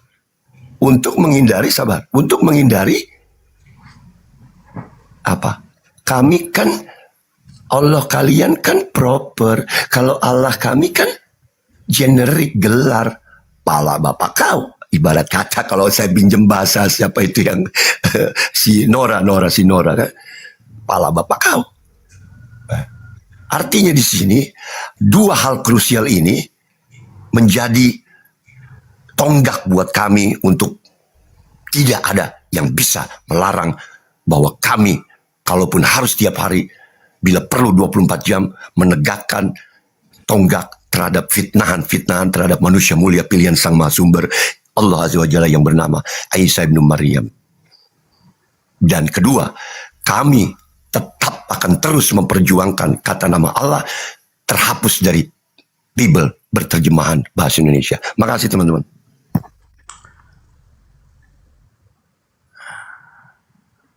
Bang Jaru. Silakan penyembah sempak. Ayo, Grey. Aku dulu lah. Oh, iya, Mas Aha, silakan. Bang Jaru, aku mau nanya, agama Shinto tuh diakui nggak di Indonesia, Bang Jaru? Ngapain? Agak bahas agama. Begini, oke baik, saya jawab. Aduh, parah kau. Lanjut. Di Republik ini, iya, mengenai keyakinan adalah hak dari setiap individu. Saya ulang ya. Meyakini atau mengimani sesuatu adalah hak bagi setiap individu di Republik ini. Tetapi kalau Anda berbicara dalam konteks legal, hanya 6 officially atau agama resmi yang diakui oleh pemerintah, yaitu Konghucu, Islam, Hindu, Buddha, Katolik, dan Protestan. Tetapi apa? Ada Shinto, ada Yahudi di Sulawesi Utara, dan bahkan kita punya rekan namanya Billy. Dia masih beragama Yahudi. Apakah Yahudi, Yudaisme, apakah diakui di negara kita sebagai agama resmi? Tidak. Yahudi kan juga tidak. Kalau di Sabar. Biar saya habis. Supaya Anda dapat poinnya. Kristen loh, Bang. Dengar dulu. Apakah Shinto yang ada di Indonesia, aliran kepercayaan yang ada di Indonesia, atau Yudaisme yang ada di Indonesia, disamperi oleh aparat, terus dia bilang, kau tidak boleh tinggal di republik ini. Tidak. Bebas, karena memang di republik ini memberikan hak yang paling hakiki dari setiap individu untuk mengimani apa yang diimaninya. Tetapi kalau kita bicara officially religion atau agama resmi yang diakui dalam keterberaturan di republik ini, undang-undang, yaitu 6 agama. Dulu 5, zaman Gus Dur ditambah Konghucu 1. Gitu. Ya, jadi apa kan sih yang tidak dimaksud? mungkin, kan? Sabar Mas Saha, kau ini kebiasaan. Nanti kau dapat poin yang enggak. Aku baru, ya oke deh, oke. Oke, gini brother, apa sih kenapa yang dimaksud Bang Jero itu officially atau agama resmi yang diakui oleh negara? Gunanya apa? Maksudnya gunanya begini, untuk mengatur tatanan, tata cara beribadah yang menggunakan fasilitas rumah ibadah. Jadi 6 agama ini diatur supaya tidak terjadi gesekan. Lah, lawong dibuat peraturannya saja udah ada, masih ada gesekan, masih ada insiden. Karena apa? Karena yang mendirikan rumah ibadah tidak mengikuti tatanan aturan tersebut. Demikian masa. Iya, artinya kan tidak bisa seorang Yahudi kayak Bang Billy Yahudi kan tidak mungkin di KTP-nya ditulis agama Yahudi kan, nggak mungkin kan, karena tidak diakui. Nah, pertanyaan aku selanjutnya, orang Kristen di Indonesia itu kan orang Indonesia, betul kan Bang Jaru kan? Betul nggak? Nah, betul bro. Iya, di alinea ketiga pembukaan Undang-Undang Dasar dikatakan atas berkat rahmat Allah itu loh. Ya kami orang Indonesia yang nggak beragama Kristen berhak dong memakai kata Allah ini dong, berhak dong. Nah itu. Itu merujuk ke sejarah. Mungkin Anda minim literatur ya. Kami, Mas Saha, umat Islam di Republik ini tanpa maksud menghilangkan peran penting juga tokoh-tokoh bangsa yang beragama non-Muslim. Akan tetapi kita akui bahwa kami umat Muslim ini majority di Republik ini. Nah, kita kembali kepada saat dua masa ya di Republik ini. Pertama, masa perebutan kemerdekaan. Makanya di pahlawan itu kan ada suka pahlawan nasional, terus pahlawan ini kan terbagi 2 kategori kan. Iya. Nah, masa perebutan kemerdekaan itu sebelum 1945. Mempertahankan kemerdekaan setelah 45. Agresi kedua militer Belanda di Surabaya dan lain-lain. Okay? Nah, pada saat BPUPKI, Badan Persiapan Kemerdekaan Republik Indonesia ini sedang merancang suatu konsep mengenai pembukaan Undang-Undang Dasar 45, pasal-pasal ya kan, bahkan hal-hal yang lain yang secara komprehensif mencoba untuk dibuat. Lahirlah yang tadi kau sebut tadi, yaitu berkat rahmat Allah Subhanahu wa Ta'ala. Lantas kemudian terjadi perbedaan pendapat para tokoh-tokoh pendiri bangsa ini, yang mayoritas Muslim dan sebagian non-Muslim. Betapa legowonya kami, bapak-bapak juga tokoh-tokoh pendiri bangsa ini, betapa legowonya mengamini, oke, kita rubah karena walaupun kita mayoritas, tetapi kita punya saudara sebangsa dan setanah air yang tidak Islam atau kaum minoritas. Maka dirubahlah berkat rahmat Allah Subhanahu wa Ta'ala menjadi yang tadi kau bacakan. Artinya kita masuk ke konteks toleransi, gitu loh. Nah, peristiwa sejarah ini dikenal dengan nama Piagam Jakarta. Begitu loh, brother.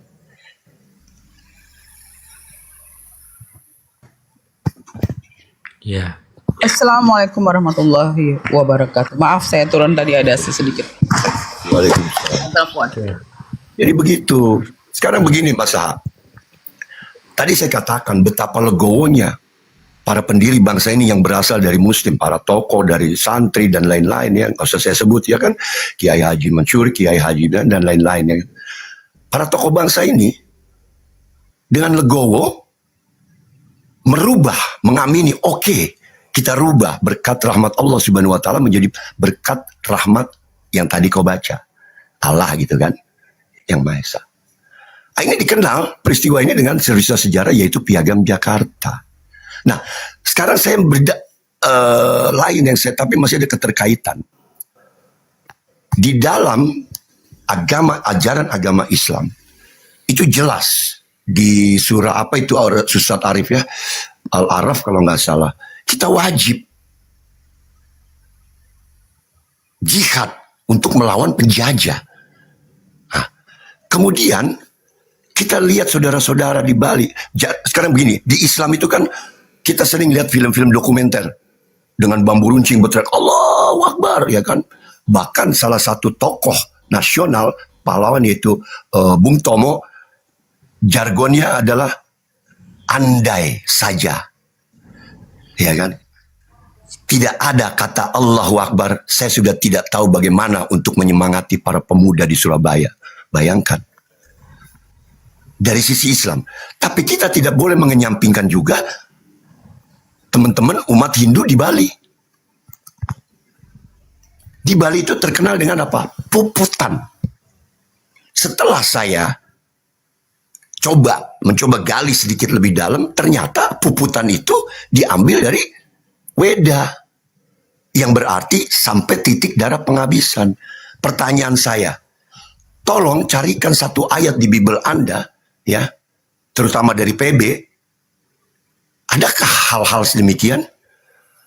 Atau begini sederhananya, coba carikan ajaran kekristenan yang identik dengan perjuangan merebut kemerdekaan. Atau kontribusi ajaran kekristenan terhadap perebutan kemerdekaan. Saya ulang lagi, kontribusi ajaran ya, jangan dipelintir. Oh pahlawan kita juga ada orang Kristen. Bukan itu yang saya maksud. Ajaran kekristenan yang memberikan kontribusi terhadap perjuangan Republik ini. Silakan. Abangku, yang menjajah aja orang Kristen gimana? Walaupun Belanda itu memang dia kan membawa Kristen ya. Ajaran Protestan itu kan dibawa oleh Belanda, mau suka atau tidak suka. Jadi kalau menurut aku ajaran-ajaran agama yang ada di Kristen ini ya, kita lihat ya negara-negara yang bermayoritaskan Kristen. Jadi saya bilang, adik, stop dong. Ribut saya lagi ini. Jadi saya bilang begini, bahwa coba kita cek cleansing etnik itu dari agama mana sih Bang gitu loh. Kita lihat Amerika, siapa penduduk aslinya? Orang Indian kan yang gitu ya. Kedua aborigin di Australia. Siapa penduduk aslinya? Aborigin. Di cleansing kan. Dan negara dua ini mayoritasnya agama apa? Jadi kita sudah jelas aja kelihatan.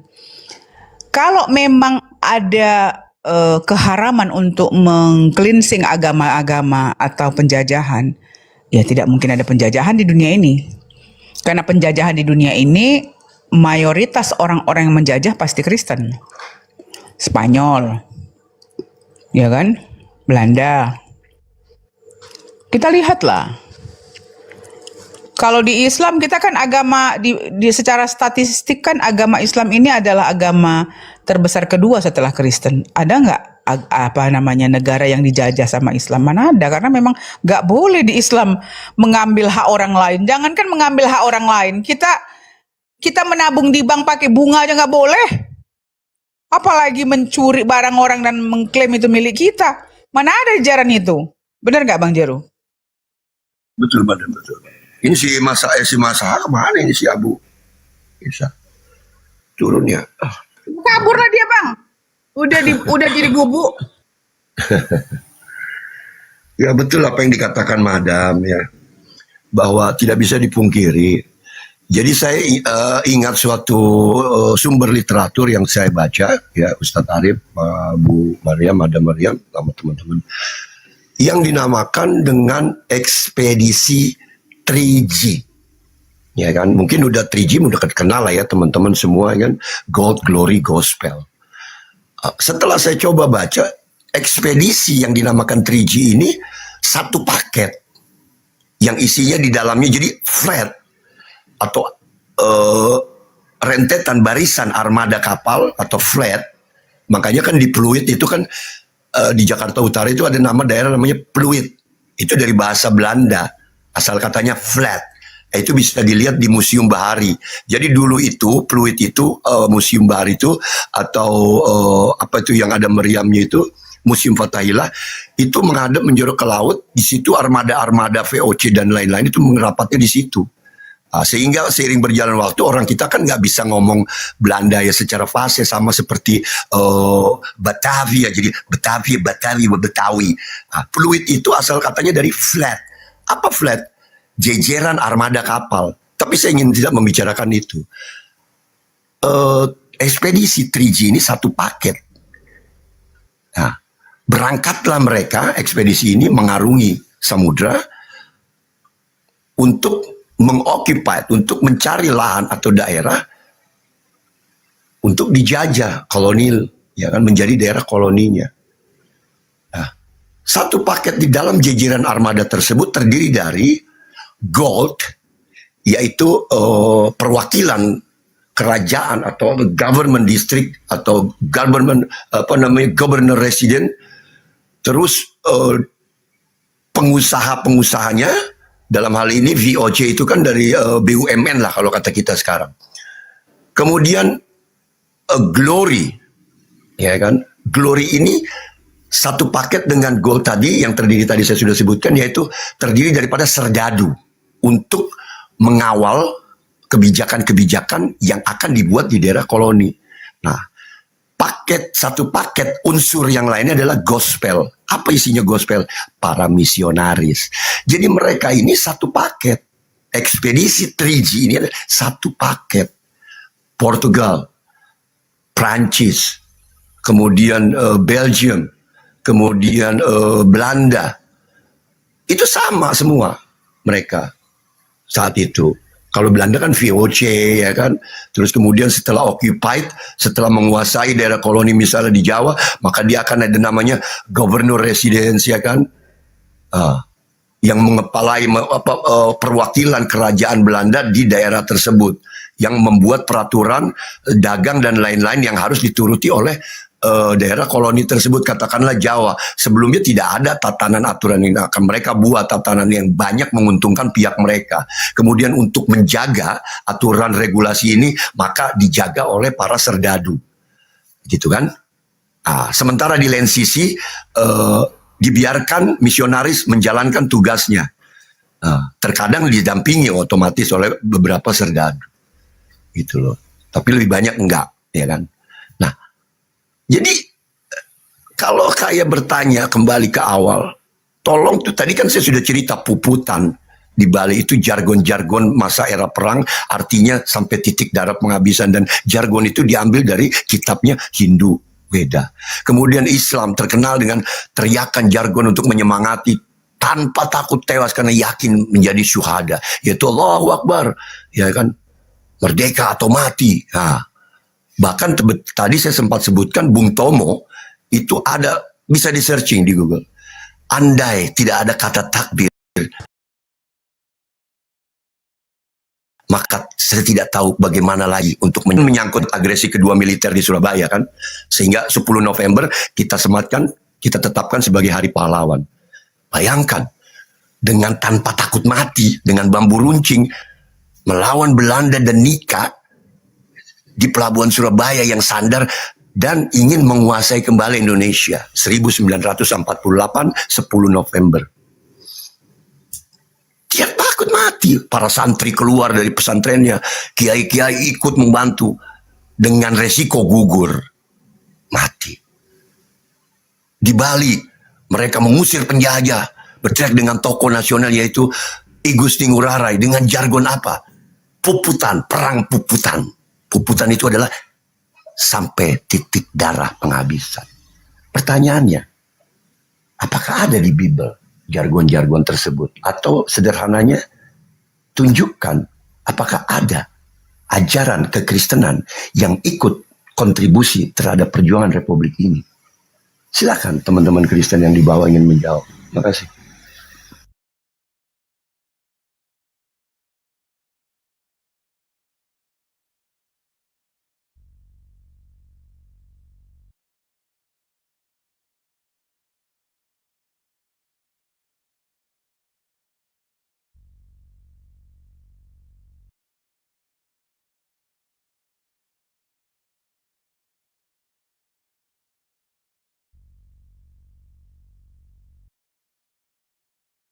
Mana ini?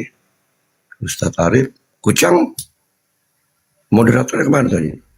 Suara saya kedengeran ya? Atau mungkin ada kendala? Cek.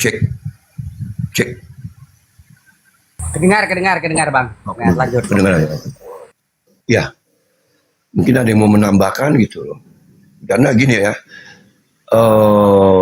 di pagi hari ini submateri temanya yang tadi berjalan ya kan, sebelum bahkan setelah saya ikut juga bergabung, yang bisa kita ambil atau kita petik maknanya adalah toleransi sebenarnya ya kan. Karena masalah tadi udah ngomong tentang kata nama Allah, dia merespon ya kan, dengan dimulai narasi saya yaitu mengenai perdebatan atau diskusi yang sengit di ranah media sosial yang dimulai dengan pertanyaan yang sangat bagus dari saudara Kristen yang saya alami 4 hari yang lalu, yaitu pertanyaannya bukan Al-Hijr 6, bukan surah Maryam 71, bukan Nabi Muhammad siapa saksinya menerima wahyu, tetapi dia bertanya, kenapa kalian kok tiap hari komal-komal muslim begitu menjamur membahas Alkitab kami,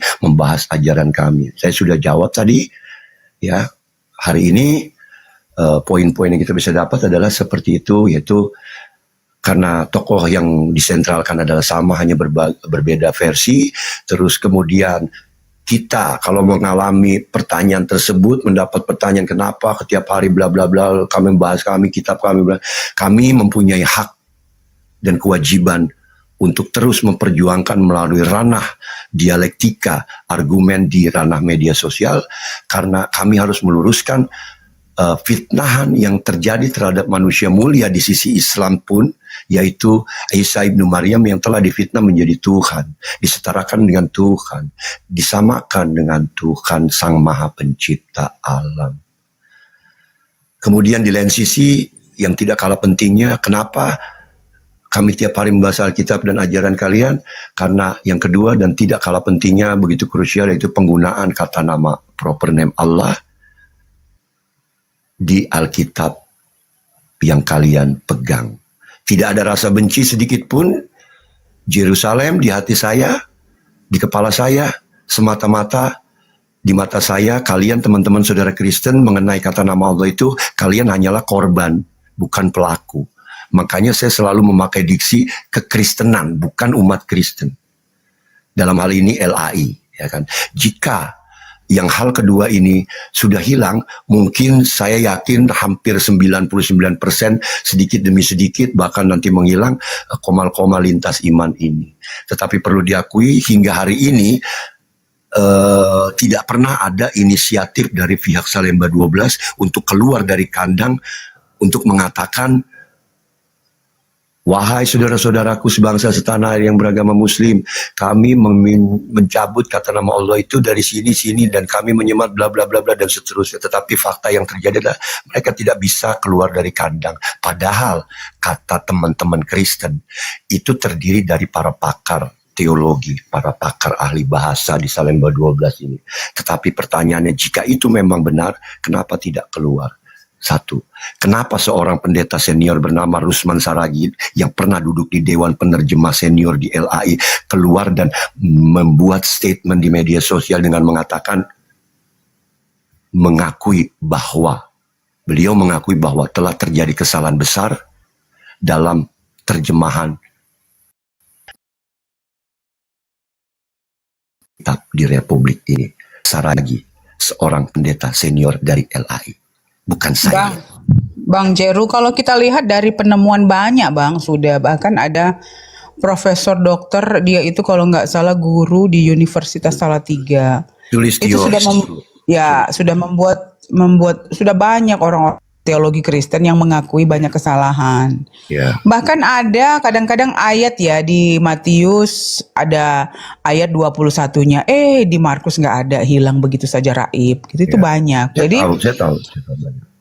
kita akui Bang ya bahwa mereka sendiri mengakui, bukan kita, bahwa penulis Bible ini lebih dari 30 orang atau 40 orang kalau nggak salah.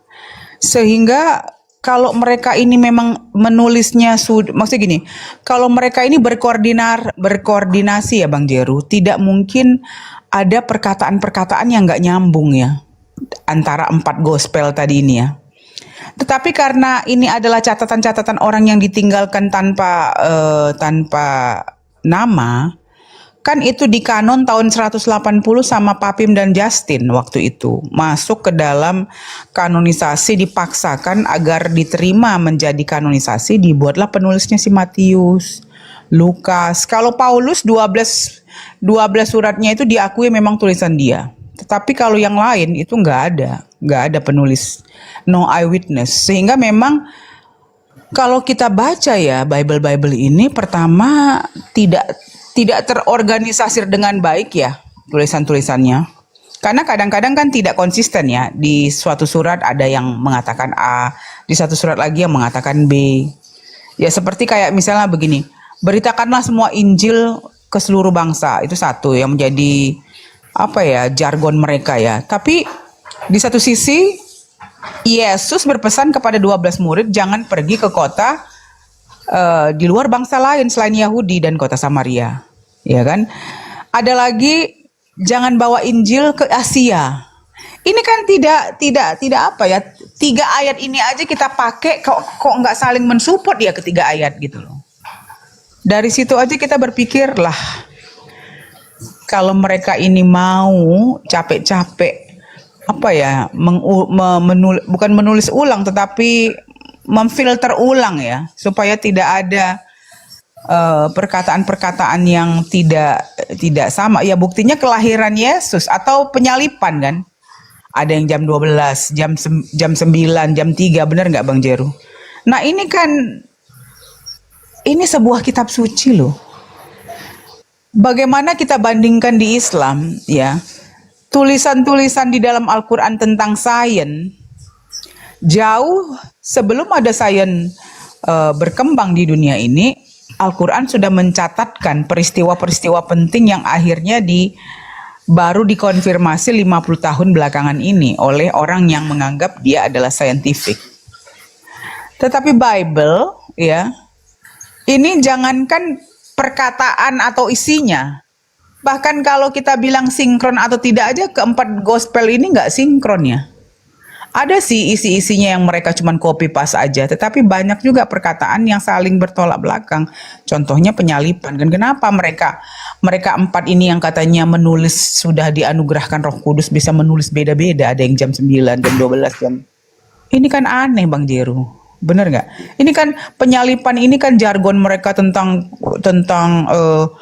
penghapusan dosa. Harusnya tidak mungkin ditulis secara tidak bersamaan begitu. Bagaimana menurut Bang Jeru? Ya, pertama kali saya mengatakan betul, Sulistyo 6.000 lebih itu. Tetapi yang istimewa ini Rusman Saragi ini dia orang dalam Salemba 12. Terus kemudian mengenai yang kedua, mengenai ajaran ya kan, penebusan dosa.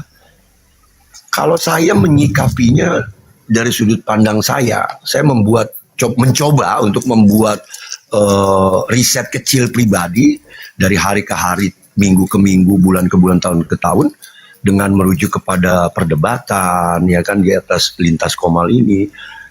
Saya berpikir begini loh, menyimpulkan pribadi bahwa ajaran kekristenan itu pondasinya 3 ya. Tanpa ada nomor 1 dan 2 ini tidak ada ajaran Kristenan, yaitu tonggak atau tiang fundamental yang menjadi pondasi pertama peristiwa penyaliban yang lantas kemudian dikemas sedemikian rupa, baru dilabeli dinamakan konsep penebusan dosa. Kemudian yang kedua, konsili dari konsili ke konsili, dari konsili Yerusalem, Kalsedon, Nikea 325 sampai Konstantin. Ya, di sini kan terjadi pengukuhan atau mensahkan ajaran Tertullianus, kemudian yang Arius jadi anatema, ya kan, tidak diakui. Kemudian berkaitan lagi di luar konteks itu ada beberapa Bible yang diapokrifa atau Injil yang diapokrifa, penyebab dan alasannya dengan Yesus adalah Tuhan. Kemudian yang ketiga adalah hanya bumbu, yaitu dibumbui ajaran Kristen ini oleh mitos Yunani paganisme dan filsafat. Kenapa saya berani mengatakan yang ketiga dulu kita bahas? Kita sering mendengar teman-teman Kristen duinatur, 100% manusia. Kalau Muslim nggak tahu, karena Yesus itu 100% manusia, 100% Tuhan. Sering kan? Madam juga dengar beberapa apologet, bahkan Kristen awam menggunakan diksi-diksi kalimat tersebut yang sebenarnya tidak ada secara eksplisit maupun implisit yang mengatakan bahwa Yesus itu 100%. Ini hanya penggunaan dialektika, argumen di ranah dialektika sebagai modal, ya kan, argumentasi. Lantas dari mana, ya kan, penggunaan Yesus itu 100% manusia? Coba perhatikan baik-baik sama. Dalam mitos Yunani kuno,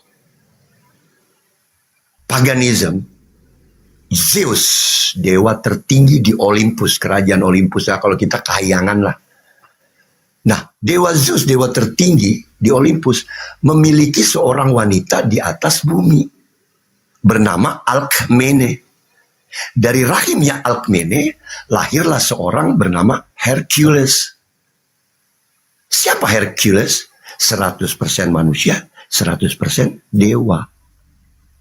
Boleh dong, sekali lagi, boleh dong kalau saya mengomentari, berkata, loh kok sama ya, loh kok mirip ya, boleh. Orang berspekulasi begitu. Namun lebih dahsyatnya lagi, kalau kita mengikuti cara dalam dialektika serang menyerang, ya bisa juga kita gunakan. Akan tetapi, yang 100% manusia, 100% Tuhan, bisa dikalahkan story-nya atau ceritanya dengan yang 100% manusia, 100% dewa.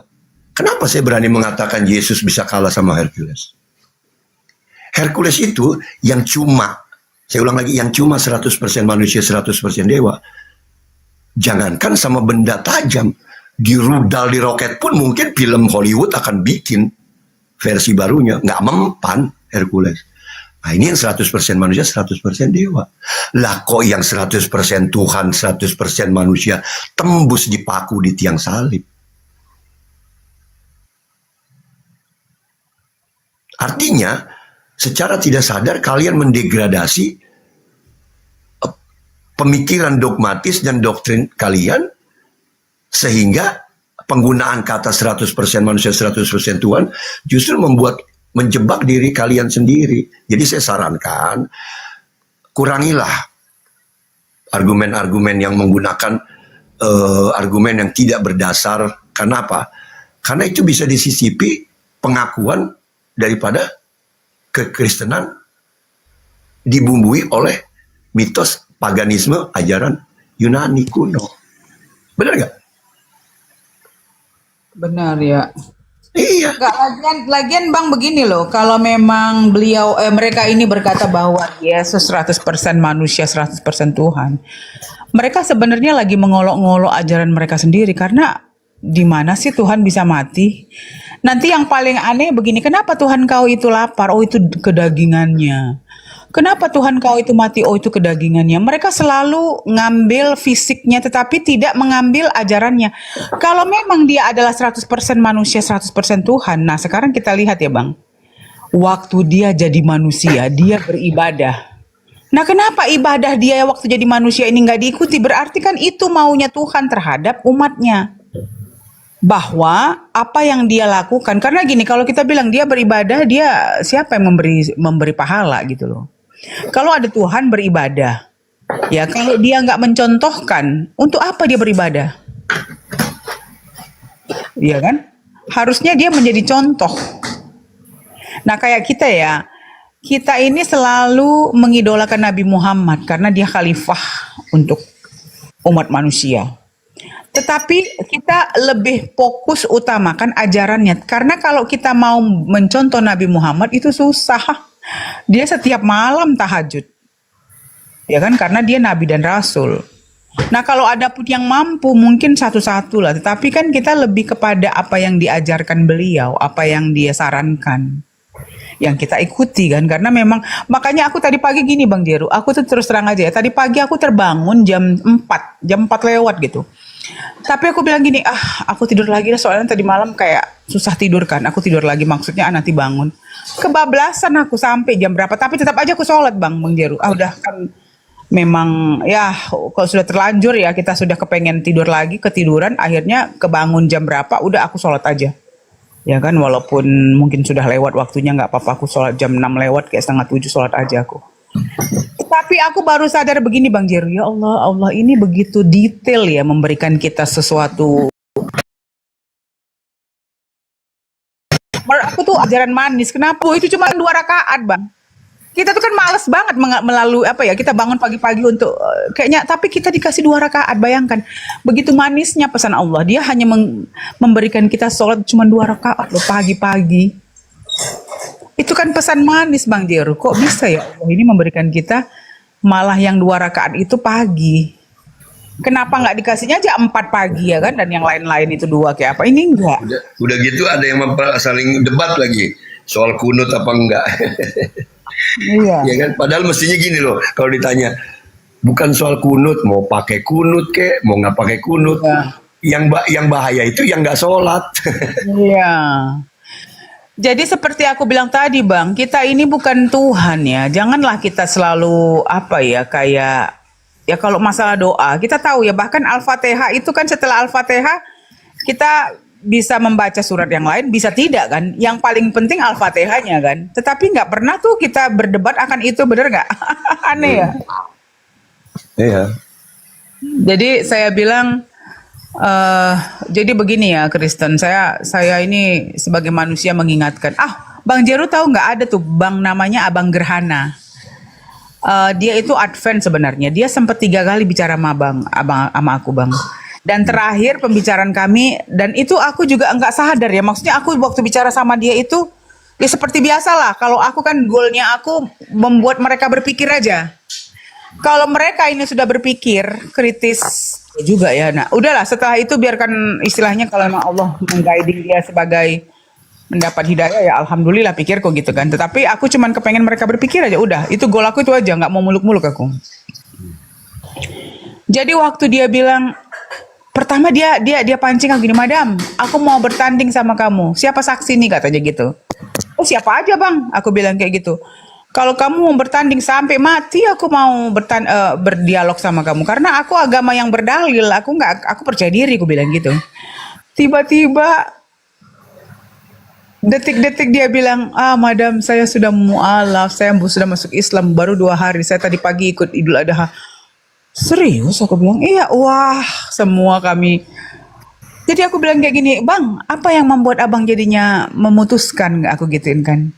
Aku sudah 3 kali sama Madam, sama Ustadz siapa tadi bilang, aku lupa sama siapa gitu, sama Bunda Aisyah ya, kalau nggak salah ya, satu lagi nggak tahu saya di roomnya Zion kayak kalau nggak salah. Dan aku bilang gini, "Apa Bang? Apa yang membuat abang bisa berpikir dengan saya waktu berdiskusi yang mana? Diskusi yang mana kita yang membuat abang tersentuh?" "Kematian Bunda," katanya. "Kematian Bang Jarwo," merinding aku. "Tentang kematian Bunda," katanya. Karena aku bilang, "Bang, sekarang saya tanya sama abangnya," aku bilang gitu sama si abang itu kan, Bang Gerhana. "Kita ini sama-sama manusia Bang. Kita tahu akhir hidup kita akan mati," gue bilang. "Kalau abang tidak memiliki dalil untuk agama abang, si Yesus itu tidak tahu tentang Kristen, tidak tahu ada Kristen yang eksis, tidak tahu tentang Bible-mu. Karena tidak ada konfirmasi dari beliau. Kalian mengklaim saja," saya bilang. Nah setelah mati kita, apa yang terjadi bang dengan hidup abang? Aku bilang, apakah kamu yakin kamu akan diselamatkan dalam ajaran kamu sementara Tuhan kamu tidak ada konfirmasi dan dalil dari mulut beliau? Aku bilang gitu kan. Nggak takut abang, aku bilang gitu. Jangan sampai kita udah mati kita menyesal, kenapa waktu aku hidup aku nggak pakai akal ya gitu loh. Wah masuk bang ke dalam kepala dia, menurutku ya, karena dia bilang begitu tentang kematian.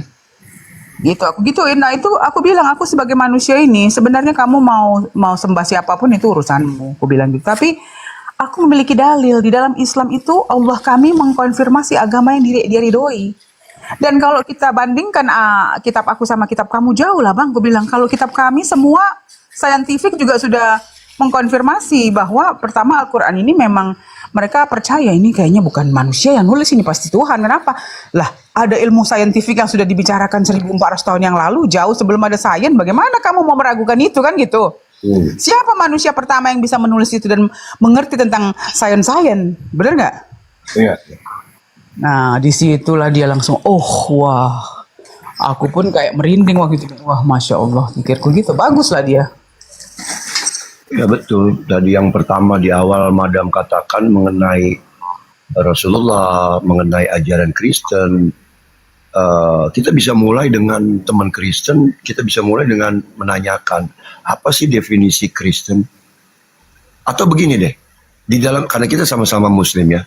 Kalau di Islam itu kan tokoh sentral yang disentralkan kan tokoh ya, manusianya, yaitu Rasulullah. Sehingga yang dijadikan panutan pun Rasulullah, yang dijadikan suri teladan Rasulullah. Sehingga ada konsekuensi yang harus dijalankan secara konsisten adalah apa yang menjadi suri teladan kita ikuti. Apa yang pernah dilakukan oleh Nabi Muhammad, lahan pahala yang disebut sunnah. Melakukan mendapat pahala, tidak melakukan tidak apa-apa. Nah, kemudian kalau kita melihat definisi Kristen kan bukan Islam. Kalau Islam kan, Islam artinya pengikut Nabi Muhammad ya kan. Nah, itu kan rancu juga kalau kita ngomong. Keluar dari konteks artificialnya kan berserah diri. Nah, kalau kemudian kita lihat Kristen, teman-teman Kristen pasti semua mengatakan arti Kristen, definisi Kristen adalah pengikut Kristus. Artinya yang ditokoh sentralkan Yesus, yang dijadikan suri teladan Yesus. Konsekuensi yang harus diambil yaitu Yesus harus dijadikan panutan. Apa yang pernah diperbuat Yesus di atas muka bumi, mestinya idealnya kan pengikut, ya kan, harus mengikuti dong. Kalau kita sunnah, tapi dilalahnya secara realita yang kita lihat hari ini hingga hari ini, ya kan, Matius 2:4 berpuasa. Ya, Matius 26:39 Yesus sujud. Hari ini kita lihat jingkrak-jingkrak di gereja. Enggak, aku potong bang. Jadi gini, mereka ini mengklaim pengikut tapi nggak ada yang diikuti gitu loh. Ya, itu yang Mereka saya maksud. cuma mengklaim pengikut Yesus, ya kan, memaksakan Yesus sebagai Tuhan, tetapi tidak mengikuti apapun yang Yesus lakukan. Tetapi kita berkata bahwa Nabi Muhammad itu adalah nabi kita. Nabi terakhir yang diutus Allah menjadi khalifah umat manusia. Tetapi kita nggak pernah bilang pengikut, kita hanya bilang bahwa nabi kita itu adalah nabi, prophet. Tentu kita mengikuti ajarannya. Tetapi ajaran beliau tidak bertolak belakang dengan maunya Allah yang diperintahkan dalam Al-Quran. Betul. Sehingga kita malah mensunatkan kan bang, mensunahkan semua yang dia lakukan oleh nabi itu diberi pahala oleh Allah kan. Makanya saya bilang itu luar biasanya Islam bang. Makanya saya ringkas tadi, di dalam sunnah ada ladang pahala, gitu loh. Kalau kita melakukan, makanya berduyun-duyun orang melakukan, walaupun sebenarnya sunnah itu bisa dilakukan, bisa tidak. Tapi karena memburu pahala, ya kan, maka kita melakukan. Nah, kembali lagi ke tadi, pengikut Kristus. Yang mereka lihat yang kita lihat hari ini tidak ada ritual-ritual yang dilakukan. Jadi saya menyimpulkan teman-teman Kristen ini cherry picking. Yang mana yang menguntungkan. Selalu kalau dibilang, oh kami mengikuti ajaran kasih. Pasti yang keluar terlontar dari semua hampir mulut Kristen, ajaran kasih. Di sini saya menyimpulkan bahwa terjadi cherry picking gitu. yang mana yang menguntungkan buat gue, itu yang gue ambil. Gitu. Sunat itu kan tradisi Yahudi. Jangan makan babi, Imamat 7:11. Itu kan orang Yahudi tradisinya. Padahal jelas-jelas ayatnya itu dikatakan jangan makan babi. Jangan itu kan perintah. Mereka mengambil cherry picking, puncaknya pada konsep penebusan dosa yang diadopsi itu. Itu yang mereka utamakan, sama ajaran kasih. Yang penting gue berbaik hati, ya kan. Kalau di kita itu muamalahnya kan hablum minan nas. Yang penting kita berbuat baik, tidak menyakiti orang. Betul. Di kami pun di Islam itu diajarkan hubungan horizontal atau hablum minan nas, muamalahnya. Tetapi hubungan kita dengan vertikal Sang Maha Pencipta dengan Sang Maha Sumber juga harus seiring sejalan. Nah, dilalahnya mereka ini apa? Ajaran kasih karunia yang terutama diambil. Sementara apa yang pernah Yesus lakukan, itu kan tradisi Yesus orang Yahudi. Kalau kami mesti sama kayak dia, apakah kami harus disalib? Ini kan argumen-argumen di ranah dialektika yang buat saya retorika receh gitu loh.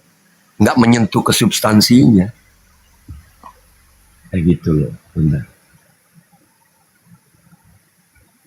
Bilang aja nonot lu takut dipotong gitu kan enaknya. Ya, mereka itu kan memang orang-orang malas, Bang. Dia nyaman cuma dengan mulutnya aja, kami ajaran kasih kepala bapak kau kasih dalam hati. Saya pernah ya, ini penting nih benda ya. Aku beberapa tahun yang lalu menghadiri resepsi pernikahan keluarga kerabat lah ya.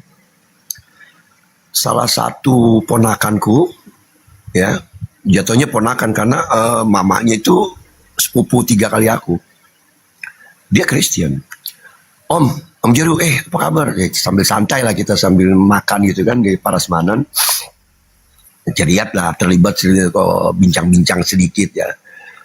Sampai dia bilang, wah Om Jeru nih katanya itu bahasa media sosial. Tahu apa yang kami bincangkan?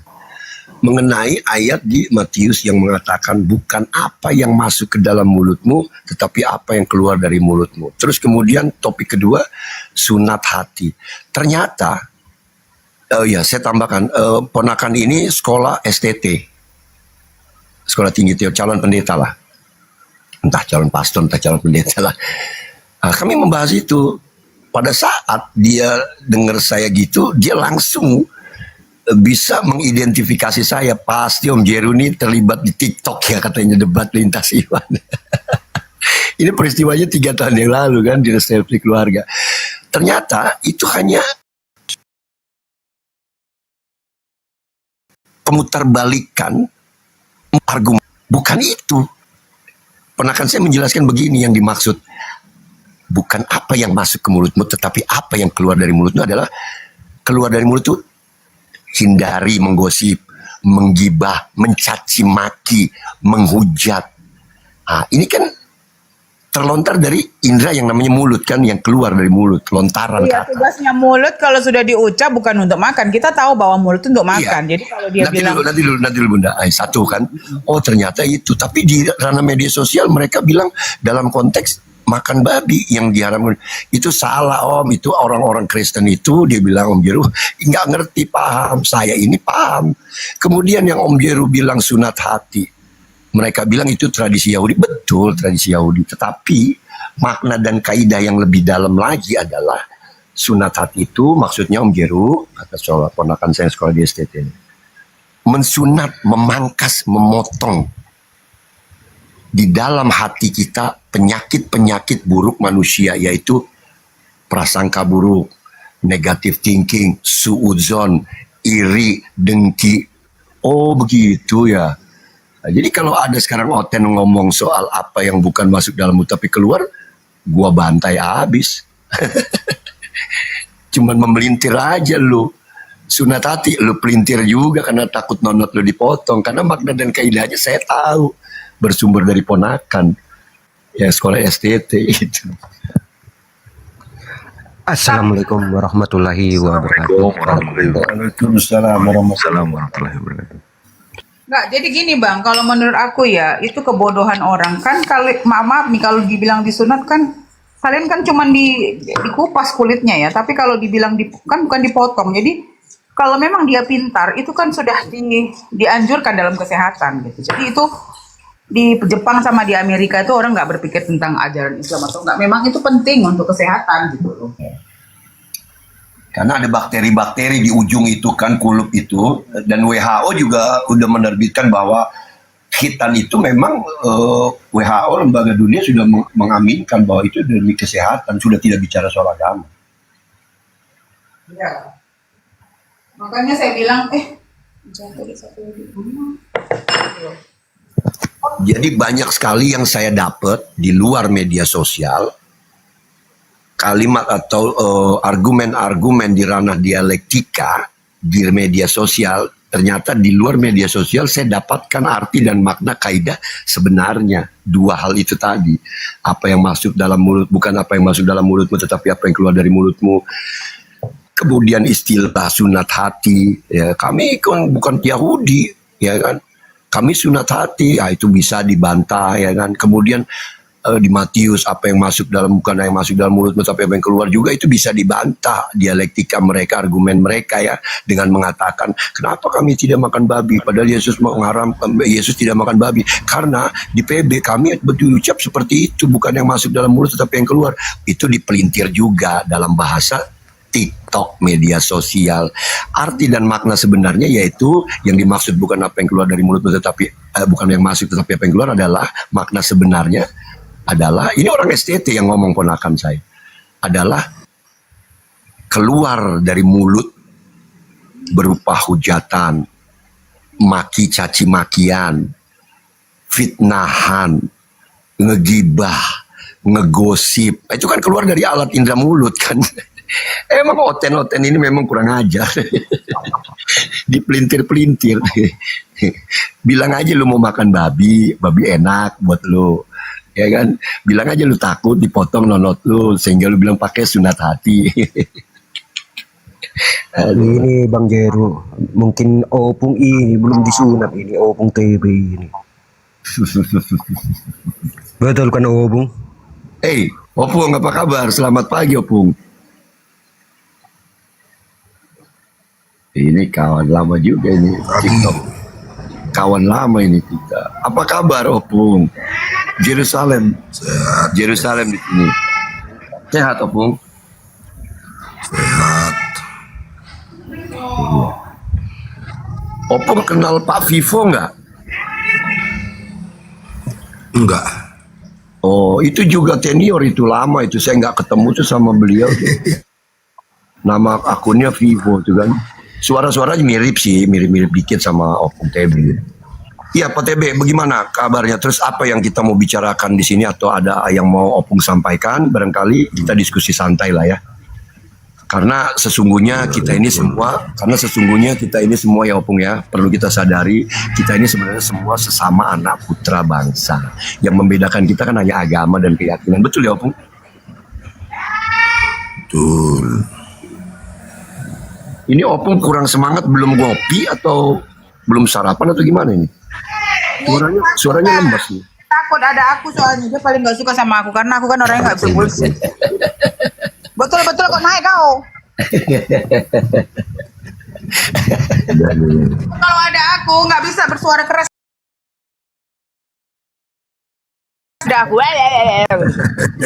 Aku melihat jam ini kan baru jam 9:10. Kan sering di sini. Kamu aja sekali di sini dan madam. Situ. Kau jangan merasa lebih bersaudara dari Kucang. Kami ini sama Muslim, memang saudara. Kau pula kan sering di sini. Kau pula mau beranggapan kau lebih penting. Kami ini saudara kalau sama Islam. Gak ada aku bilang lebih penting. Aduh, itulah kepraming kamu itu, nggak tahan orang mendengar kau. Kau bilang aku kan sering di sini. Ya kalau sering di sini kau ngapain kau takut bicara sama aku? Tukang merepet kamu ini ya. TB. Belum apa-apa. Kalau kau itu bandal, tengok ya, kau lihat ya, kau tuh sama. Saya bilang, di Indonesia ini sama kayak kita jual rokok. Rokok itu dibilang nggak boleh. Maaf nih laki-laki perokok ya. Rokok ini nggak boleh merusak paru-paru. Sampai di dalam bungkus rokok ada paru-paru merah. Masih aja dibeli. Opung, saran saya nih, karena saya juga merasakan, jangan pernah berani melawan ras terkuat di dunia, yaitu wanita. Oh, kalau aku sih bukan masalah perasaan ya, tapi itu logika. Kalau kita berlogika, walaupun kata Bang Jerry ini benar, tetapi menurut saya kita nggak usah bila gender kalau sudah kebenaran. Yang namanya benar tuh nggak ada gendernya. Ya, jadi gini, supaya nggak membuang waktu, izin Bunda. Apa nih, gimana kabar tadi sudah saya tanyakan, bagaimana kabar, baik ya kan. Nah, apa nih kira-kira pagi-pagi ini yang kita bisa bicarakan, bincang-bincang santai, Opung, kira-kira apa isu-isu apa yang bisa diangkat yang akhir-akhir ini ya kan terjadi mungkin di kehidupan nyata ya kan. Misalnya apa, kemarin itu saya dengar Polda Metro Jaya itu 196 itu kan begal misalnya. Mungkin itu bisa diangkat, atau mungkin akhir-akhir ini apa yang berkaitan dengan komunitas iman, atau yang memang Opung mau angkat isu lain mungkin. Apa nih yang enak kita santai sambil ngopi nih? Nah, itu, atau Opung ada ingin tanya begini dong, gimana? Maksudnya kebenaran itu seperti apa? Silakan Bunda. Kebenaran. Gua moderatorin deh. Enggak, gini. Saya mau bertanya sama Opung, bagaimana kamu yakin kepada agamamu di saat orang yang kau tuhankan tidak pernah berbicara tentang Kristen, ya kan? Konsepnya beda, tidak ada dalil dari beliau yang langsung dari beliau. Jadi gini, kamu kan bilang bahwa Bible itu no eyewitness. Kita tahu bahwa penulis Bible tidak diketahui. Bahkan menurut teologi Kristen sendiri mengatakan bahwa Bible ini ditemukan jauh, sudah lama, sudah ada 300 Bible berserak di seluruh negara waktu itu di daerah jajaran Eropa ya, dan benua-benua yang dijajah Romawi, dan dipaksa dikanonkan di zaman pas Papim dan Justin di tahun 1180 itu dipaksakan menjadi penulisnya Matius Lukas. Sementara si Matius Lukas aja tidak pernah mengkonfirmasi beliaulah yang menulis. Gitu. Karena apa? Kita lihat, Pak. Kalau ada dari karena gini, kalian ini nggak punya, kalau kayak kami kan ada Majelis Ulama Indonesia. Jadi Majelis Ulama Indonesia ini dari seluruh Islam di Indonesia ini ulama-ulamanya bersatu dan difilterlah suatu apa itu yang menjadi kiblat misalnya. Bukan kiblat beribadah ya, maksudnya kita tahu ya Bang Jerusalem, ada beberapa ajaran itu di negara Islam pun fatwa, mereka kalau di MUI fatwa maksud Anda kan? Maksud aku gini, kadang-kadang di beberapa Islam di negara Iran atau di negara Mesir misalnya, kan fatwa keislaman menjadi syariatnya beda. Tapi kan kita bukan negara Islam ya, kita mayoritas terbanyak, tetapi kan negara kita republik ya. Jadi kadang-kadang ajarannya bukan ajarannya tetapi syariatnya ya. Kalau di negara Saudi Arabia kan memang mereka berlandasan Islam, jadi beda lah ya dengan kita. Tetapi saya mau berkata begini, kalau Pak TB berpikir ya bahwa bagaimana Pak TB ini sangat yakin, sementara Pak TB aja tahu di dalam kitab-kitab kamu, aku yakin kalau kamu orang yang membaca Bible, kamu akan menemukan perbedaan-perbedaan di beberapa kitab. Nah, kalau memang kitab itu adalah kitab suci, bagaimana Pak bisa salah ya, bisa dirubah gitu loh. Dan tidak ada konfirmasi dari Yesus tentang ajaran kalian. Bahkan konsep ajarannya beda Pak TB. Nanti kalian bilang lagi, oh itu karena dia orang Yahudi, itu adalah tradisi gitu. Tapi yang namanya tradisi kan nggak mungkin tertulis dalam kitab suci ya Bang Jeru. Itu kan aneh. Kitab suci itu mengurusi tentang konsep agama. Izin madam, supaya nggak terlalu kepanjangan, supaya Pak TB ini bisa merespon. Kira-kira menurut, kita berikan kesempatan Pak TB, bagaimana Pak TB menurut pendapat Pak TB dari narasi yang dibangun ini. Silakan Pak TB. Gua moderatornya aja lah. Tapi ada saya kutip satu. Ada saya kutip tadi satu. Tidak ada konfirmasi daripada Yesus untuk orang Kristen. Itu ya. Yang saya kutip tadi begitu. Sekarang kalau Bu Madam itu menyatakan kalau Yesus tidak ada konfirmasi terhadap Kristen itu, dari mana Madam itu dapat datanya itu? Kalau itu tidak ada, karena Kristen kan mengikuti. Kok dari mana Pak? Yang dari Bible-mu lah Pak. Gimana sih? Di mana ada kitab yang mengatakan Yesus paham dengan Kristen? Tahan, Madam. Madam sudah mengatakan dari mana, Pak TB bilang dari Bible Anda. Silakan dilanjut Pak TB. Dari Bible. Kamu bilang kan dari Bible. Karena di dalam Bible itu semuanya ucapan-ucapan Yesus yang menjadi kebanggaan atau yang kami yakini dari apa semua yang diucapkan Yesus. Aku potong ya, TikTok ya. Sabar, tahan dulu, Madam. Ada konfirmasi sama Kristen. Oke, baik. Sudah Pak TB. Bagaimana Madam Mariam? Pak TB mengatakan, sabar. Pak TB mengatakan bahwa semua di Bible itu adalah ucapan-ucapan Yesus. Apakah Madam Mariam setuju? Kalau tidak setuju, apa alasan tidak setuju? Silakan Madam. Pertama, klaim itu harus dikonfirmasi. Kalau ada perjanjian mengatasnamakan orang ketiga, saya berkata kepada Pak TB, Pak TB, saya punya rumah. Rumah ini adalah atas nama Bang Jeru, tapi saya diberikan hak untuk menjual. Tentu ada konfirmasi dari Bang Jeru. Karena saya mengambil orang ketiga yang saya bilang bahwa ini rumahnya Bang Jeru, saya mau jual, tapi saya dikasih hak untuk menjual. Nah, harus ada konfirmasi dong dari Bang Jeru. Nah, ini sama dengan Kristen. Kamu kan diklaim, kamu mengklaim sendiri. Kita boleh yakin. Misalnya gini, aku cinta nih sama si A. Cinta banget, dia juga cinta sama aku. Kalau nggak ada konfirmasi dari si A, bagaimana aku bisa sangat percaya? Atau bagaimana orang percaya kalau si A ini mencintain aku atau aku mencintain dia? Kan bisa saja aku mengklaim sepihak. Itu gampang lah. Tetapi harus ada konfirmasi. Yang namanya kita memakai nama orang lain, ajaran orang lain, harus ada konfirmasi dong. Oh, aku istrinya si A. Ada nggak konfirmasi dari si A? Nggak ada. Bagaimana kau bilang pertama kau tidak ada konfirmasi, kedua kau tidak ada buku yang menyatakan bahwa kau adalah istrinya si A? Itu nggak bisa.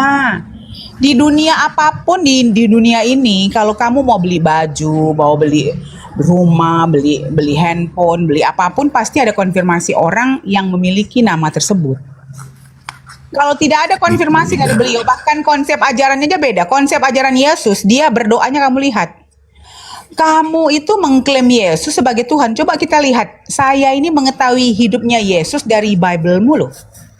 Saya membaca bagaimana dia mengelola hidupnya. Bagaimana dia beribadah. Bagaimana dia menjalankan hidupnya di dalam ajaran Bible, di dalam Bible-mu. Oke, makanya Pak, sebentar. Makanya Pak, 1 menit. Makanya Pak, kalau kita mau beribadah itu dibaca dulu kitabmu. Sehingga kamu paham di mana salahnya, di mana tidaknya. Pak TB ini kan udah umur, jadi dia suka doktrin. Oke, baik. Gimana, apakah Pak TB bisa menangkap apa poin-poin yang diomongin Madam tadi? Silakan Pak TB. Menurut Bang Madam ini yang doktrin itu seperti apa? Dibilangnya aku abang, Bang Madam katanya. Enggak apa-apa, skip aja supaya nggak buang waktu. Bagaimana Pak TB tadi doktrin? Iya kan, menurutnya kan didoktrin seperti apa maksudnya? Oke, silakan Madam. Kita kan Aduh, Opong, gini. Kamu kalau sudah umur kayak gini repot kita bicara. Kamu nggak tahu arti doktrin. Aku sih itu sudah tidak tahu lagi doktrin itu apa. Nggak boleh, malas aku. Kau udah tua, lebih bagus kau tanya manamu. Atau kan kamu ngerti nih main internet. Coba cari doktrin itu artinya apa gitu loh. Oke, sekarang begini supaya adil kan. Oke, sabar, tahan dulu dua-dua tahan dulu. Pak TB tahan dulu. Oke, supaya adil begini.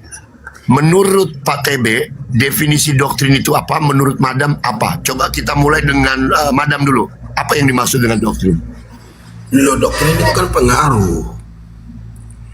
Artinya kami dipengaruhi. dipengaruhi oleh siapa? Tapi Silakan Pak Kiai. berdasarkan tulisan. Atau tahan dulu biar habis dulu. Maksudnya di doktrin seperti apa gitu dong? Atau ada yang mendoktrin gitu? Doktrin Bagaimana? itu pada dasarnya adalah ajaran atau prinsip atau pendirian yang disusun secara bersistem.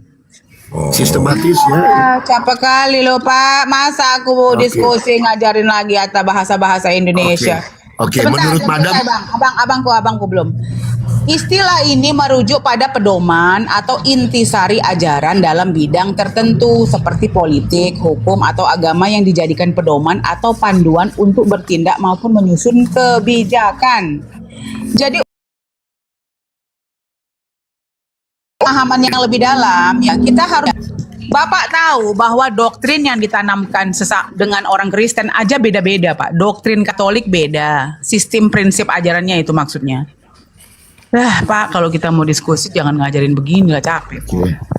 Doktrinnya Advent beda, Protestan beda, Calvinik beda. Jadi Bapak berpikir aja secara clear ya. Ini saya mau logika aja karena kamu sudah agak umur ya dan jadi kalau istilah-istilah tertentu mungkin agak susah dimengerti. oke, hindari ad hominem, hindari ad hominem. siap. Hindari.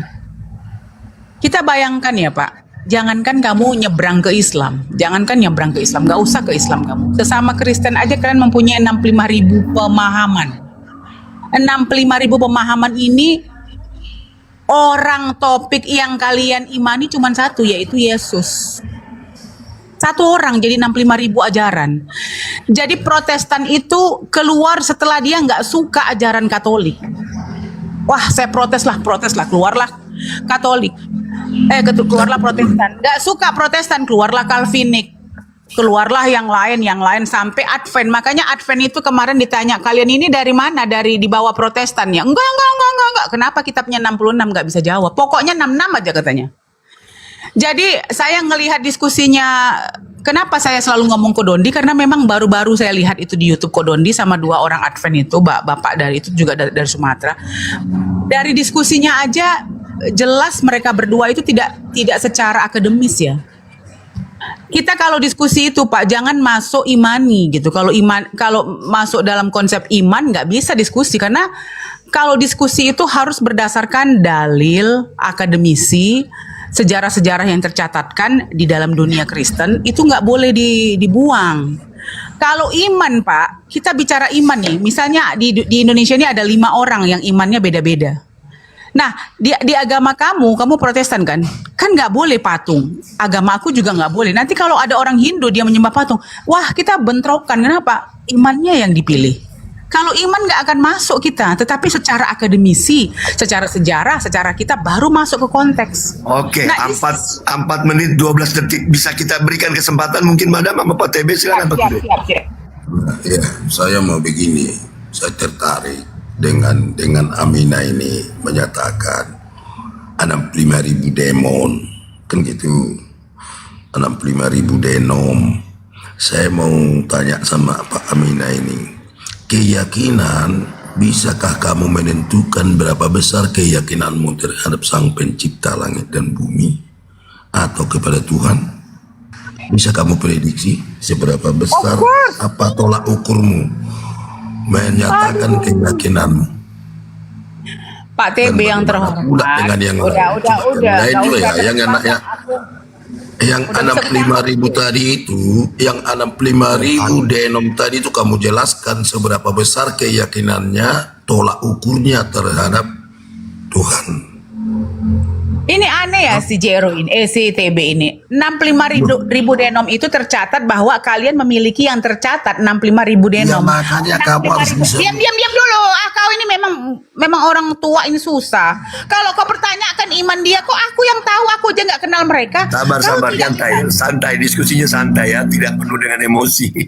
Ya, coba Bang Jero, dia bertanya aja nggak bisa. Bisa nggak kamu prediksi keimanan 65.000 denom ini? Sakit jiwa dia. kita tidak bisa berbicara tentang, aku aja nggak tahu pemahaman kau kepada agama kau berapa ratus persen, tetapi kita tahu secara akademisi tertulis ada 65.000 denom terregister di dunia ini yang menyatakan dia Kristen dan memiliki pemahaman berbeda dengan Katolik, Protestan, Calvinik, itu sudah jelas. Yang jadi pertanyaan, yang jadi pertanyaan, Madam, kira-kira yang harus diwajib dijawab oleh Pak TB apa gitu tentang denom?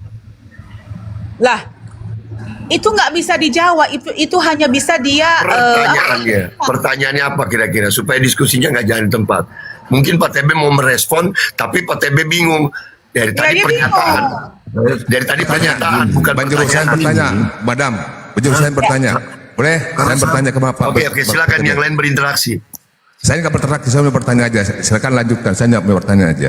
Kan tadi Pak TB mengatakan bahwa memang tidak ada yang terlegitimasi dari Yesus, atau yang tidak ada terperdayasi dari Yesus kepada para penulis tersebut ya, di dalam kitab kanonik. Yang jadi pertanyaan, lantas apa yang jadi pembenaran di dalam ajaran Anda yang berpedoman kepada kitab tersebut atau Bible tersebut? Apa menjadi pembenaran Pak TB? Kalau tidak ada legitimasi dari Yesus, silakan. Apa yang jadi pembenaran? Silakan. Nggak, tunggu dulu yang tadi dulu. Selesaikan yang tadi dulu. Nggak bisa dilakukan.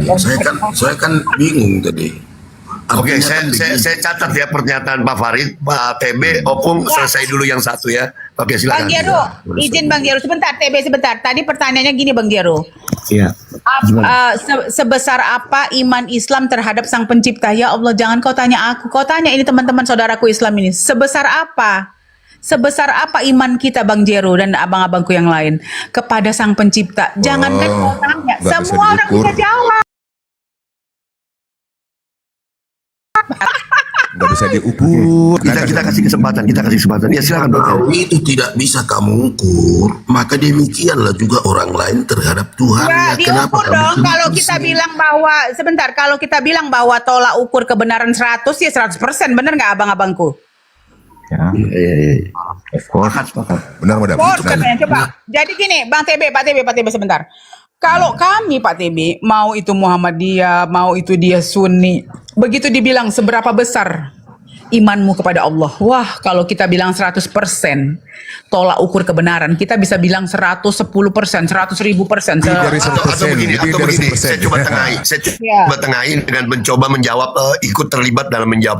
Seberapa persen Pak TB menanyakan Yerusalem, maka jawaban saya adalah sebesar La ilaha illallah Muhammad Rasulullah sampai mengembuskan napas terakhir saya. Tetapi dia kepengen pakai angka Bang Jero. Jadi kalau kita bilang kalau kebenaran itu 100%, kalau kebenaran itu 100%, makanya aku bilang ya 100%, nggak usah sampai dilewati karena kan Kristen ini beda Bang dengan kita. Kita ini, makanya aku bilang kenapa Kristen ini berbeda. Kita ini TB diajari cara bersyukur, cara berjujur, itu ada aplikasi-aplikasi yang dipakai. Contohnya ya, kenapa kami ini, bahkan kamu lihat ya orang di Palestina itu, begitu sengsaranya hidup mereka tetap sholat, beribadah. Kenapa? Sampai orang-orang Eropa itu bilang, kok mereka ini kuat banget ya agamanya. Dia baca, dia beli Al-Quran, dia baca, oh doktrin selama ini yang mengatakan Islam itu jelek, bla bla bla. Akhirnya dia masuk Islam. Kenapa? Karena kebenaran itu nggak bisa kebenaran itu terasa dalam hati kita. Kalau kita lihat orang baik aja ya, kita kadang-kadang dalam hati kita, kayaknya nampak banget ya dia baik. Bener nggak teman-teman? Itu nggak tertulis. Kebaikan itu nggak perlu ditulis, tetapi dirasa. Oke, baik, Madam. Izin, Madam. Untuk menghindari kesan dominan, kita coba berikan dulu kesempatan Pak TB untuk merespon sepanjang masih berketerkaitan. Silakan Pak TB untuk pertanyaan tadi saya Bang Juru. Pertanyaan dari Bang Farid dulu deh. Ya. Jadi justru itulah artinya iman setiap orang kepada Tuhan itu tidak bisa diukur dengan satu kepastian. Ya kan, sama dengan kebaikan, ya kan, kebaikan juga nggak bisa kesabaran nggak bisa juga kamu ukur itu seberapa seberapa Bagaimana kamu kesabaran. beriman Sabar, madam, ada moderator. Sabar, Ya, kamu kan madam. tidak pakai tolak ukur untuk itu. Makanya namanya keyakinan itu kan tidak punya tolak ukur untuk memastikan itu. Oke, Artinya baik, tidak boleh Pak saling TB, menyalahkan. Pak TB, Artinya tidak boleh saling menyalahkan tentang keyakinan itu loh. Menyalahkan katanya. Kita nggak menyalahkan, bro. perlu saya Mau klarifikasi jawab langsung. supaya tidak tahan dulu, tahan. Supaya tidak terjadi misinterpretasi atau salah paham. Yang dimaksud Pak TB saling menyalahkan, saya harus buat klarifikasi. Di dalam ranah diskusi lintas iman, tidak ada pihak yang menyalahkan pihak lain satu sama lain. Akan tetapi sepanjang itu debatable, masih bisa ada celah untuk didebat melalui pertanyaan, melalui jawaban, ya itu wajar lumrah. Tetapi tidak dalam porsi menyalahkan. Saya ambil contoh begini. Kami ini tidak mau masuk kerana keimanan Pak TB. Kalau Pak TB bicara sama Pak Jiru, sama saya saya tidak maksud masuk kerana keimanan, mengkoyak-koyak keimanan Pak TB. Pak TB jangankan mau mentuhankan anak manusia, andai pun Pak TB mau menuhankan botol kecap, kaleng kerupuk atau pohon beringin, saya tidak masuk kerana itu. Paham Pak TB? Jadi tidak ada kami menyalahkan apa yang diimani Pak TB. Seperti itu, supaya tidak terjadi salah paham. Oke, kita masuk pertanyaan Bang Farid, bisa diulang, Pak TB bisa dengar? Belum selesai, Bang Jeru, izin Bang Jeru. Sabar Bunda, sabar Bunda. Kita harus libatkan yang lain juga untuk menghindari kesan dominan. Nggak apa-apa, biarkan saya, madam, silakan, madam, silakan. Cuman saya penasaran, supaya nggak ada kesan seolah-olah iya gitu. Tadi saya penasaran dengan jawaban Pak TB bahwasanya memang tidak ada legitimasi dari Yesus kepada para penulis kitab tersebut, Bible tersebut, kitab kanonik ya maksudnya.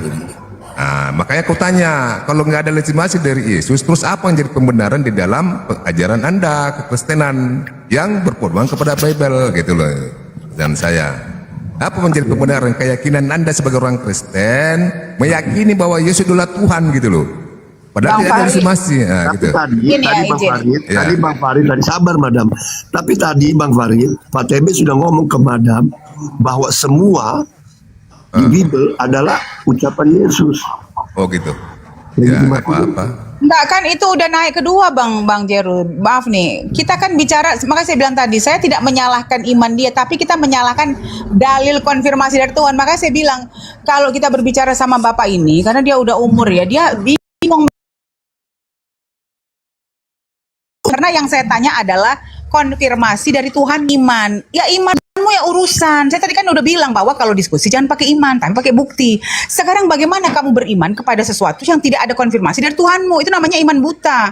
Kalau kamu tanya, kenapa kami 100%, bahkan 1000%, bahkan 1.000.000% kami percaya? Karena Allah kami dalam Al-Quran sudah mengkonfirmasi. Bahkan nama agama yang dikonfirmasi Allah diridhoi adalah Islam. Bagaimana kami nggak percaya? Hidup mati kami pakai Islam. Kenapa? Ya, karena sudah dikonfirmasi sama Allahnya.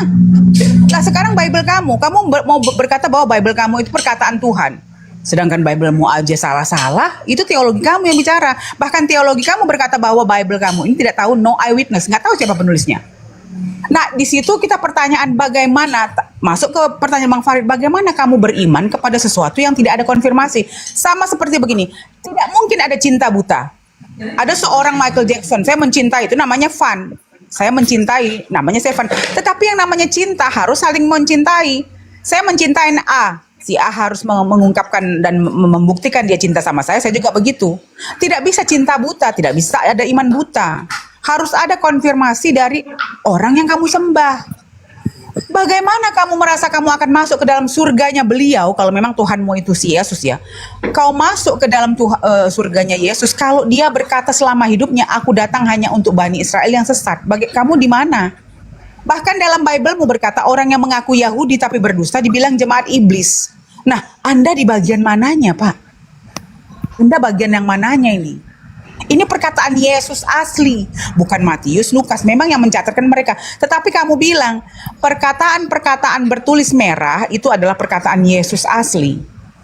Nah, masalahnya kamu tentang makan babi, kau masukkan di perkataan Paulus. Padahal kan yang kita bahasanya begini loh, yang paling penting adalah perkataan Yesus, bukan perkataan A, B, C, D, E, F-nya. Dan orang yang menjadi pengikut si Yesus harus tidak bertentangan dengan perkataan Yesus. Mana mungkin, kayak Paulus kan bertentangan dengan perkataan Yesus. Dari situ aja kita berpikirlah bagaimana mungkin seorang rasul bertentangan dengan Tuhannya sendiri. Kalau kami Nabi Muhammad tidak ada satupun bertentangan dengan Allah. Karena Nabi Muhammad itu dipilih oleh Allah. Bagaimana dia bertentangan sama yang memilih dia? Oke, silakan Pak TB merespon. Assalamualaikum warahmatullahi wabarakatuh. Waalaikumsalam warahmatullahi wabarakatuh. Ya, Pak TB masih monitor. Pak TB masih monitor. Opung. Opung TB, monitor Opung TB. Lagi sarapan kali ini. Ya, silakan direspon Opung. Jadi kan kita ini kan membicarakan sesuatu yang tidak terlihat. Bagaimana kita meminta konfirmasi kepada sesuatu yang tidak terlihat kalau bukan dari kita sendiri yang mempraktekkan dari sesuatu yang tidak terlihat itu. Ketika kita mampu mempraktekkan dari sesuatu yang tidak terlihat yang kita yakini, maka kitalah menjadi gambarannya dari sang yang tidak terlihat. Kita ini kalau berbicara agama bukan tentang daging, kita berbicara tentang roh. Karena berbicara tentang sesuatu yang tidak terlihat, tentu kita harus meniadakan daging kita ini untuk membicarakan itu, supaya itu nyata di dalam kehidupan kita. Kalau hanya dengan omongan mulut, itu tidak ada artinya. Apa relevansinya tuh? Jadi yang saya maksud dari tahan dulu yang lain. Lanjut dulu Pak TB. Kita hormati dulu ya. Aku kan masih sebentar. Ya, lanjut. Bukan saling menyalahkan, tapi mau mencari perbedaan. Kenapa saya berbeda dengan Madam? Kenapa saya berbeda dengan Yerusalem? Ini yang kita cari kalau kita berdiskusi. Bukan untuk saling menyalahkan atau saling membenarkan, apalagi ada pembenaran katanya. Di mana pembenaran? Apa capek kali Bapak ini bicara ngoceh-ngoceh, nggak ada data, males banget bicara sama Bapak tua ini. Itu kan. Kalau kamu dari tadi kamu nggak ada, aku tengok menunjukkan data untuk apa? Data apa yang mau ditunjukkan? Orang kita bernarasi. Aduh Pak, kalau katanya kamu tentang tuntutan hidup, tentang goal dalam hidupmu, tentang apa yang ingin kau capai dalam hidupmu, itu memang sendiri-sendiri. Tapi yang namanya agama harus ada dalil, konfirmasi dari Tuhanmu. Nah masalahnya Pak TB, memang kau tidak punya dan kau tidak kenal itu. Kalau memang ada dalil, pasti kalian cuma 1 atau 2 aja. Tidak mungkin 65.000 denom, saking tidak ada dalilnya, sehingga semua orang yang mengaku pengikut Yesus akan membuat ajaran baru. Oke, baik. Izin, Madam. Tadi Pak TB sempat mengatakan bagaimana mau mengkonfirmasi kepada pusatnya yang tidak terlihat. Seperti itu. Bagaimana menurut pendapat Bang Nas, kita libatkan atau yang lain? Pak Lintang, Pak RX, sebelah kanan saya ini orang. Jadi izin Abang Anda, saya sebentar aja dalam menanggapi. Oke, silakan. Pak TB.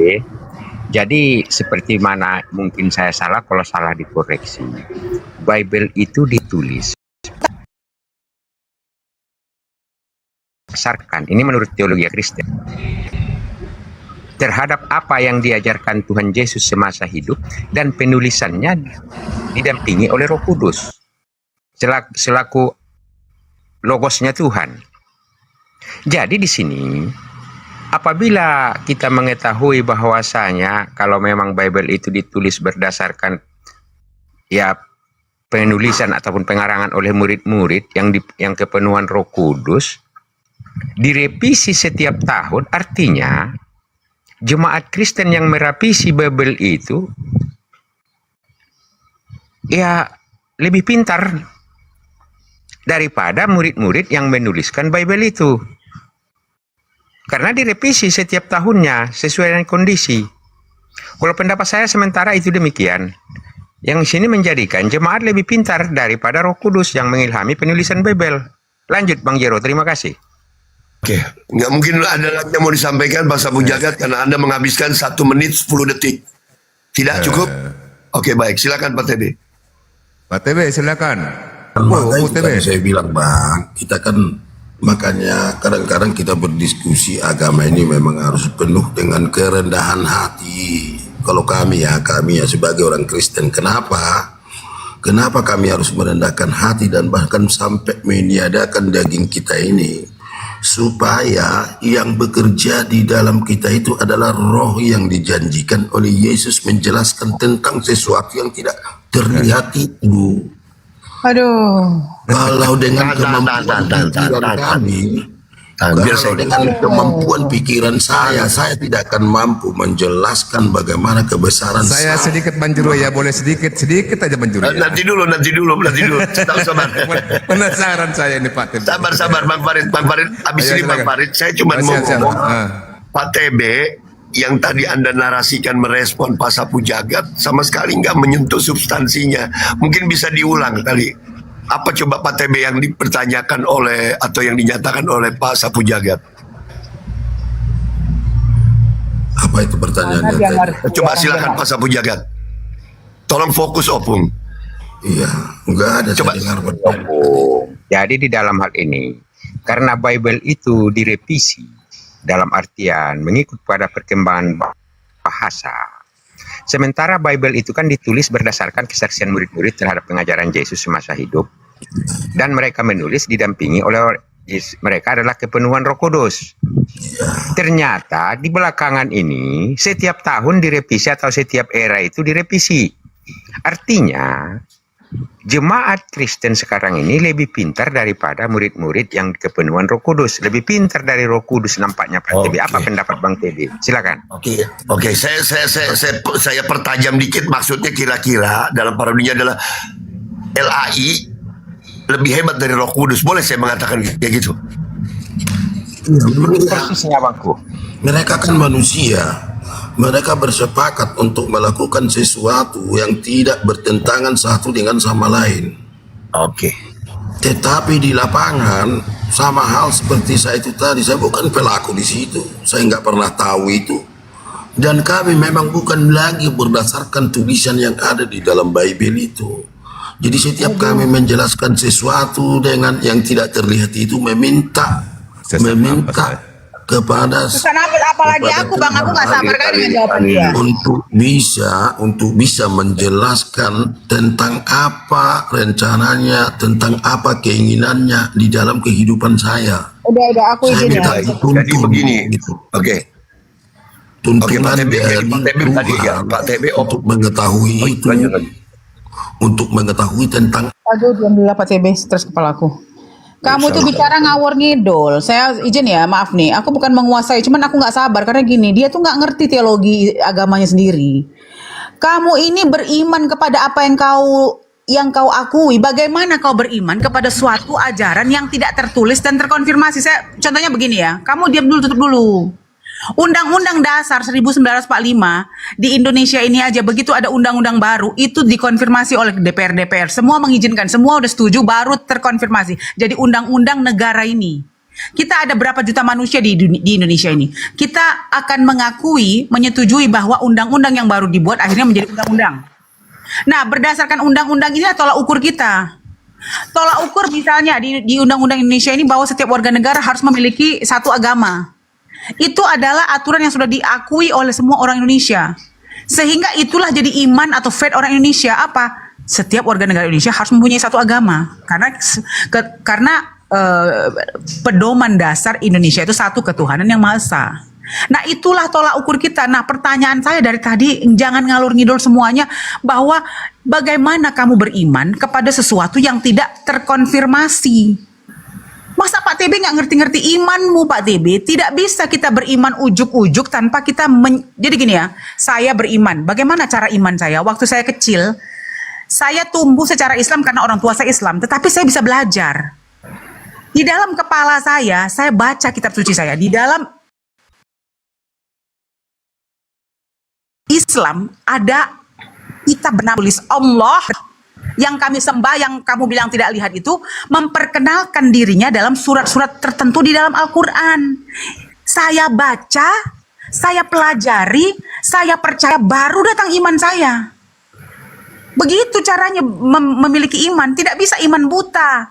Oh pokoknya saya cinta aja. Bagaimana kamu dasarnya cinta? Nggak tahu. Pokoknya cinta aja. Mana ada jawaban begitu? Mengapa saya 1000%? Bahkan kalau tanya berapa persen keimanan kau kepada Allah, ya seumur hidup saya. Kenapa? Saking cintanya kami. Kenapa ada cinta itu? Karena Allah kami mengkonfirmasi nama agama yang diridhoi olehnya. Kami tahu bagaimana turun wahyu itu datang kepada Nabi Muhammad. Gabriel datang, Nabi Muhammad datang. Kalau kau bilang begini, ada orang Kristen bilang begini, siapa saksi Nabi Muhammad? Kita kunci itu. Taruhlah kita nggak punya saksi ya, karena kalian nggak mengimani, kalian nggak punya saksi bahwa Gabriel adalah saksi atau yang lain-lain. Tetapi isi Al-Quran itu terbukti. Allah berkata bahwa dia akan jaga Al-Quran ini. 1400 tahun Pak TB, tidak satu huruf pun berubah. Oke, izin Madam 1 menit lagi habiskan karena banyak yang menunggu. Banyak yang menunggu mau berinteraksi. Silakan lanjut 1 menit. Udahlah, saya pulang. Mas Bang. Ya kan nggak apa-apa. Jadi mungkin Pak Sabu Jagat, Bang Nas ingin menambahkan, menyampaikan barangkali atau yang lain. Baik. Sebenarnya sudah lama. Waalaikumsalam warahmatullahi wabarakatuh. Satu. Pak TB orang sabar kok menunggu. Saya lanjutkan dari tadi Bunda Madam tadi ya. Maksudnya setelahnya dewasa, harusnya teman-teman Kristen lebih mendalam ya. Ini pertanyaan sebenarnya simple. Kenapa masih bertahan di dalam kekristenan, sedangkan kita tahu bersama bahwa kitabnya saja baru disusun abad keempat, 325 dan seterusnya itu kan. Itu pun masih ditambahkan di abad ke-5, bahkan sampai abad ke-9. Dari keotentikannya saja sudah dipertanyakan, dari konfirmasi dari Yesus sendiri juga dipertanyakan. Sedangkan kalau kami atau saya bertanya kepada teman-teman Muslim, kenapa masih bertahan di Islam? Jelas, jawabannya jelas. Al-Quran dituliskan, dikonfirmasi oleh Nabi Muhammad, ya kan? Sedangkan saya sering membuka data bahwa manuskrip Al-Quran di abad pertama Hijriah ada. Sedangkan kalau di dalam Bible sering nggak kita buka juga di situ, justru yang ada di abad pertama itu cuma sebesar kartu ATM. Bagaimana mungkin itu pengajaran memang tidak terdistorsi? Justru setelah saya membaca kitab itu sendiri yang mengatakan bahwa itu palsu, khususnya di Yeremia 8 nomor 8. Dengan jelas dikatakan pena penyurat itu telah membuatnya menjadi kebohongan. Nah, kalau kita melihat dari memang apakah benar itu firman dari Tuhan, apakah benar itu adalah apa yang disampaikan Tuhan yang maha tahu, maha mengetahui, kita lihat juga di dalamnya. Ketika saya melihat di dalam Al-Quran dikatakan Allah menciptakan langit tanpa tiang. Alhamdulillah, benar, langit tidak ada tiangnya. Allah menciptakan langit tanpa tiang. Tapi kalau kita membaca di dalam Bible, di Ayub juga dikatakan ternyata tiang langit, berarti langit ada tiangnya. Tiang langit bergoyang-goyang karena karena hardiknya dan sebagainya itu. Nah, kita bisa melihat Tuhan itu sendiri menceritakan atau menggambarkan ciptaannya dengan detail. Tapi kalau dalam Bible malah kitabnya sendiri mengakui bahwa itu palsu karena pena penyurat telah membuat itu menjadi sebuah kebohongan. Ya. Nah, apa itu maksudnya kenapa teman-teman Kristen ini masih bertahan di kekristenan? Tadi saya menyambung dari Madam, sebenarnya lebih panjang. Silakan Bang TB. Ya, Pak TB, Opung menangkap ya apa yang tadi dinarasikan oleh saudara kita. Opung. Jadi begini, saya sudah paham tadi yang dijelaskan Pak Erekes tadi itu. Kita loh, kalau saya lah ya, nggak usah secara menyeluruh ya. Saya ngambil hikmat dari penulisan tentang Alkitab aja pada pribadi saya yang bisa jelaskan, ya kan? iman daripada Kristen itu datang dari pendengaran, bukan dari penghafalan. Kalau tulisan di situ adalah dasar untuk mengenal, dan setelah mengenal dan kita dipahamkan melalui pemahaman itu, bukan lagi berdasarkan tulisan. Tulisan sudah selesai karena sudah ditanamkan, sudah diajarkan melalui lisan. Segala sesuatu yang tertulis di dalam kitab itu, makanya kita selalu bertentangan. Itulah sebabnya nggak habis-habis kita berdiskusi tentang agama.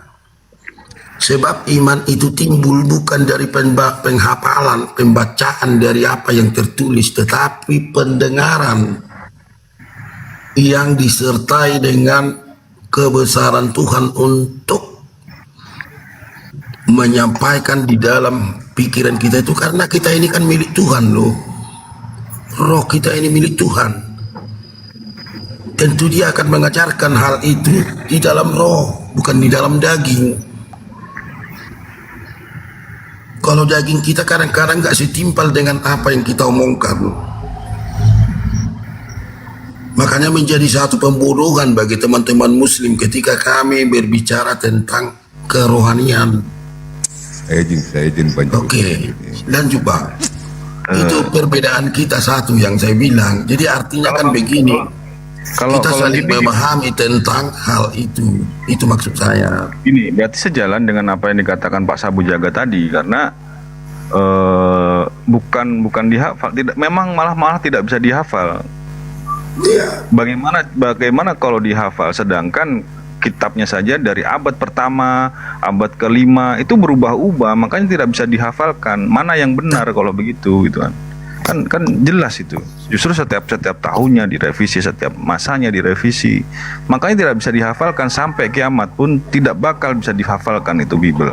Karena pasti akan berubah-ubah. Apakah Roh Kudus itu lupa untuk menambahkan? Sedikit, ya, silakan Bang. Ya, sedikit. Ya, mohon maaf. Silakan. Jadi begini. Jadi bukan sampai bedakan ya.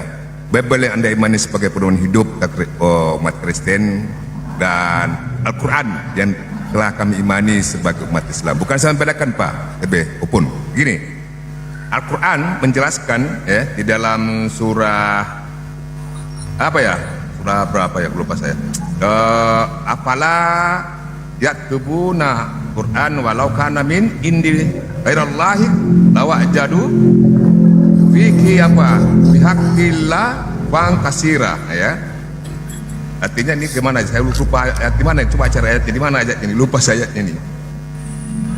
Berikan yang Al Imran ya, bukan ya? Ya, apakah tidak memperhatikan Al-Quran kau apa ya? Kalau kiranya Al-Quran itu bukan dari sisi Allah, maka tentulah mereka mendapat pertentangan yang banyak di dalamnya. Ini Al-Quran, versi Al-Quran, sementara Bible, punya maaf, itu kan ayat-ayat itu kan berisi saling pertentangan, bertolak belakang antara penulis yang satu penulis yang lain.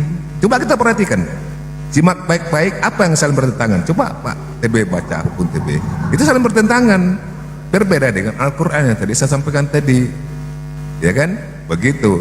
Jadi perintah kita beriman kepada Allah itu melalui rasul-rasul, terutama kepada Rasulullah Muhammad SAW. Apa perintahnya? Di dalam surah Al-Imran ayat 51, innallaha rabbi wa rabbukum fa'buduhu hadza siratul mustaqim. Sesungguhnya Allah itu Tuhanku dan Tuhanmu. Oleh karena itu sembahlah Dia, inilah jalan yang lurus. Itu perintah Allah di dalam Al-Qur'an. Ya, itu yang kita pedomani, imani Pak Opung. Coba aku bertanya, di mana Anda bisa mengimani kalau Bible itu tidak jelas dalam pembelajarannya gitu loh. Dalam hal pelajaran-pelajaran yang Anda pedomi di dalam Bible itu berkaitan dengan firman Tuhan. Apakah bisa dikatakan firman Tuhan kalau dalam itu saling kontradiksi, Pak? Mohon maaf. Bagaimana keyakinan Anda itu meyakini suatu ajaran itu tidak tentu gitu loh. Udah bisa aku jelaskan ya.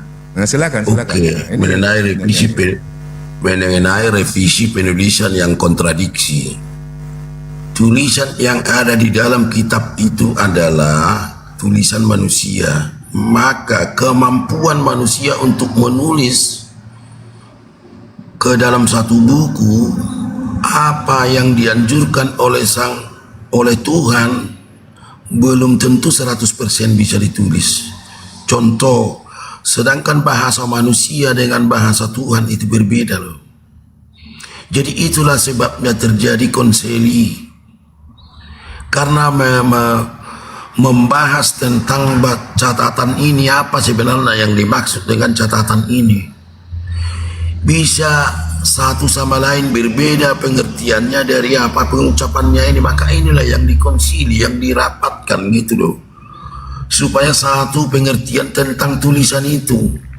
Jadi bukan untuk merubah sesuatu hal yang tertulis dalam kitab itu, tapi untuk memperjemahkan untuk lebih gampang bisa diterima dengan bahasa yang gampang dimengerti. Itulah yang dikonsili. Jadi kalau bahasa yang kira-kira yang mana yang lebih gampang bisa dimengerti oleh setiap orang yang membacanya, itu tidak ada yang dirubah. Itu hanya dirubah bahasanya untuk bisa lebih gampang mengerti tentang apa itu ucapan. Tadi mengenai yang abang bilang tadi itu, kalau nggak salah tentang kontradiksi yang terjadi, yang tertulis di dalam kitab itu. Tapi kan saya sudah bilang tadi, dan itu pun janji Yesus, bukan kami yang meyakini dengan begitu saja. Di Matius 28 juga, aku akan menyertaimu sampai hari kiamat nanti. Itu kata Yesus, aku akan menyertaimu sampai hari kiamat nanti. Masih banyak lagi yang belum yang harus kuajarkan, yang harus diajarkan kepada kamu, dan sekarang kamu tidak akan bisa menerimanya. Dan aku akan menyertaimu sampai hari kiamat nanti. Itu janji Yesus loh. Itu yang kami yakini. Maka tentang kadang-kadang zaman sekarang kami bukan tentang apa yang ditulis di dalam kitab, tapi Tuhan Yesus sudah langsung melalui rohnya di dalam roh kami menjelaskan. Roh Yesus yang menjanjikan, roh itu yang menjelaskan di dalam diri kami. Itulah kadang-kadang kami berbicara seakan-akan kami lupa akan daging kami, sebab kami berbicara tentang roh. Ya, itu perbedaan. Kubah Pak TB, silakan Pak Farid, jangan kubah Pak TB. Satu ayat saja. Satu pertanyaan saya sampaikan begini. Kalau memang Pak TB menganggap Yesus itu Tuhan, ya, sebagai sesembahan Pak TB, ya, itu seringkali saya dengarkan. Nah, pertanyaan saya begini, apakah Yesus pernah menurunkan kitab kepada umat Kristen sebagai pedoman hidup umat Kristen? Ya, pertanyaan itu saja. Apakah Yesus menurut Anda Pak TB maupun TB pernah menurunkan wahyu kepada melalui kitab kepada Kristen yang menjadi pedoman hidup umat Kristen? Silakan dijawab Pak TB. Oke Bang, tentang Tuhan ya, inilah kita kan bersepakat, ya kan. Jadi kita harus, tidak boleh kita jadi orang munafik. Kalau Tuhan itu menurut Islam, Tuhan menurut Kristen ada perbedaannya sedikit. Itu harus kita samakan dulu persepsi kita tentang Tuhan dulu, baru kita maju berdiskusi. Supaya kita tidak bolak-balik di situ. Pertanyaan begini Pak, apakah Yesus pernah menurunkan wahyu menurunkan wahyu melalui kitab suci kepada umat Kristen? Kalau memang mereka meyakini Yesus sebagai Tuhan, kalau Tuhan sudah pastilah berwahyu, berfirman, gitu kan? Nah, silakan Pak TB. Silakan. Yang lain silakan, yang lain, teman-teman saya yang lain, silakan, yang lain. Lanjutkan, ya silakan. Jawab aja dulu itu Pak TB. Jawab aja dulu itu. Saya coba ulangi dulu Bang. Kurang jelas nih. Kalau Pak TB maupun TB mengimani Yesus sebagai Tuhan sesembahan gitu ya. Yang jadi pertanyaan saya, apakah Yesus pernah menurunkan wahyu atau firman melalui kitab suci untuk umat Kristen, untuk jadikan sebagai pedoman hidup umat Kristen? Apakah Yesus pernah, apakah Yesus pernah menurunkan wahyu melalui kitab untuk umat Kristen? Melalui kitab suci Tidak ada. Wahyu sendiri yang mereka, sebentar. Ya. Tapi mereka yang punya kesaksian di zaman Yesus, mencatat sejarah ucapan-ucapan Yesus, dan dicatat orang itu, dibukukan dan dijadikan sebagai pedoman hidup pengikut Kristus, itu Kristen. Jadi kalau kamu bilang apakah ada wahyunya, itu jelas ada wahyunya, karena dia yang menjanjikan, aku akan menyertai, maka roh kebenaran akan mengajari kami orang Kristen untuk mengetahui tentang sesuatu yang tidak terlihat itu Sang Maha Besar itu, karena kami meyakini hanya Yesuslah jalan untuk mengenal Sang Maha Pencipta langit dan bumi. Di luarnya tidak ada. Itu klaim-klaiman aja menurut saya, ya. Itu klaim-klaim dan diuji.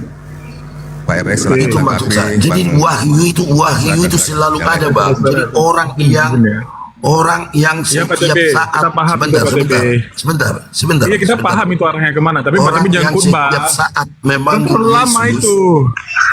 Enggak, tunggu dulu, belum selesai. Iya, Pak Tebi khotbah masalahnya, malah belum selesai. Pak Tebi nggak mau menyelesaikan. Dia tanya wahyu kan belum saya jelaskan. Jadi wahyu yang ada pada diri kami, maka kami bisa menjelaskan dan mempraktekkan di dalam diri kami itu ketika Yesus sebagaimana waktu saat itu hidup. Itu kami orang Kristen sekarang, dan bukan lagi tentang makanan dan minuman, apalagi mengenai halal haram, karena daging akan ke tanah. Yang mau kami itu nggak menjawab pertanyaan Pak TB, itu nggak menjawab pertanyaan Bang Farid, karena pertanyaan Pak Farid itu pengwahyuan, seperti halnya nabi-nabi terdahulu, Salomo dan lain-lain. Itu yang Pak Farid, apakah Yesus ini ada menurunkan kitab buat Kristen? Kan itu yang ditanyakan. Pak TB itu ngomong panjang lebar tapi nggak menjawab itu. Pak TB hanya mengatakan itu hanya dari pengajaran Yesus begitu. Sedangkan Yesus aja masih menerima firman dari Tuhannya. Gitu Pak TB. Tolong diingat ketika orang Muslim bertanya, diingat soalnya, baru dikatakan, jangan langsung bicara tapi nggak tahu apa yang mau dibicarakan gitu Pak TB. Ini belum lagi pertanyaan saya Pak TB, ini masih pertanyaan Pak Farid. Silakan. Kan sudah saya bilang, wahyu itulah janji Yesus. Aku akan menyertai, masih banyak lagi yang belum. Bukan wahyu Pak TB. Aduh, masih. Loh, jadi berarti Pak TB nggak ngerti. Itu Pak TB itu nggak ngerti apa yang saya Pak Farid. Nggak ngerti Pak TB. Nggak ngerti, dia nggak paham dia. Ya. Nggak terhadap. Beda perspektif. Kalau Islam sama Kristen memang mereka beda. Langsung aja Bang Erik. Sebenarnya gini Bang. Kalau misalnya Islam sama Kristen memang jauh berbeda ya. Tapi dari kesimpulan jalan cerita Yesus itu masih menerima firman, dan firman ini adalah wahyu tadi. Nah, yang ditanyakan Pak Farid ini, Kristen ini ada nggak yang demikian? Karena Yesus ini ketika dia menerima firman itu bukan buat orang Kristen. Itu masalahnya kan gitu Pak Farid kan? Akhirnya begitu. Kurang apa lagi Yesus berbicara seperti ini loh? Kurang apa lagi? Kepadaku telah diberi kuasa di bumi dan di surga. Di bumi dan di surga loh. Kurang apa lagi? Coba, masih kurang lagi, kurang sempurna lagi ucapannya itu. Menurut kalian? Ada dua kekuasaan di situ. Ketika iblis juga mengatakan iblis adalah penguasa dunia. Dan kita sudah lihat, sudah diuji kekuatan Yesus ketika hidup. Dia mengalahkan kematian dan bangkit dari kematian. Kurang apa? Tahan dengan siksaan itu. Enggak nyambung banget ini. Bang Erik, biar nggak nganu, silakan dulu, nanti saya lanjutkan yang saya. Silakan Bang Erik, Bang Erik. Ditanggapilah. Saya diam aja lah. Saya Bang malas ya, semua aja. Malah saya nggak hanya menjambung pertanyaan, saya nggak tersambung, ya susah. Lanjutlah Bang Res. Nantilah kita lanjutkan lagi ya. enak kita diskusi. Cuma kita berdiskusi Kita mau begini. pergi aja gimana? Lah, ini mau ada kerjaan, lu mau harus bekerja dulu. Orang yang tidak mau bekerja, dia akan mengalami. Dengar dulu. Orang yang tidak mau Kalau Bapak bekerja, DP mau denger, biar aku aja yang Pak DP dengar. Jangan aku dengar Pak DP. Pak DP turun soalnya. dengar dulu. Orang yang tidak mau, yang malas bekerja, maka dia akan mengalami kemiskinan selama-lamanya. Jadi kita harus bekerja. Ini mau saatnya kerja ya. Nanti lagi ringan-ringan aja lah, nggak usah tinggi-tinggi. Sebenarnya aku mau bahas yang ringan juga Pak DB, masalah revisi yang diilhami Roh Kudus untuk mengetahui benar itu Roh Kudus bukan Roh Iblis itu bagaimana caranya? Karena apa? Karena perubahan-perubahan itu menghasilkan banyak denom. Itu yang mau kutanyakan Maka Pak DB. itu ditolak, makanya kita diberikan hikmat untuk mengetahui tentang yang baik dan yang jahat loh. Itu hikmat, itu milik kita semua, itu sebagai manusia kita memilikinya itu untuk mengetahui yang baik dan yang buruk. Yang baik itu sudah pasti dari Tuhan, yang jahat itu sudah pasti dari iblis. Itu sebagai pedoman kita dalam hal untuk itu. memvalidasikan yang baik yang benar itu bagaimana? Contoh, Gio mengatakan dia benar, Tritunggal mengatakan dia benar juga. Antara kedua ini tidak mungkin kedua masuk surga. Pasti salah satu. Yang benar itu Makanya mana? dari awal tadi Bang, makanya dari awal tadi saya sudah bilang keimanan seseorang itu tidak bisa diukur. Seberapa besar, seberapa dalam, seberapa dekat iman kita kepada Sang Maha Pencipta langit. Ini pribadi-pribadi loh, ya. Yesus kan mengatakan, akulah jalan yang lurus, ya kan. Nah, tolak ukurnya apa ketika Bang TB mengatakan yang salah satunya itu Jalan. benar, yang satunya salah. Kalau di Islam gini, kalau di Islam apabila kita ada perselisihan tentang perintah-perintah di dalam Al-Quran atau perintah-perintah dalam menjalankan ibadah, kita kembali ke Al-Quran, maka dikatakan takhilun supaya kita mengerti. Karena Al-Quran diturunkan kepada Nabi Muhammad berbahasa Arab, kita kembali ke bahasa aslinya, bahasa Arab. Nah, kalau di dalam kekristenan yang kita tahu adalah bahasa aslinya adalah bahasa Yunani. Kalau memang ada pertentangan sampai tadi dari Madam sudah jelas tadi sampai 65.000 denom tuh, bayangkan. Masing-masing mengakui diilhami Roh Kudus, masing-masing mengatakan dirinya benar. Tolak ukurnya di mana? Kalau memang terjadi perselisihan seperti itu, ya harusnya kembali ke kitabnya sendiri yang berbahasa Yunani. Ini yang akan saya bahas. Tadi kan saya jelaskan tadi, ketika penulis dari Injil itu kan dijelaskan oleh Madam, itu penulisnya itu tidak diketahui itu. Silakan cek sendiri. Catholic Identity. Justru di tulisan sebentar satu menit. Lebih jelasnya lagi ketika di dalam Matius 9 nomor 9 dikatakan, ia melihat seseorang yang bernama Matius. Penulisnya Matius. Ia melihat seseorang yang bernama Matius. Kenapa dia tidak menuliskan ia melihat atau aku melihat seseorang, atau bahasanya berantakan sekali. Tertulisnya tidak, malah ia melihat seseorang yang bernama Matius. Harusnya ia atau harusnya aku di situ. Paham nggak? Ia melihat seseorang yang bernama Matius, padahal di situ tulisan Matius. Saya sudah paham yang dimaksud abang itu. Yang pertama tadi abang bilang itu kan bagaimana kita mengenal jalan lurus itu kan. Nah, itu tadi yang saya simpulkan semua. Ini makin dalam ini pembahasannya, Pak. Iya. Katanya jalan yang lurus, terang dunia, tapi umatnya tercerai-berai. Jadi singkat katanya lah saya bilang, jangan kita bermimpi manusia ini mau hidup di surga. Yesus membawa surga ke bumi. Itulah jalan kita sekarang hidup, ya. Itulah kesimpulannya. Tidak usah saya ceritakan panjang-panjang. Yesus membawa surga ke bumi, dan kelihatannya kebenaran itu tidak perlu disembunyikan, Bang. Kelihatannya loh, Bang, ya. Kalau menurut Islam, kebenaran itu bukan untuk disembunyikan. Kenapa disembunyikan kepada sebagian saja? Contoh, sebagian ke Katolik, ya kan. Sedangkan yang Protestan pun, JO, Wanes, yang tidak menuhankan Yesus, yang mengaku Kristen saja juga mengakui. bahwa dirinya yang benar. Yang benar yang mana? Kebenaran seharusnya tidak perlu disembunyikan dan ini yang paling penting.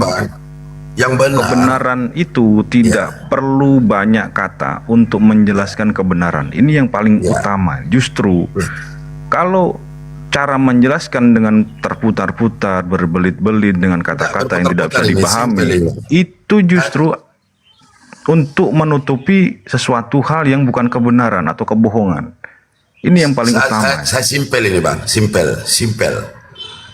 Surga yang dimaksud itu sudah dibawakan Yesus ke dalam dunia, dan siapa yang mau berjalan di surga itu? Nah, siapa yang mau, tergantung pribadi-pribadi kita semua.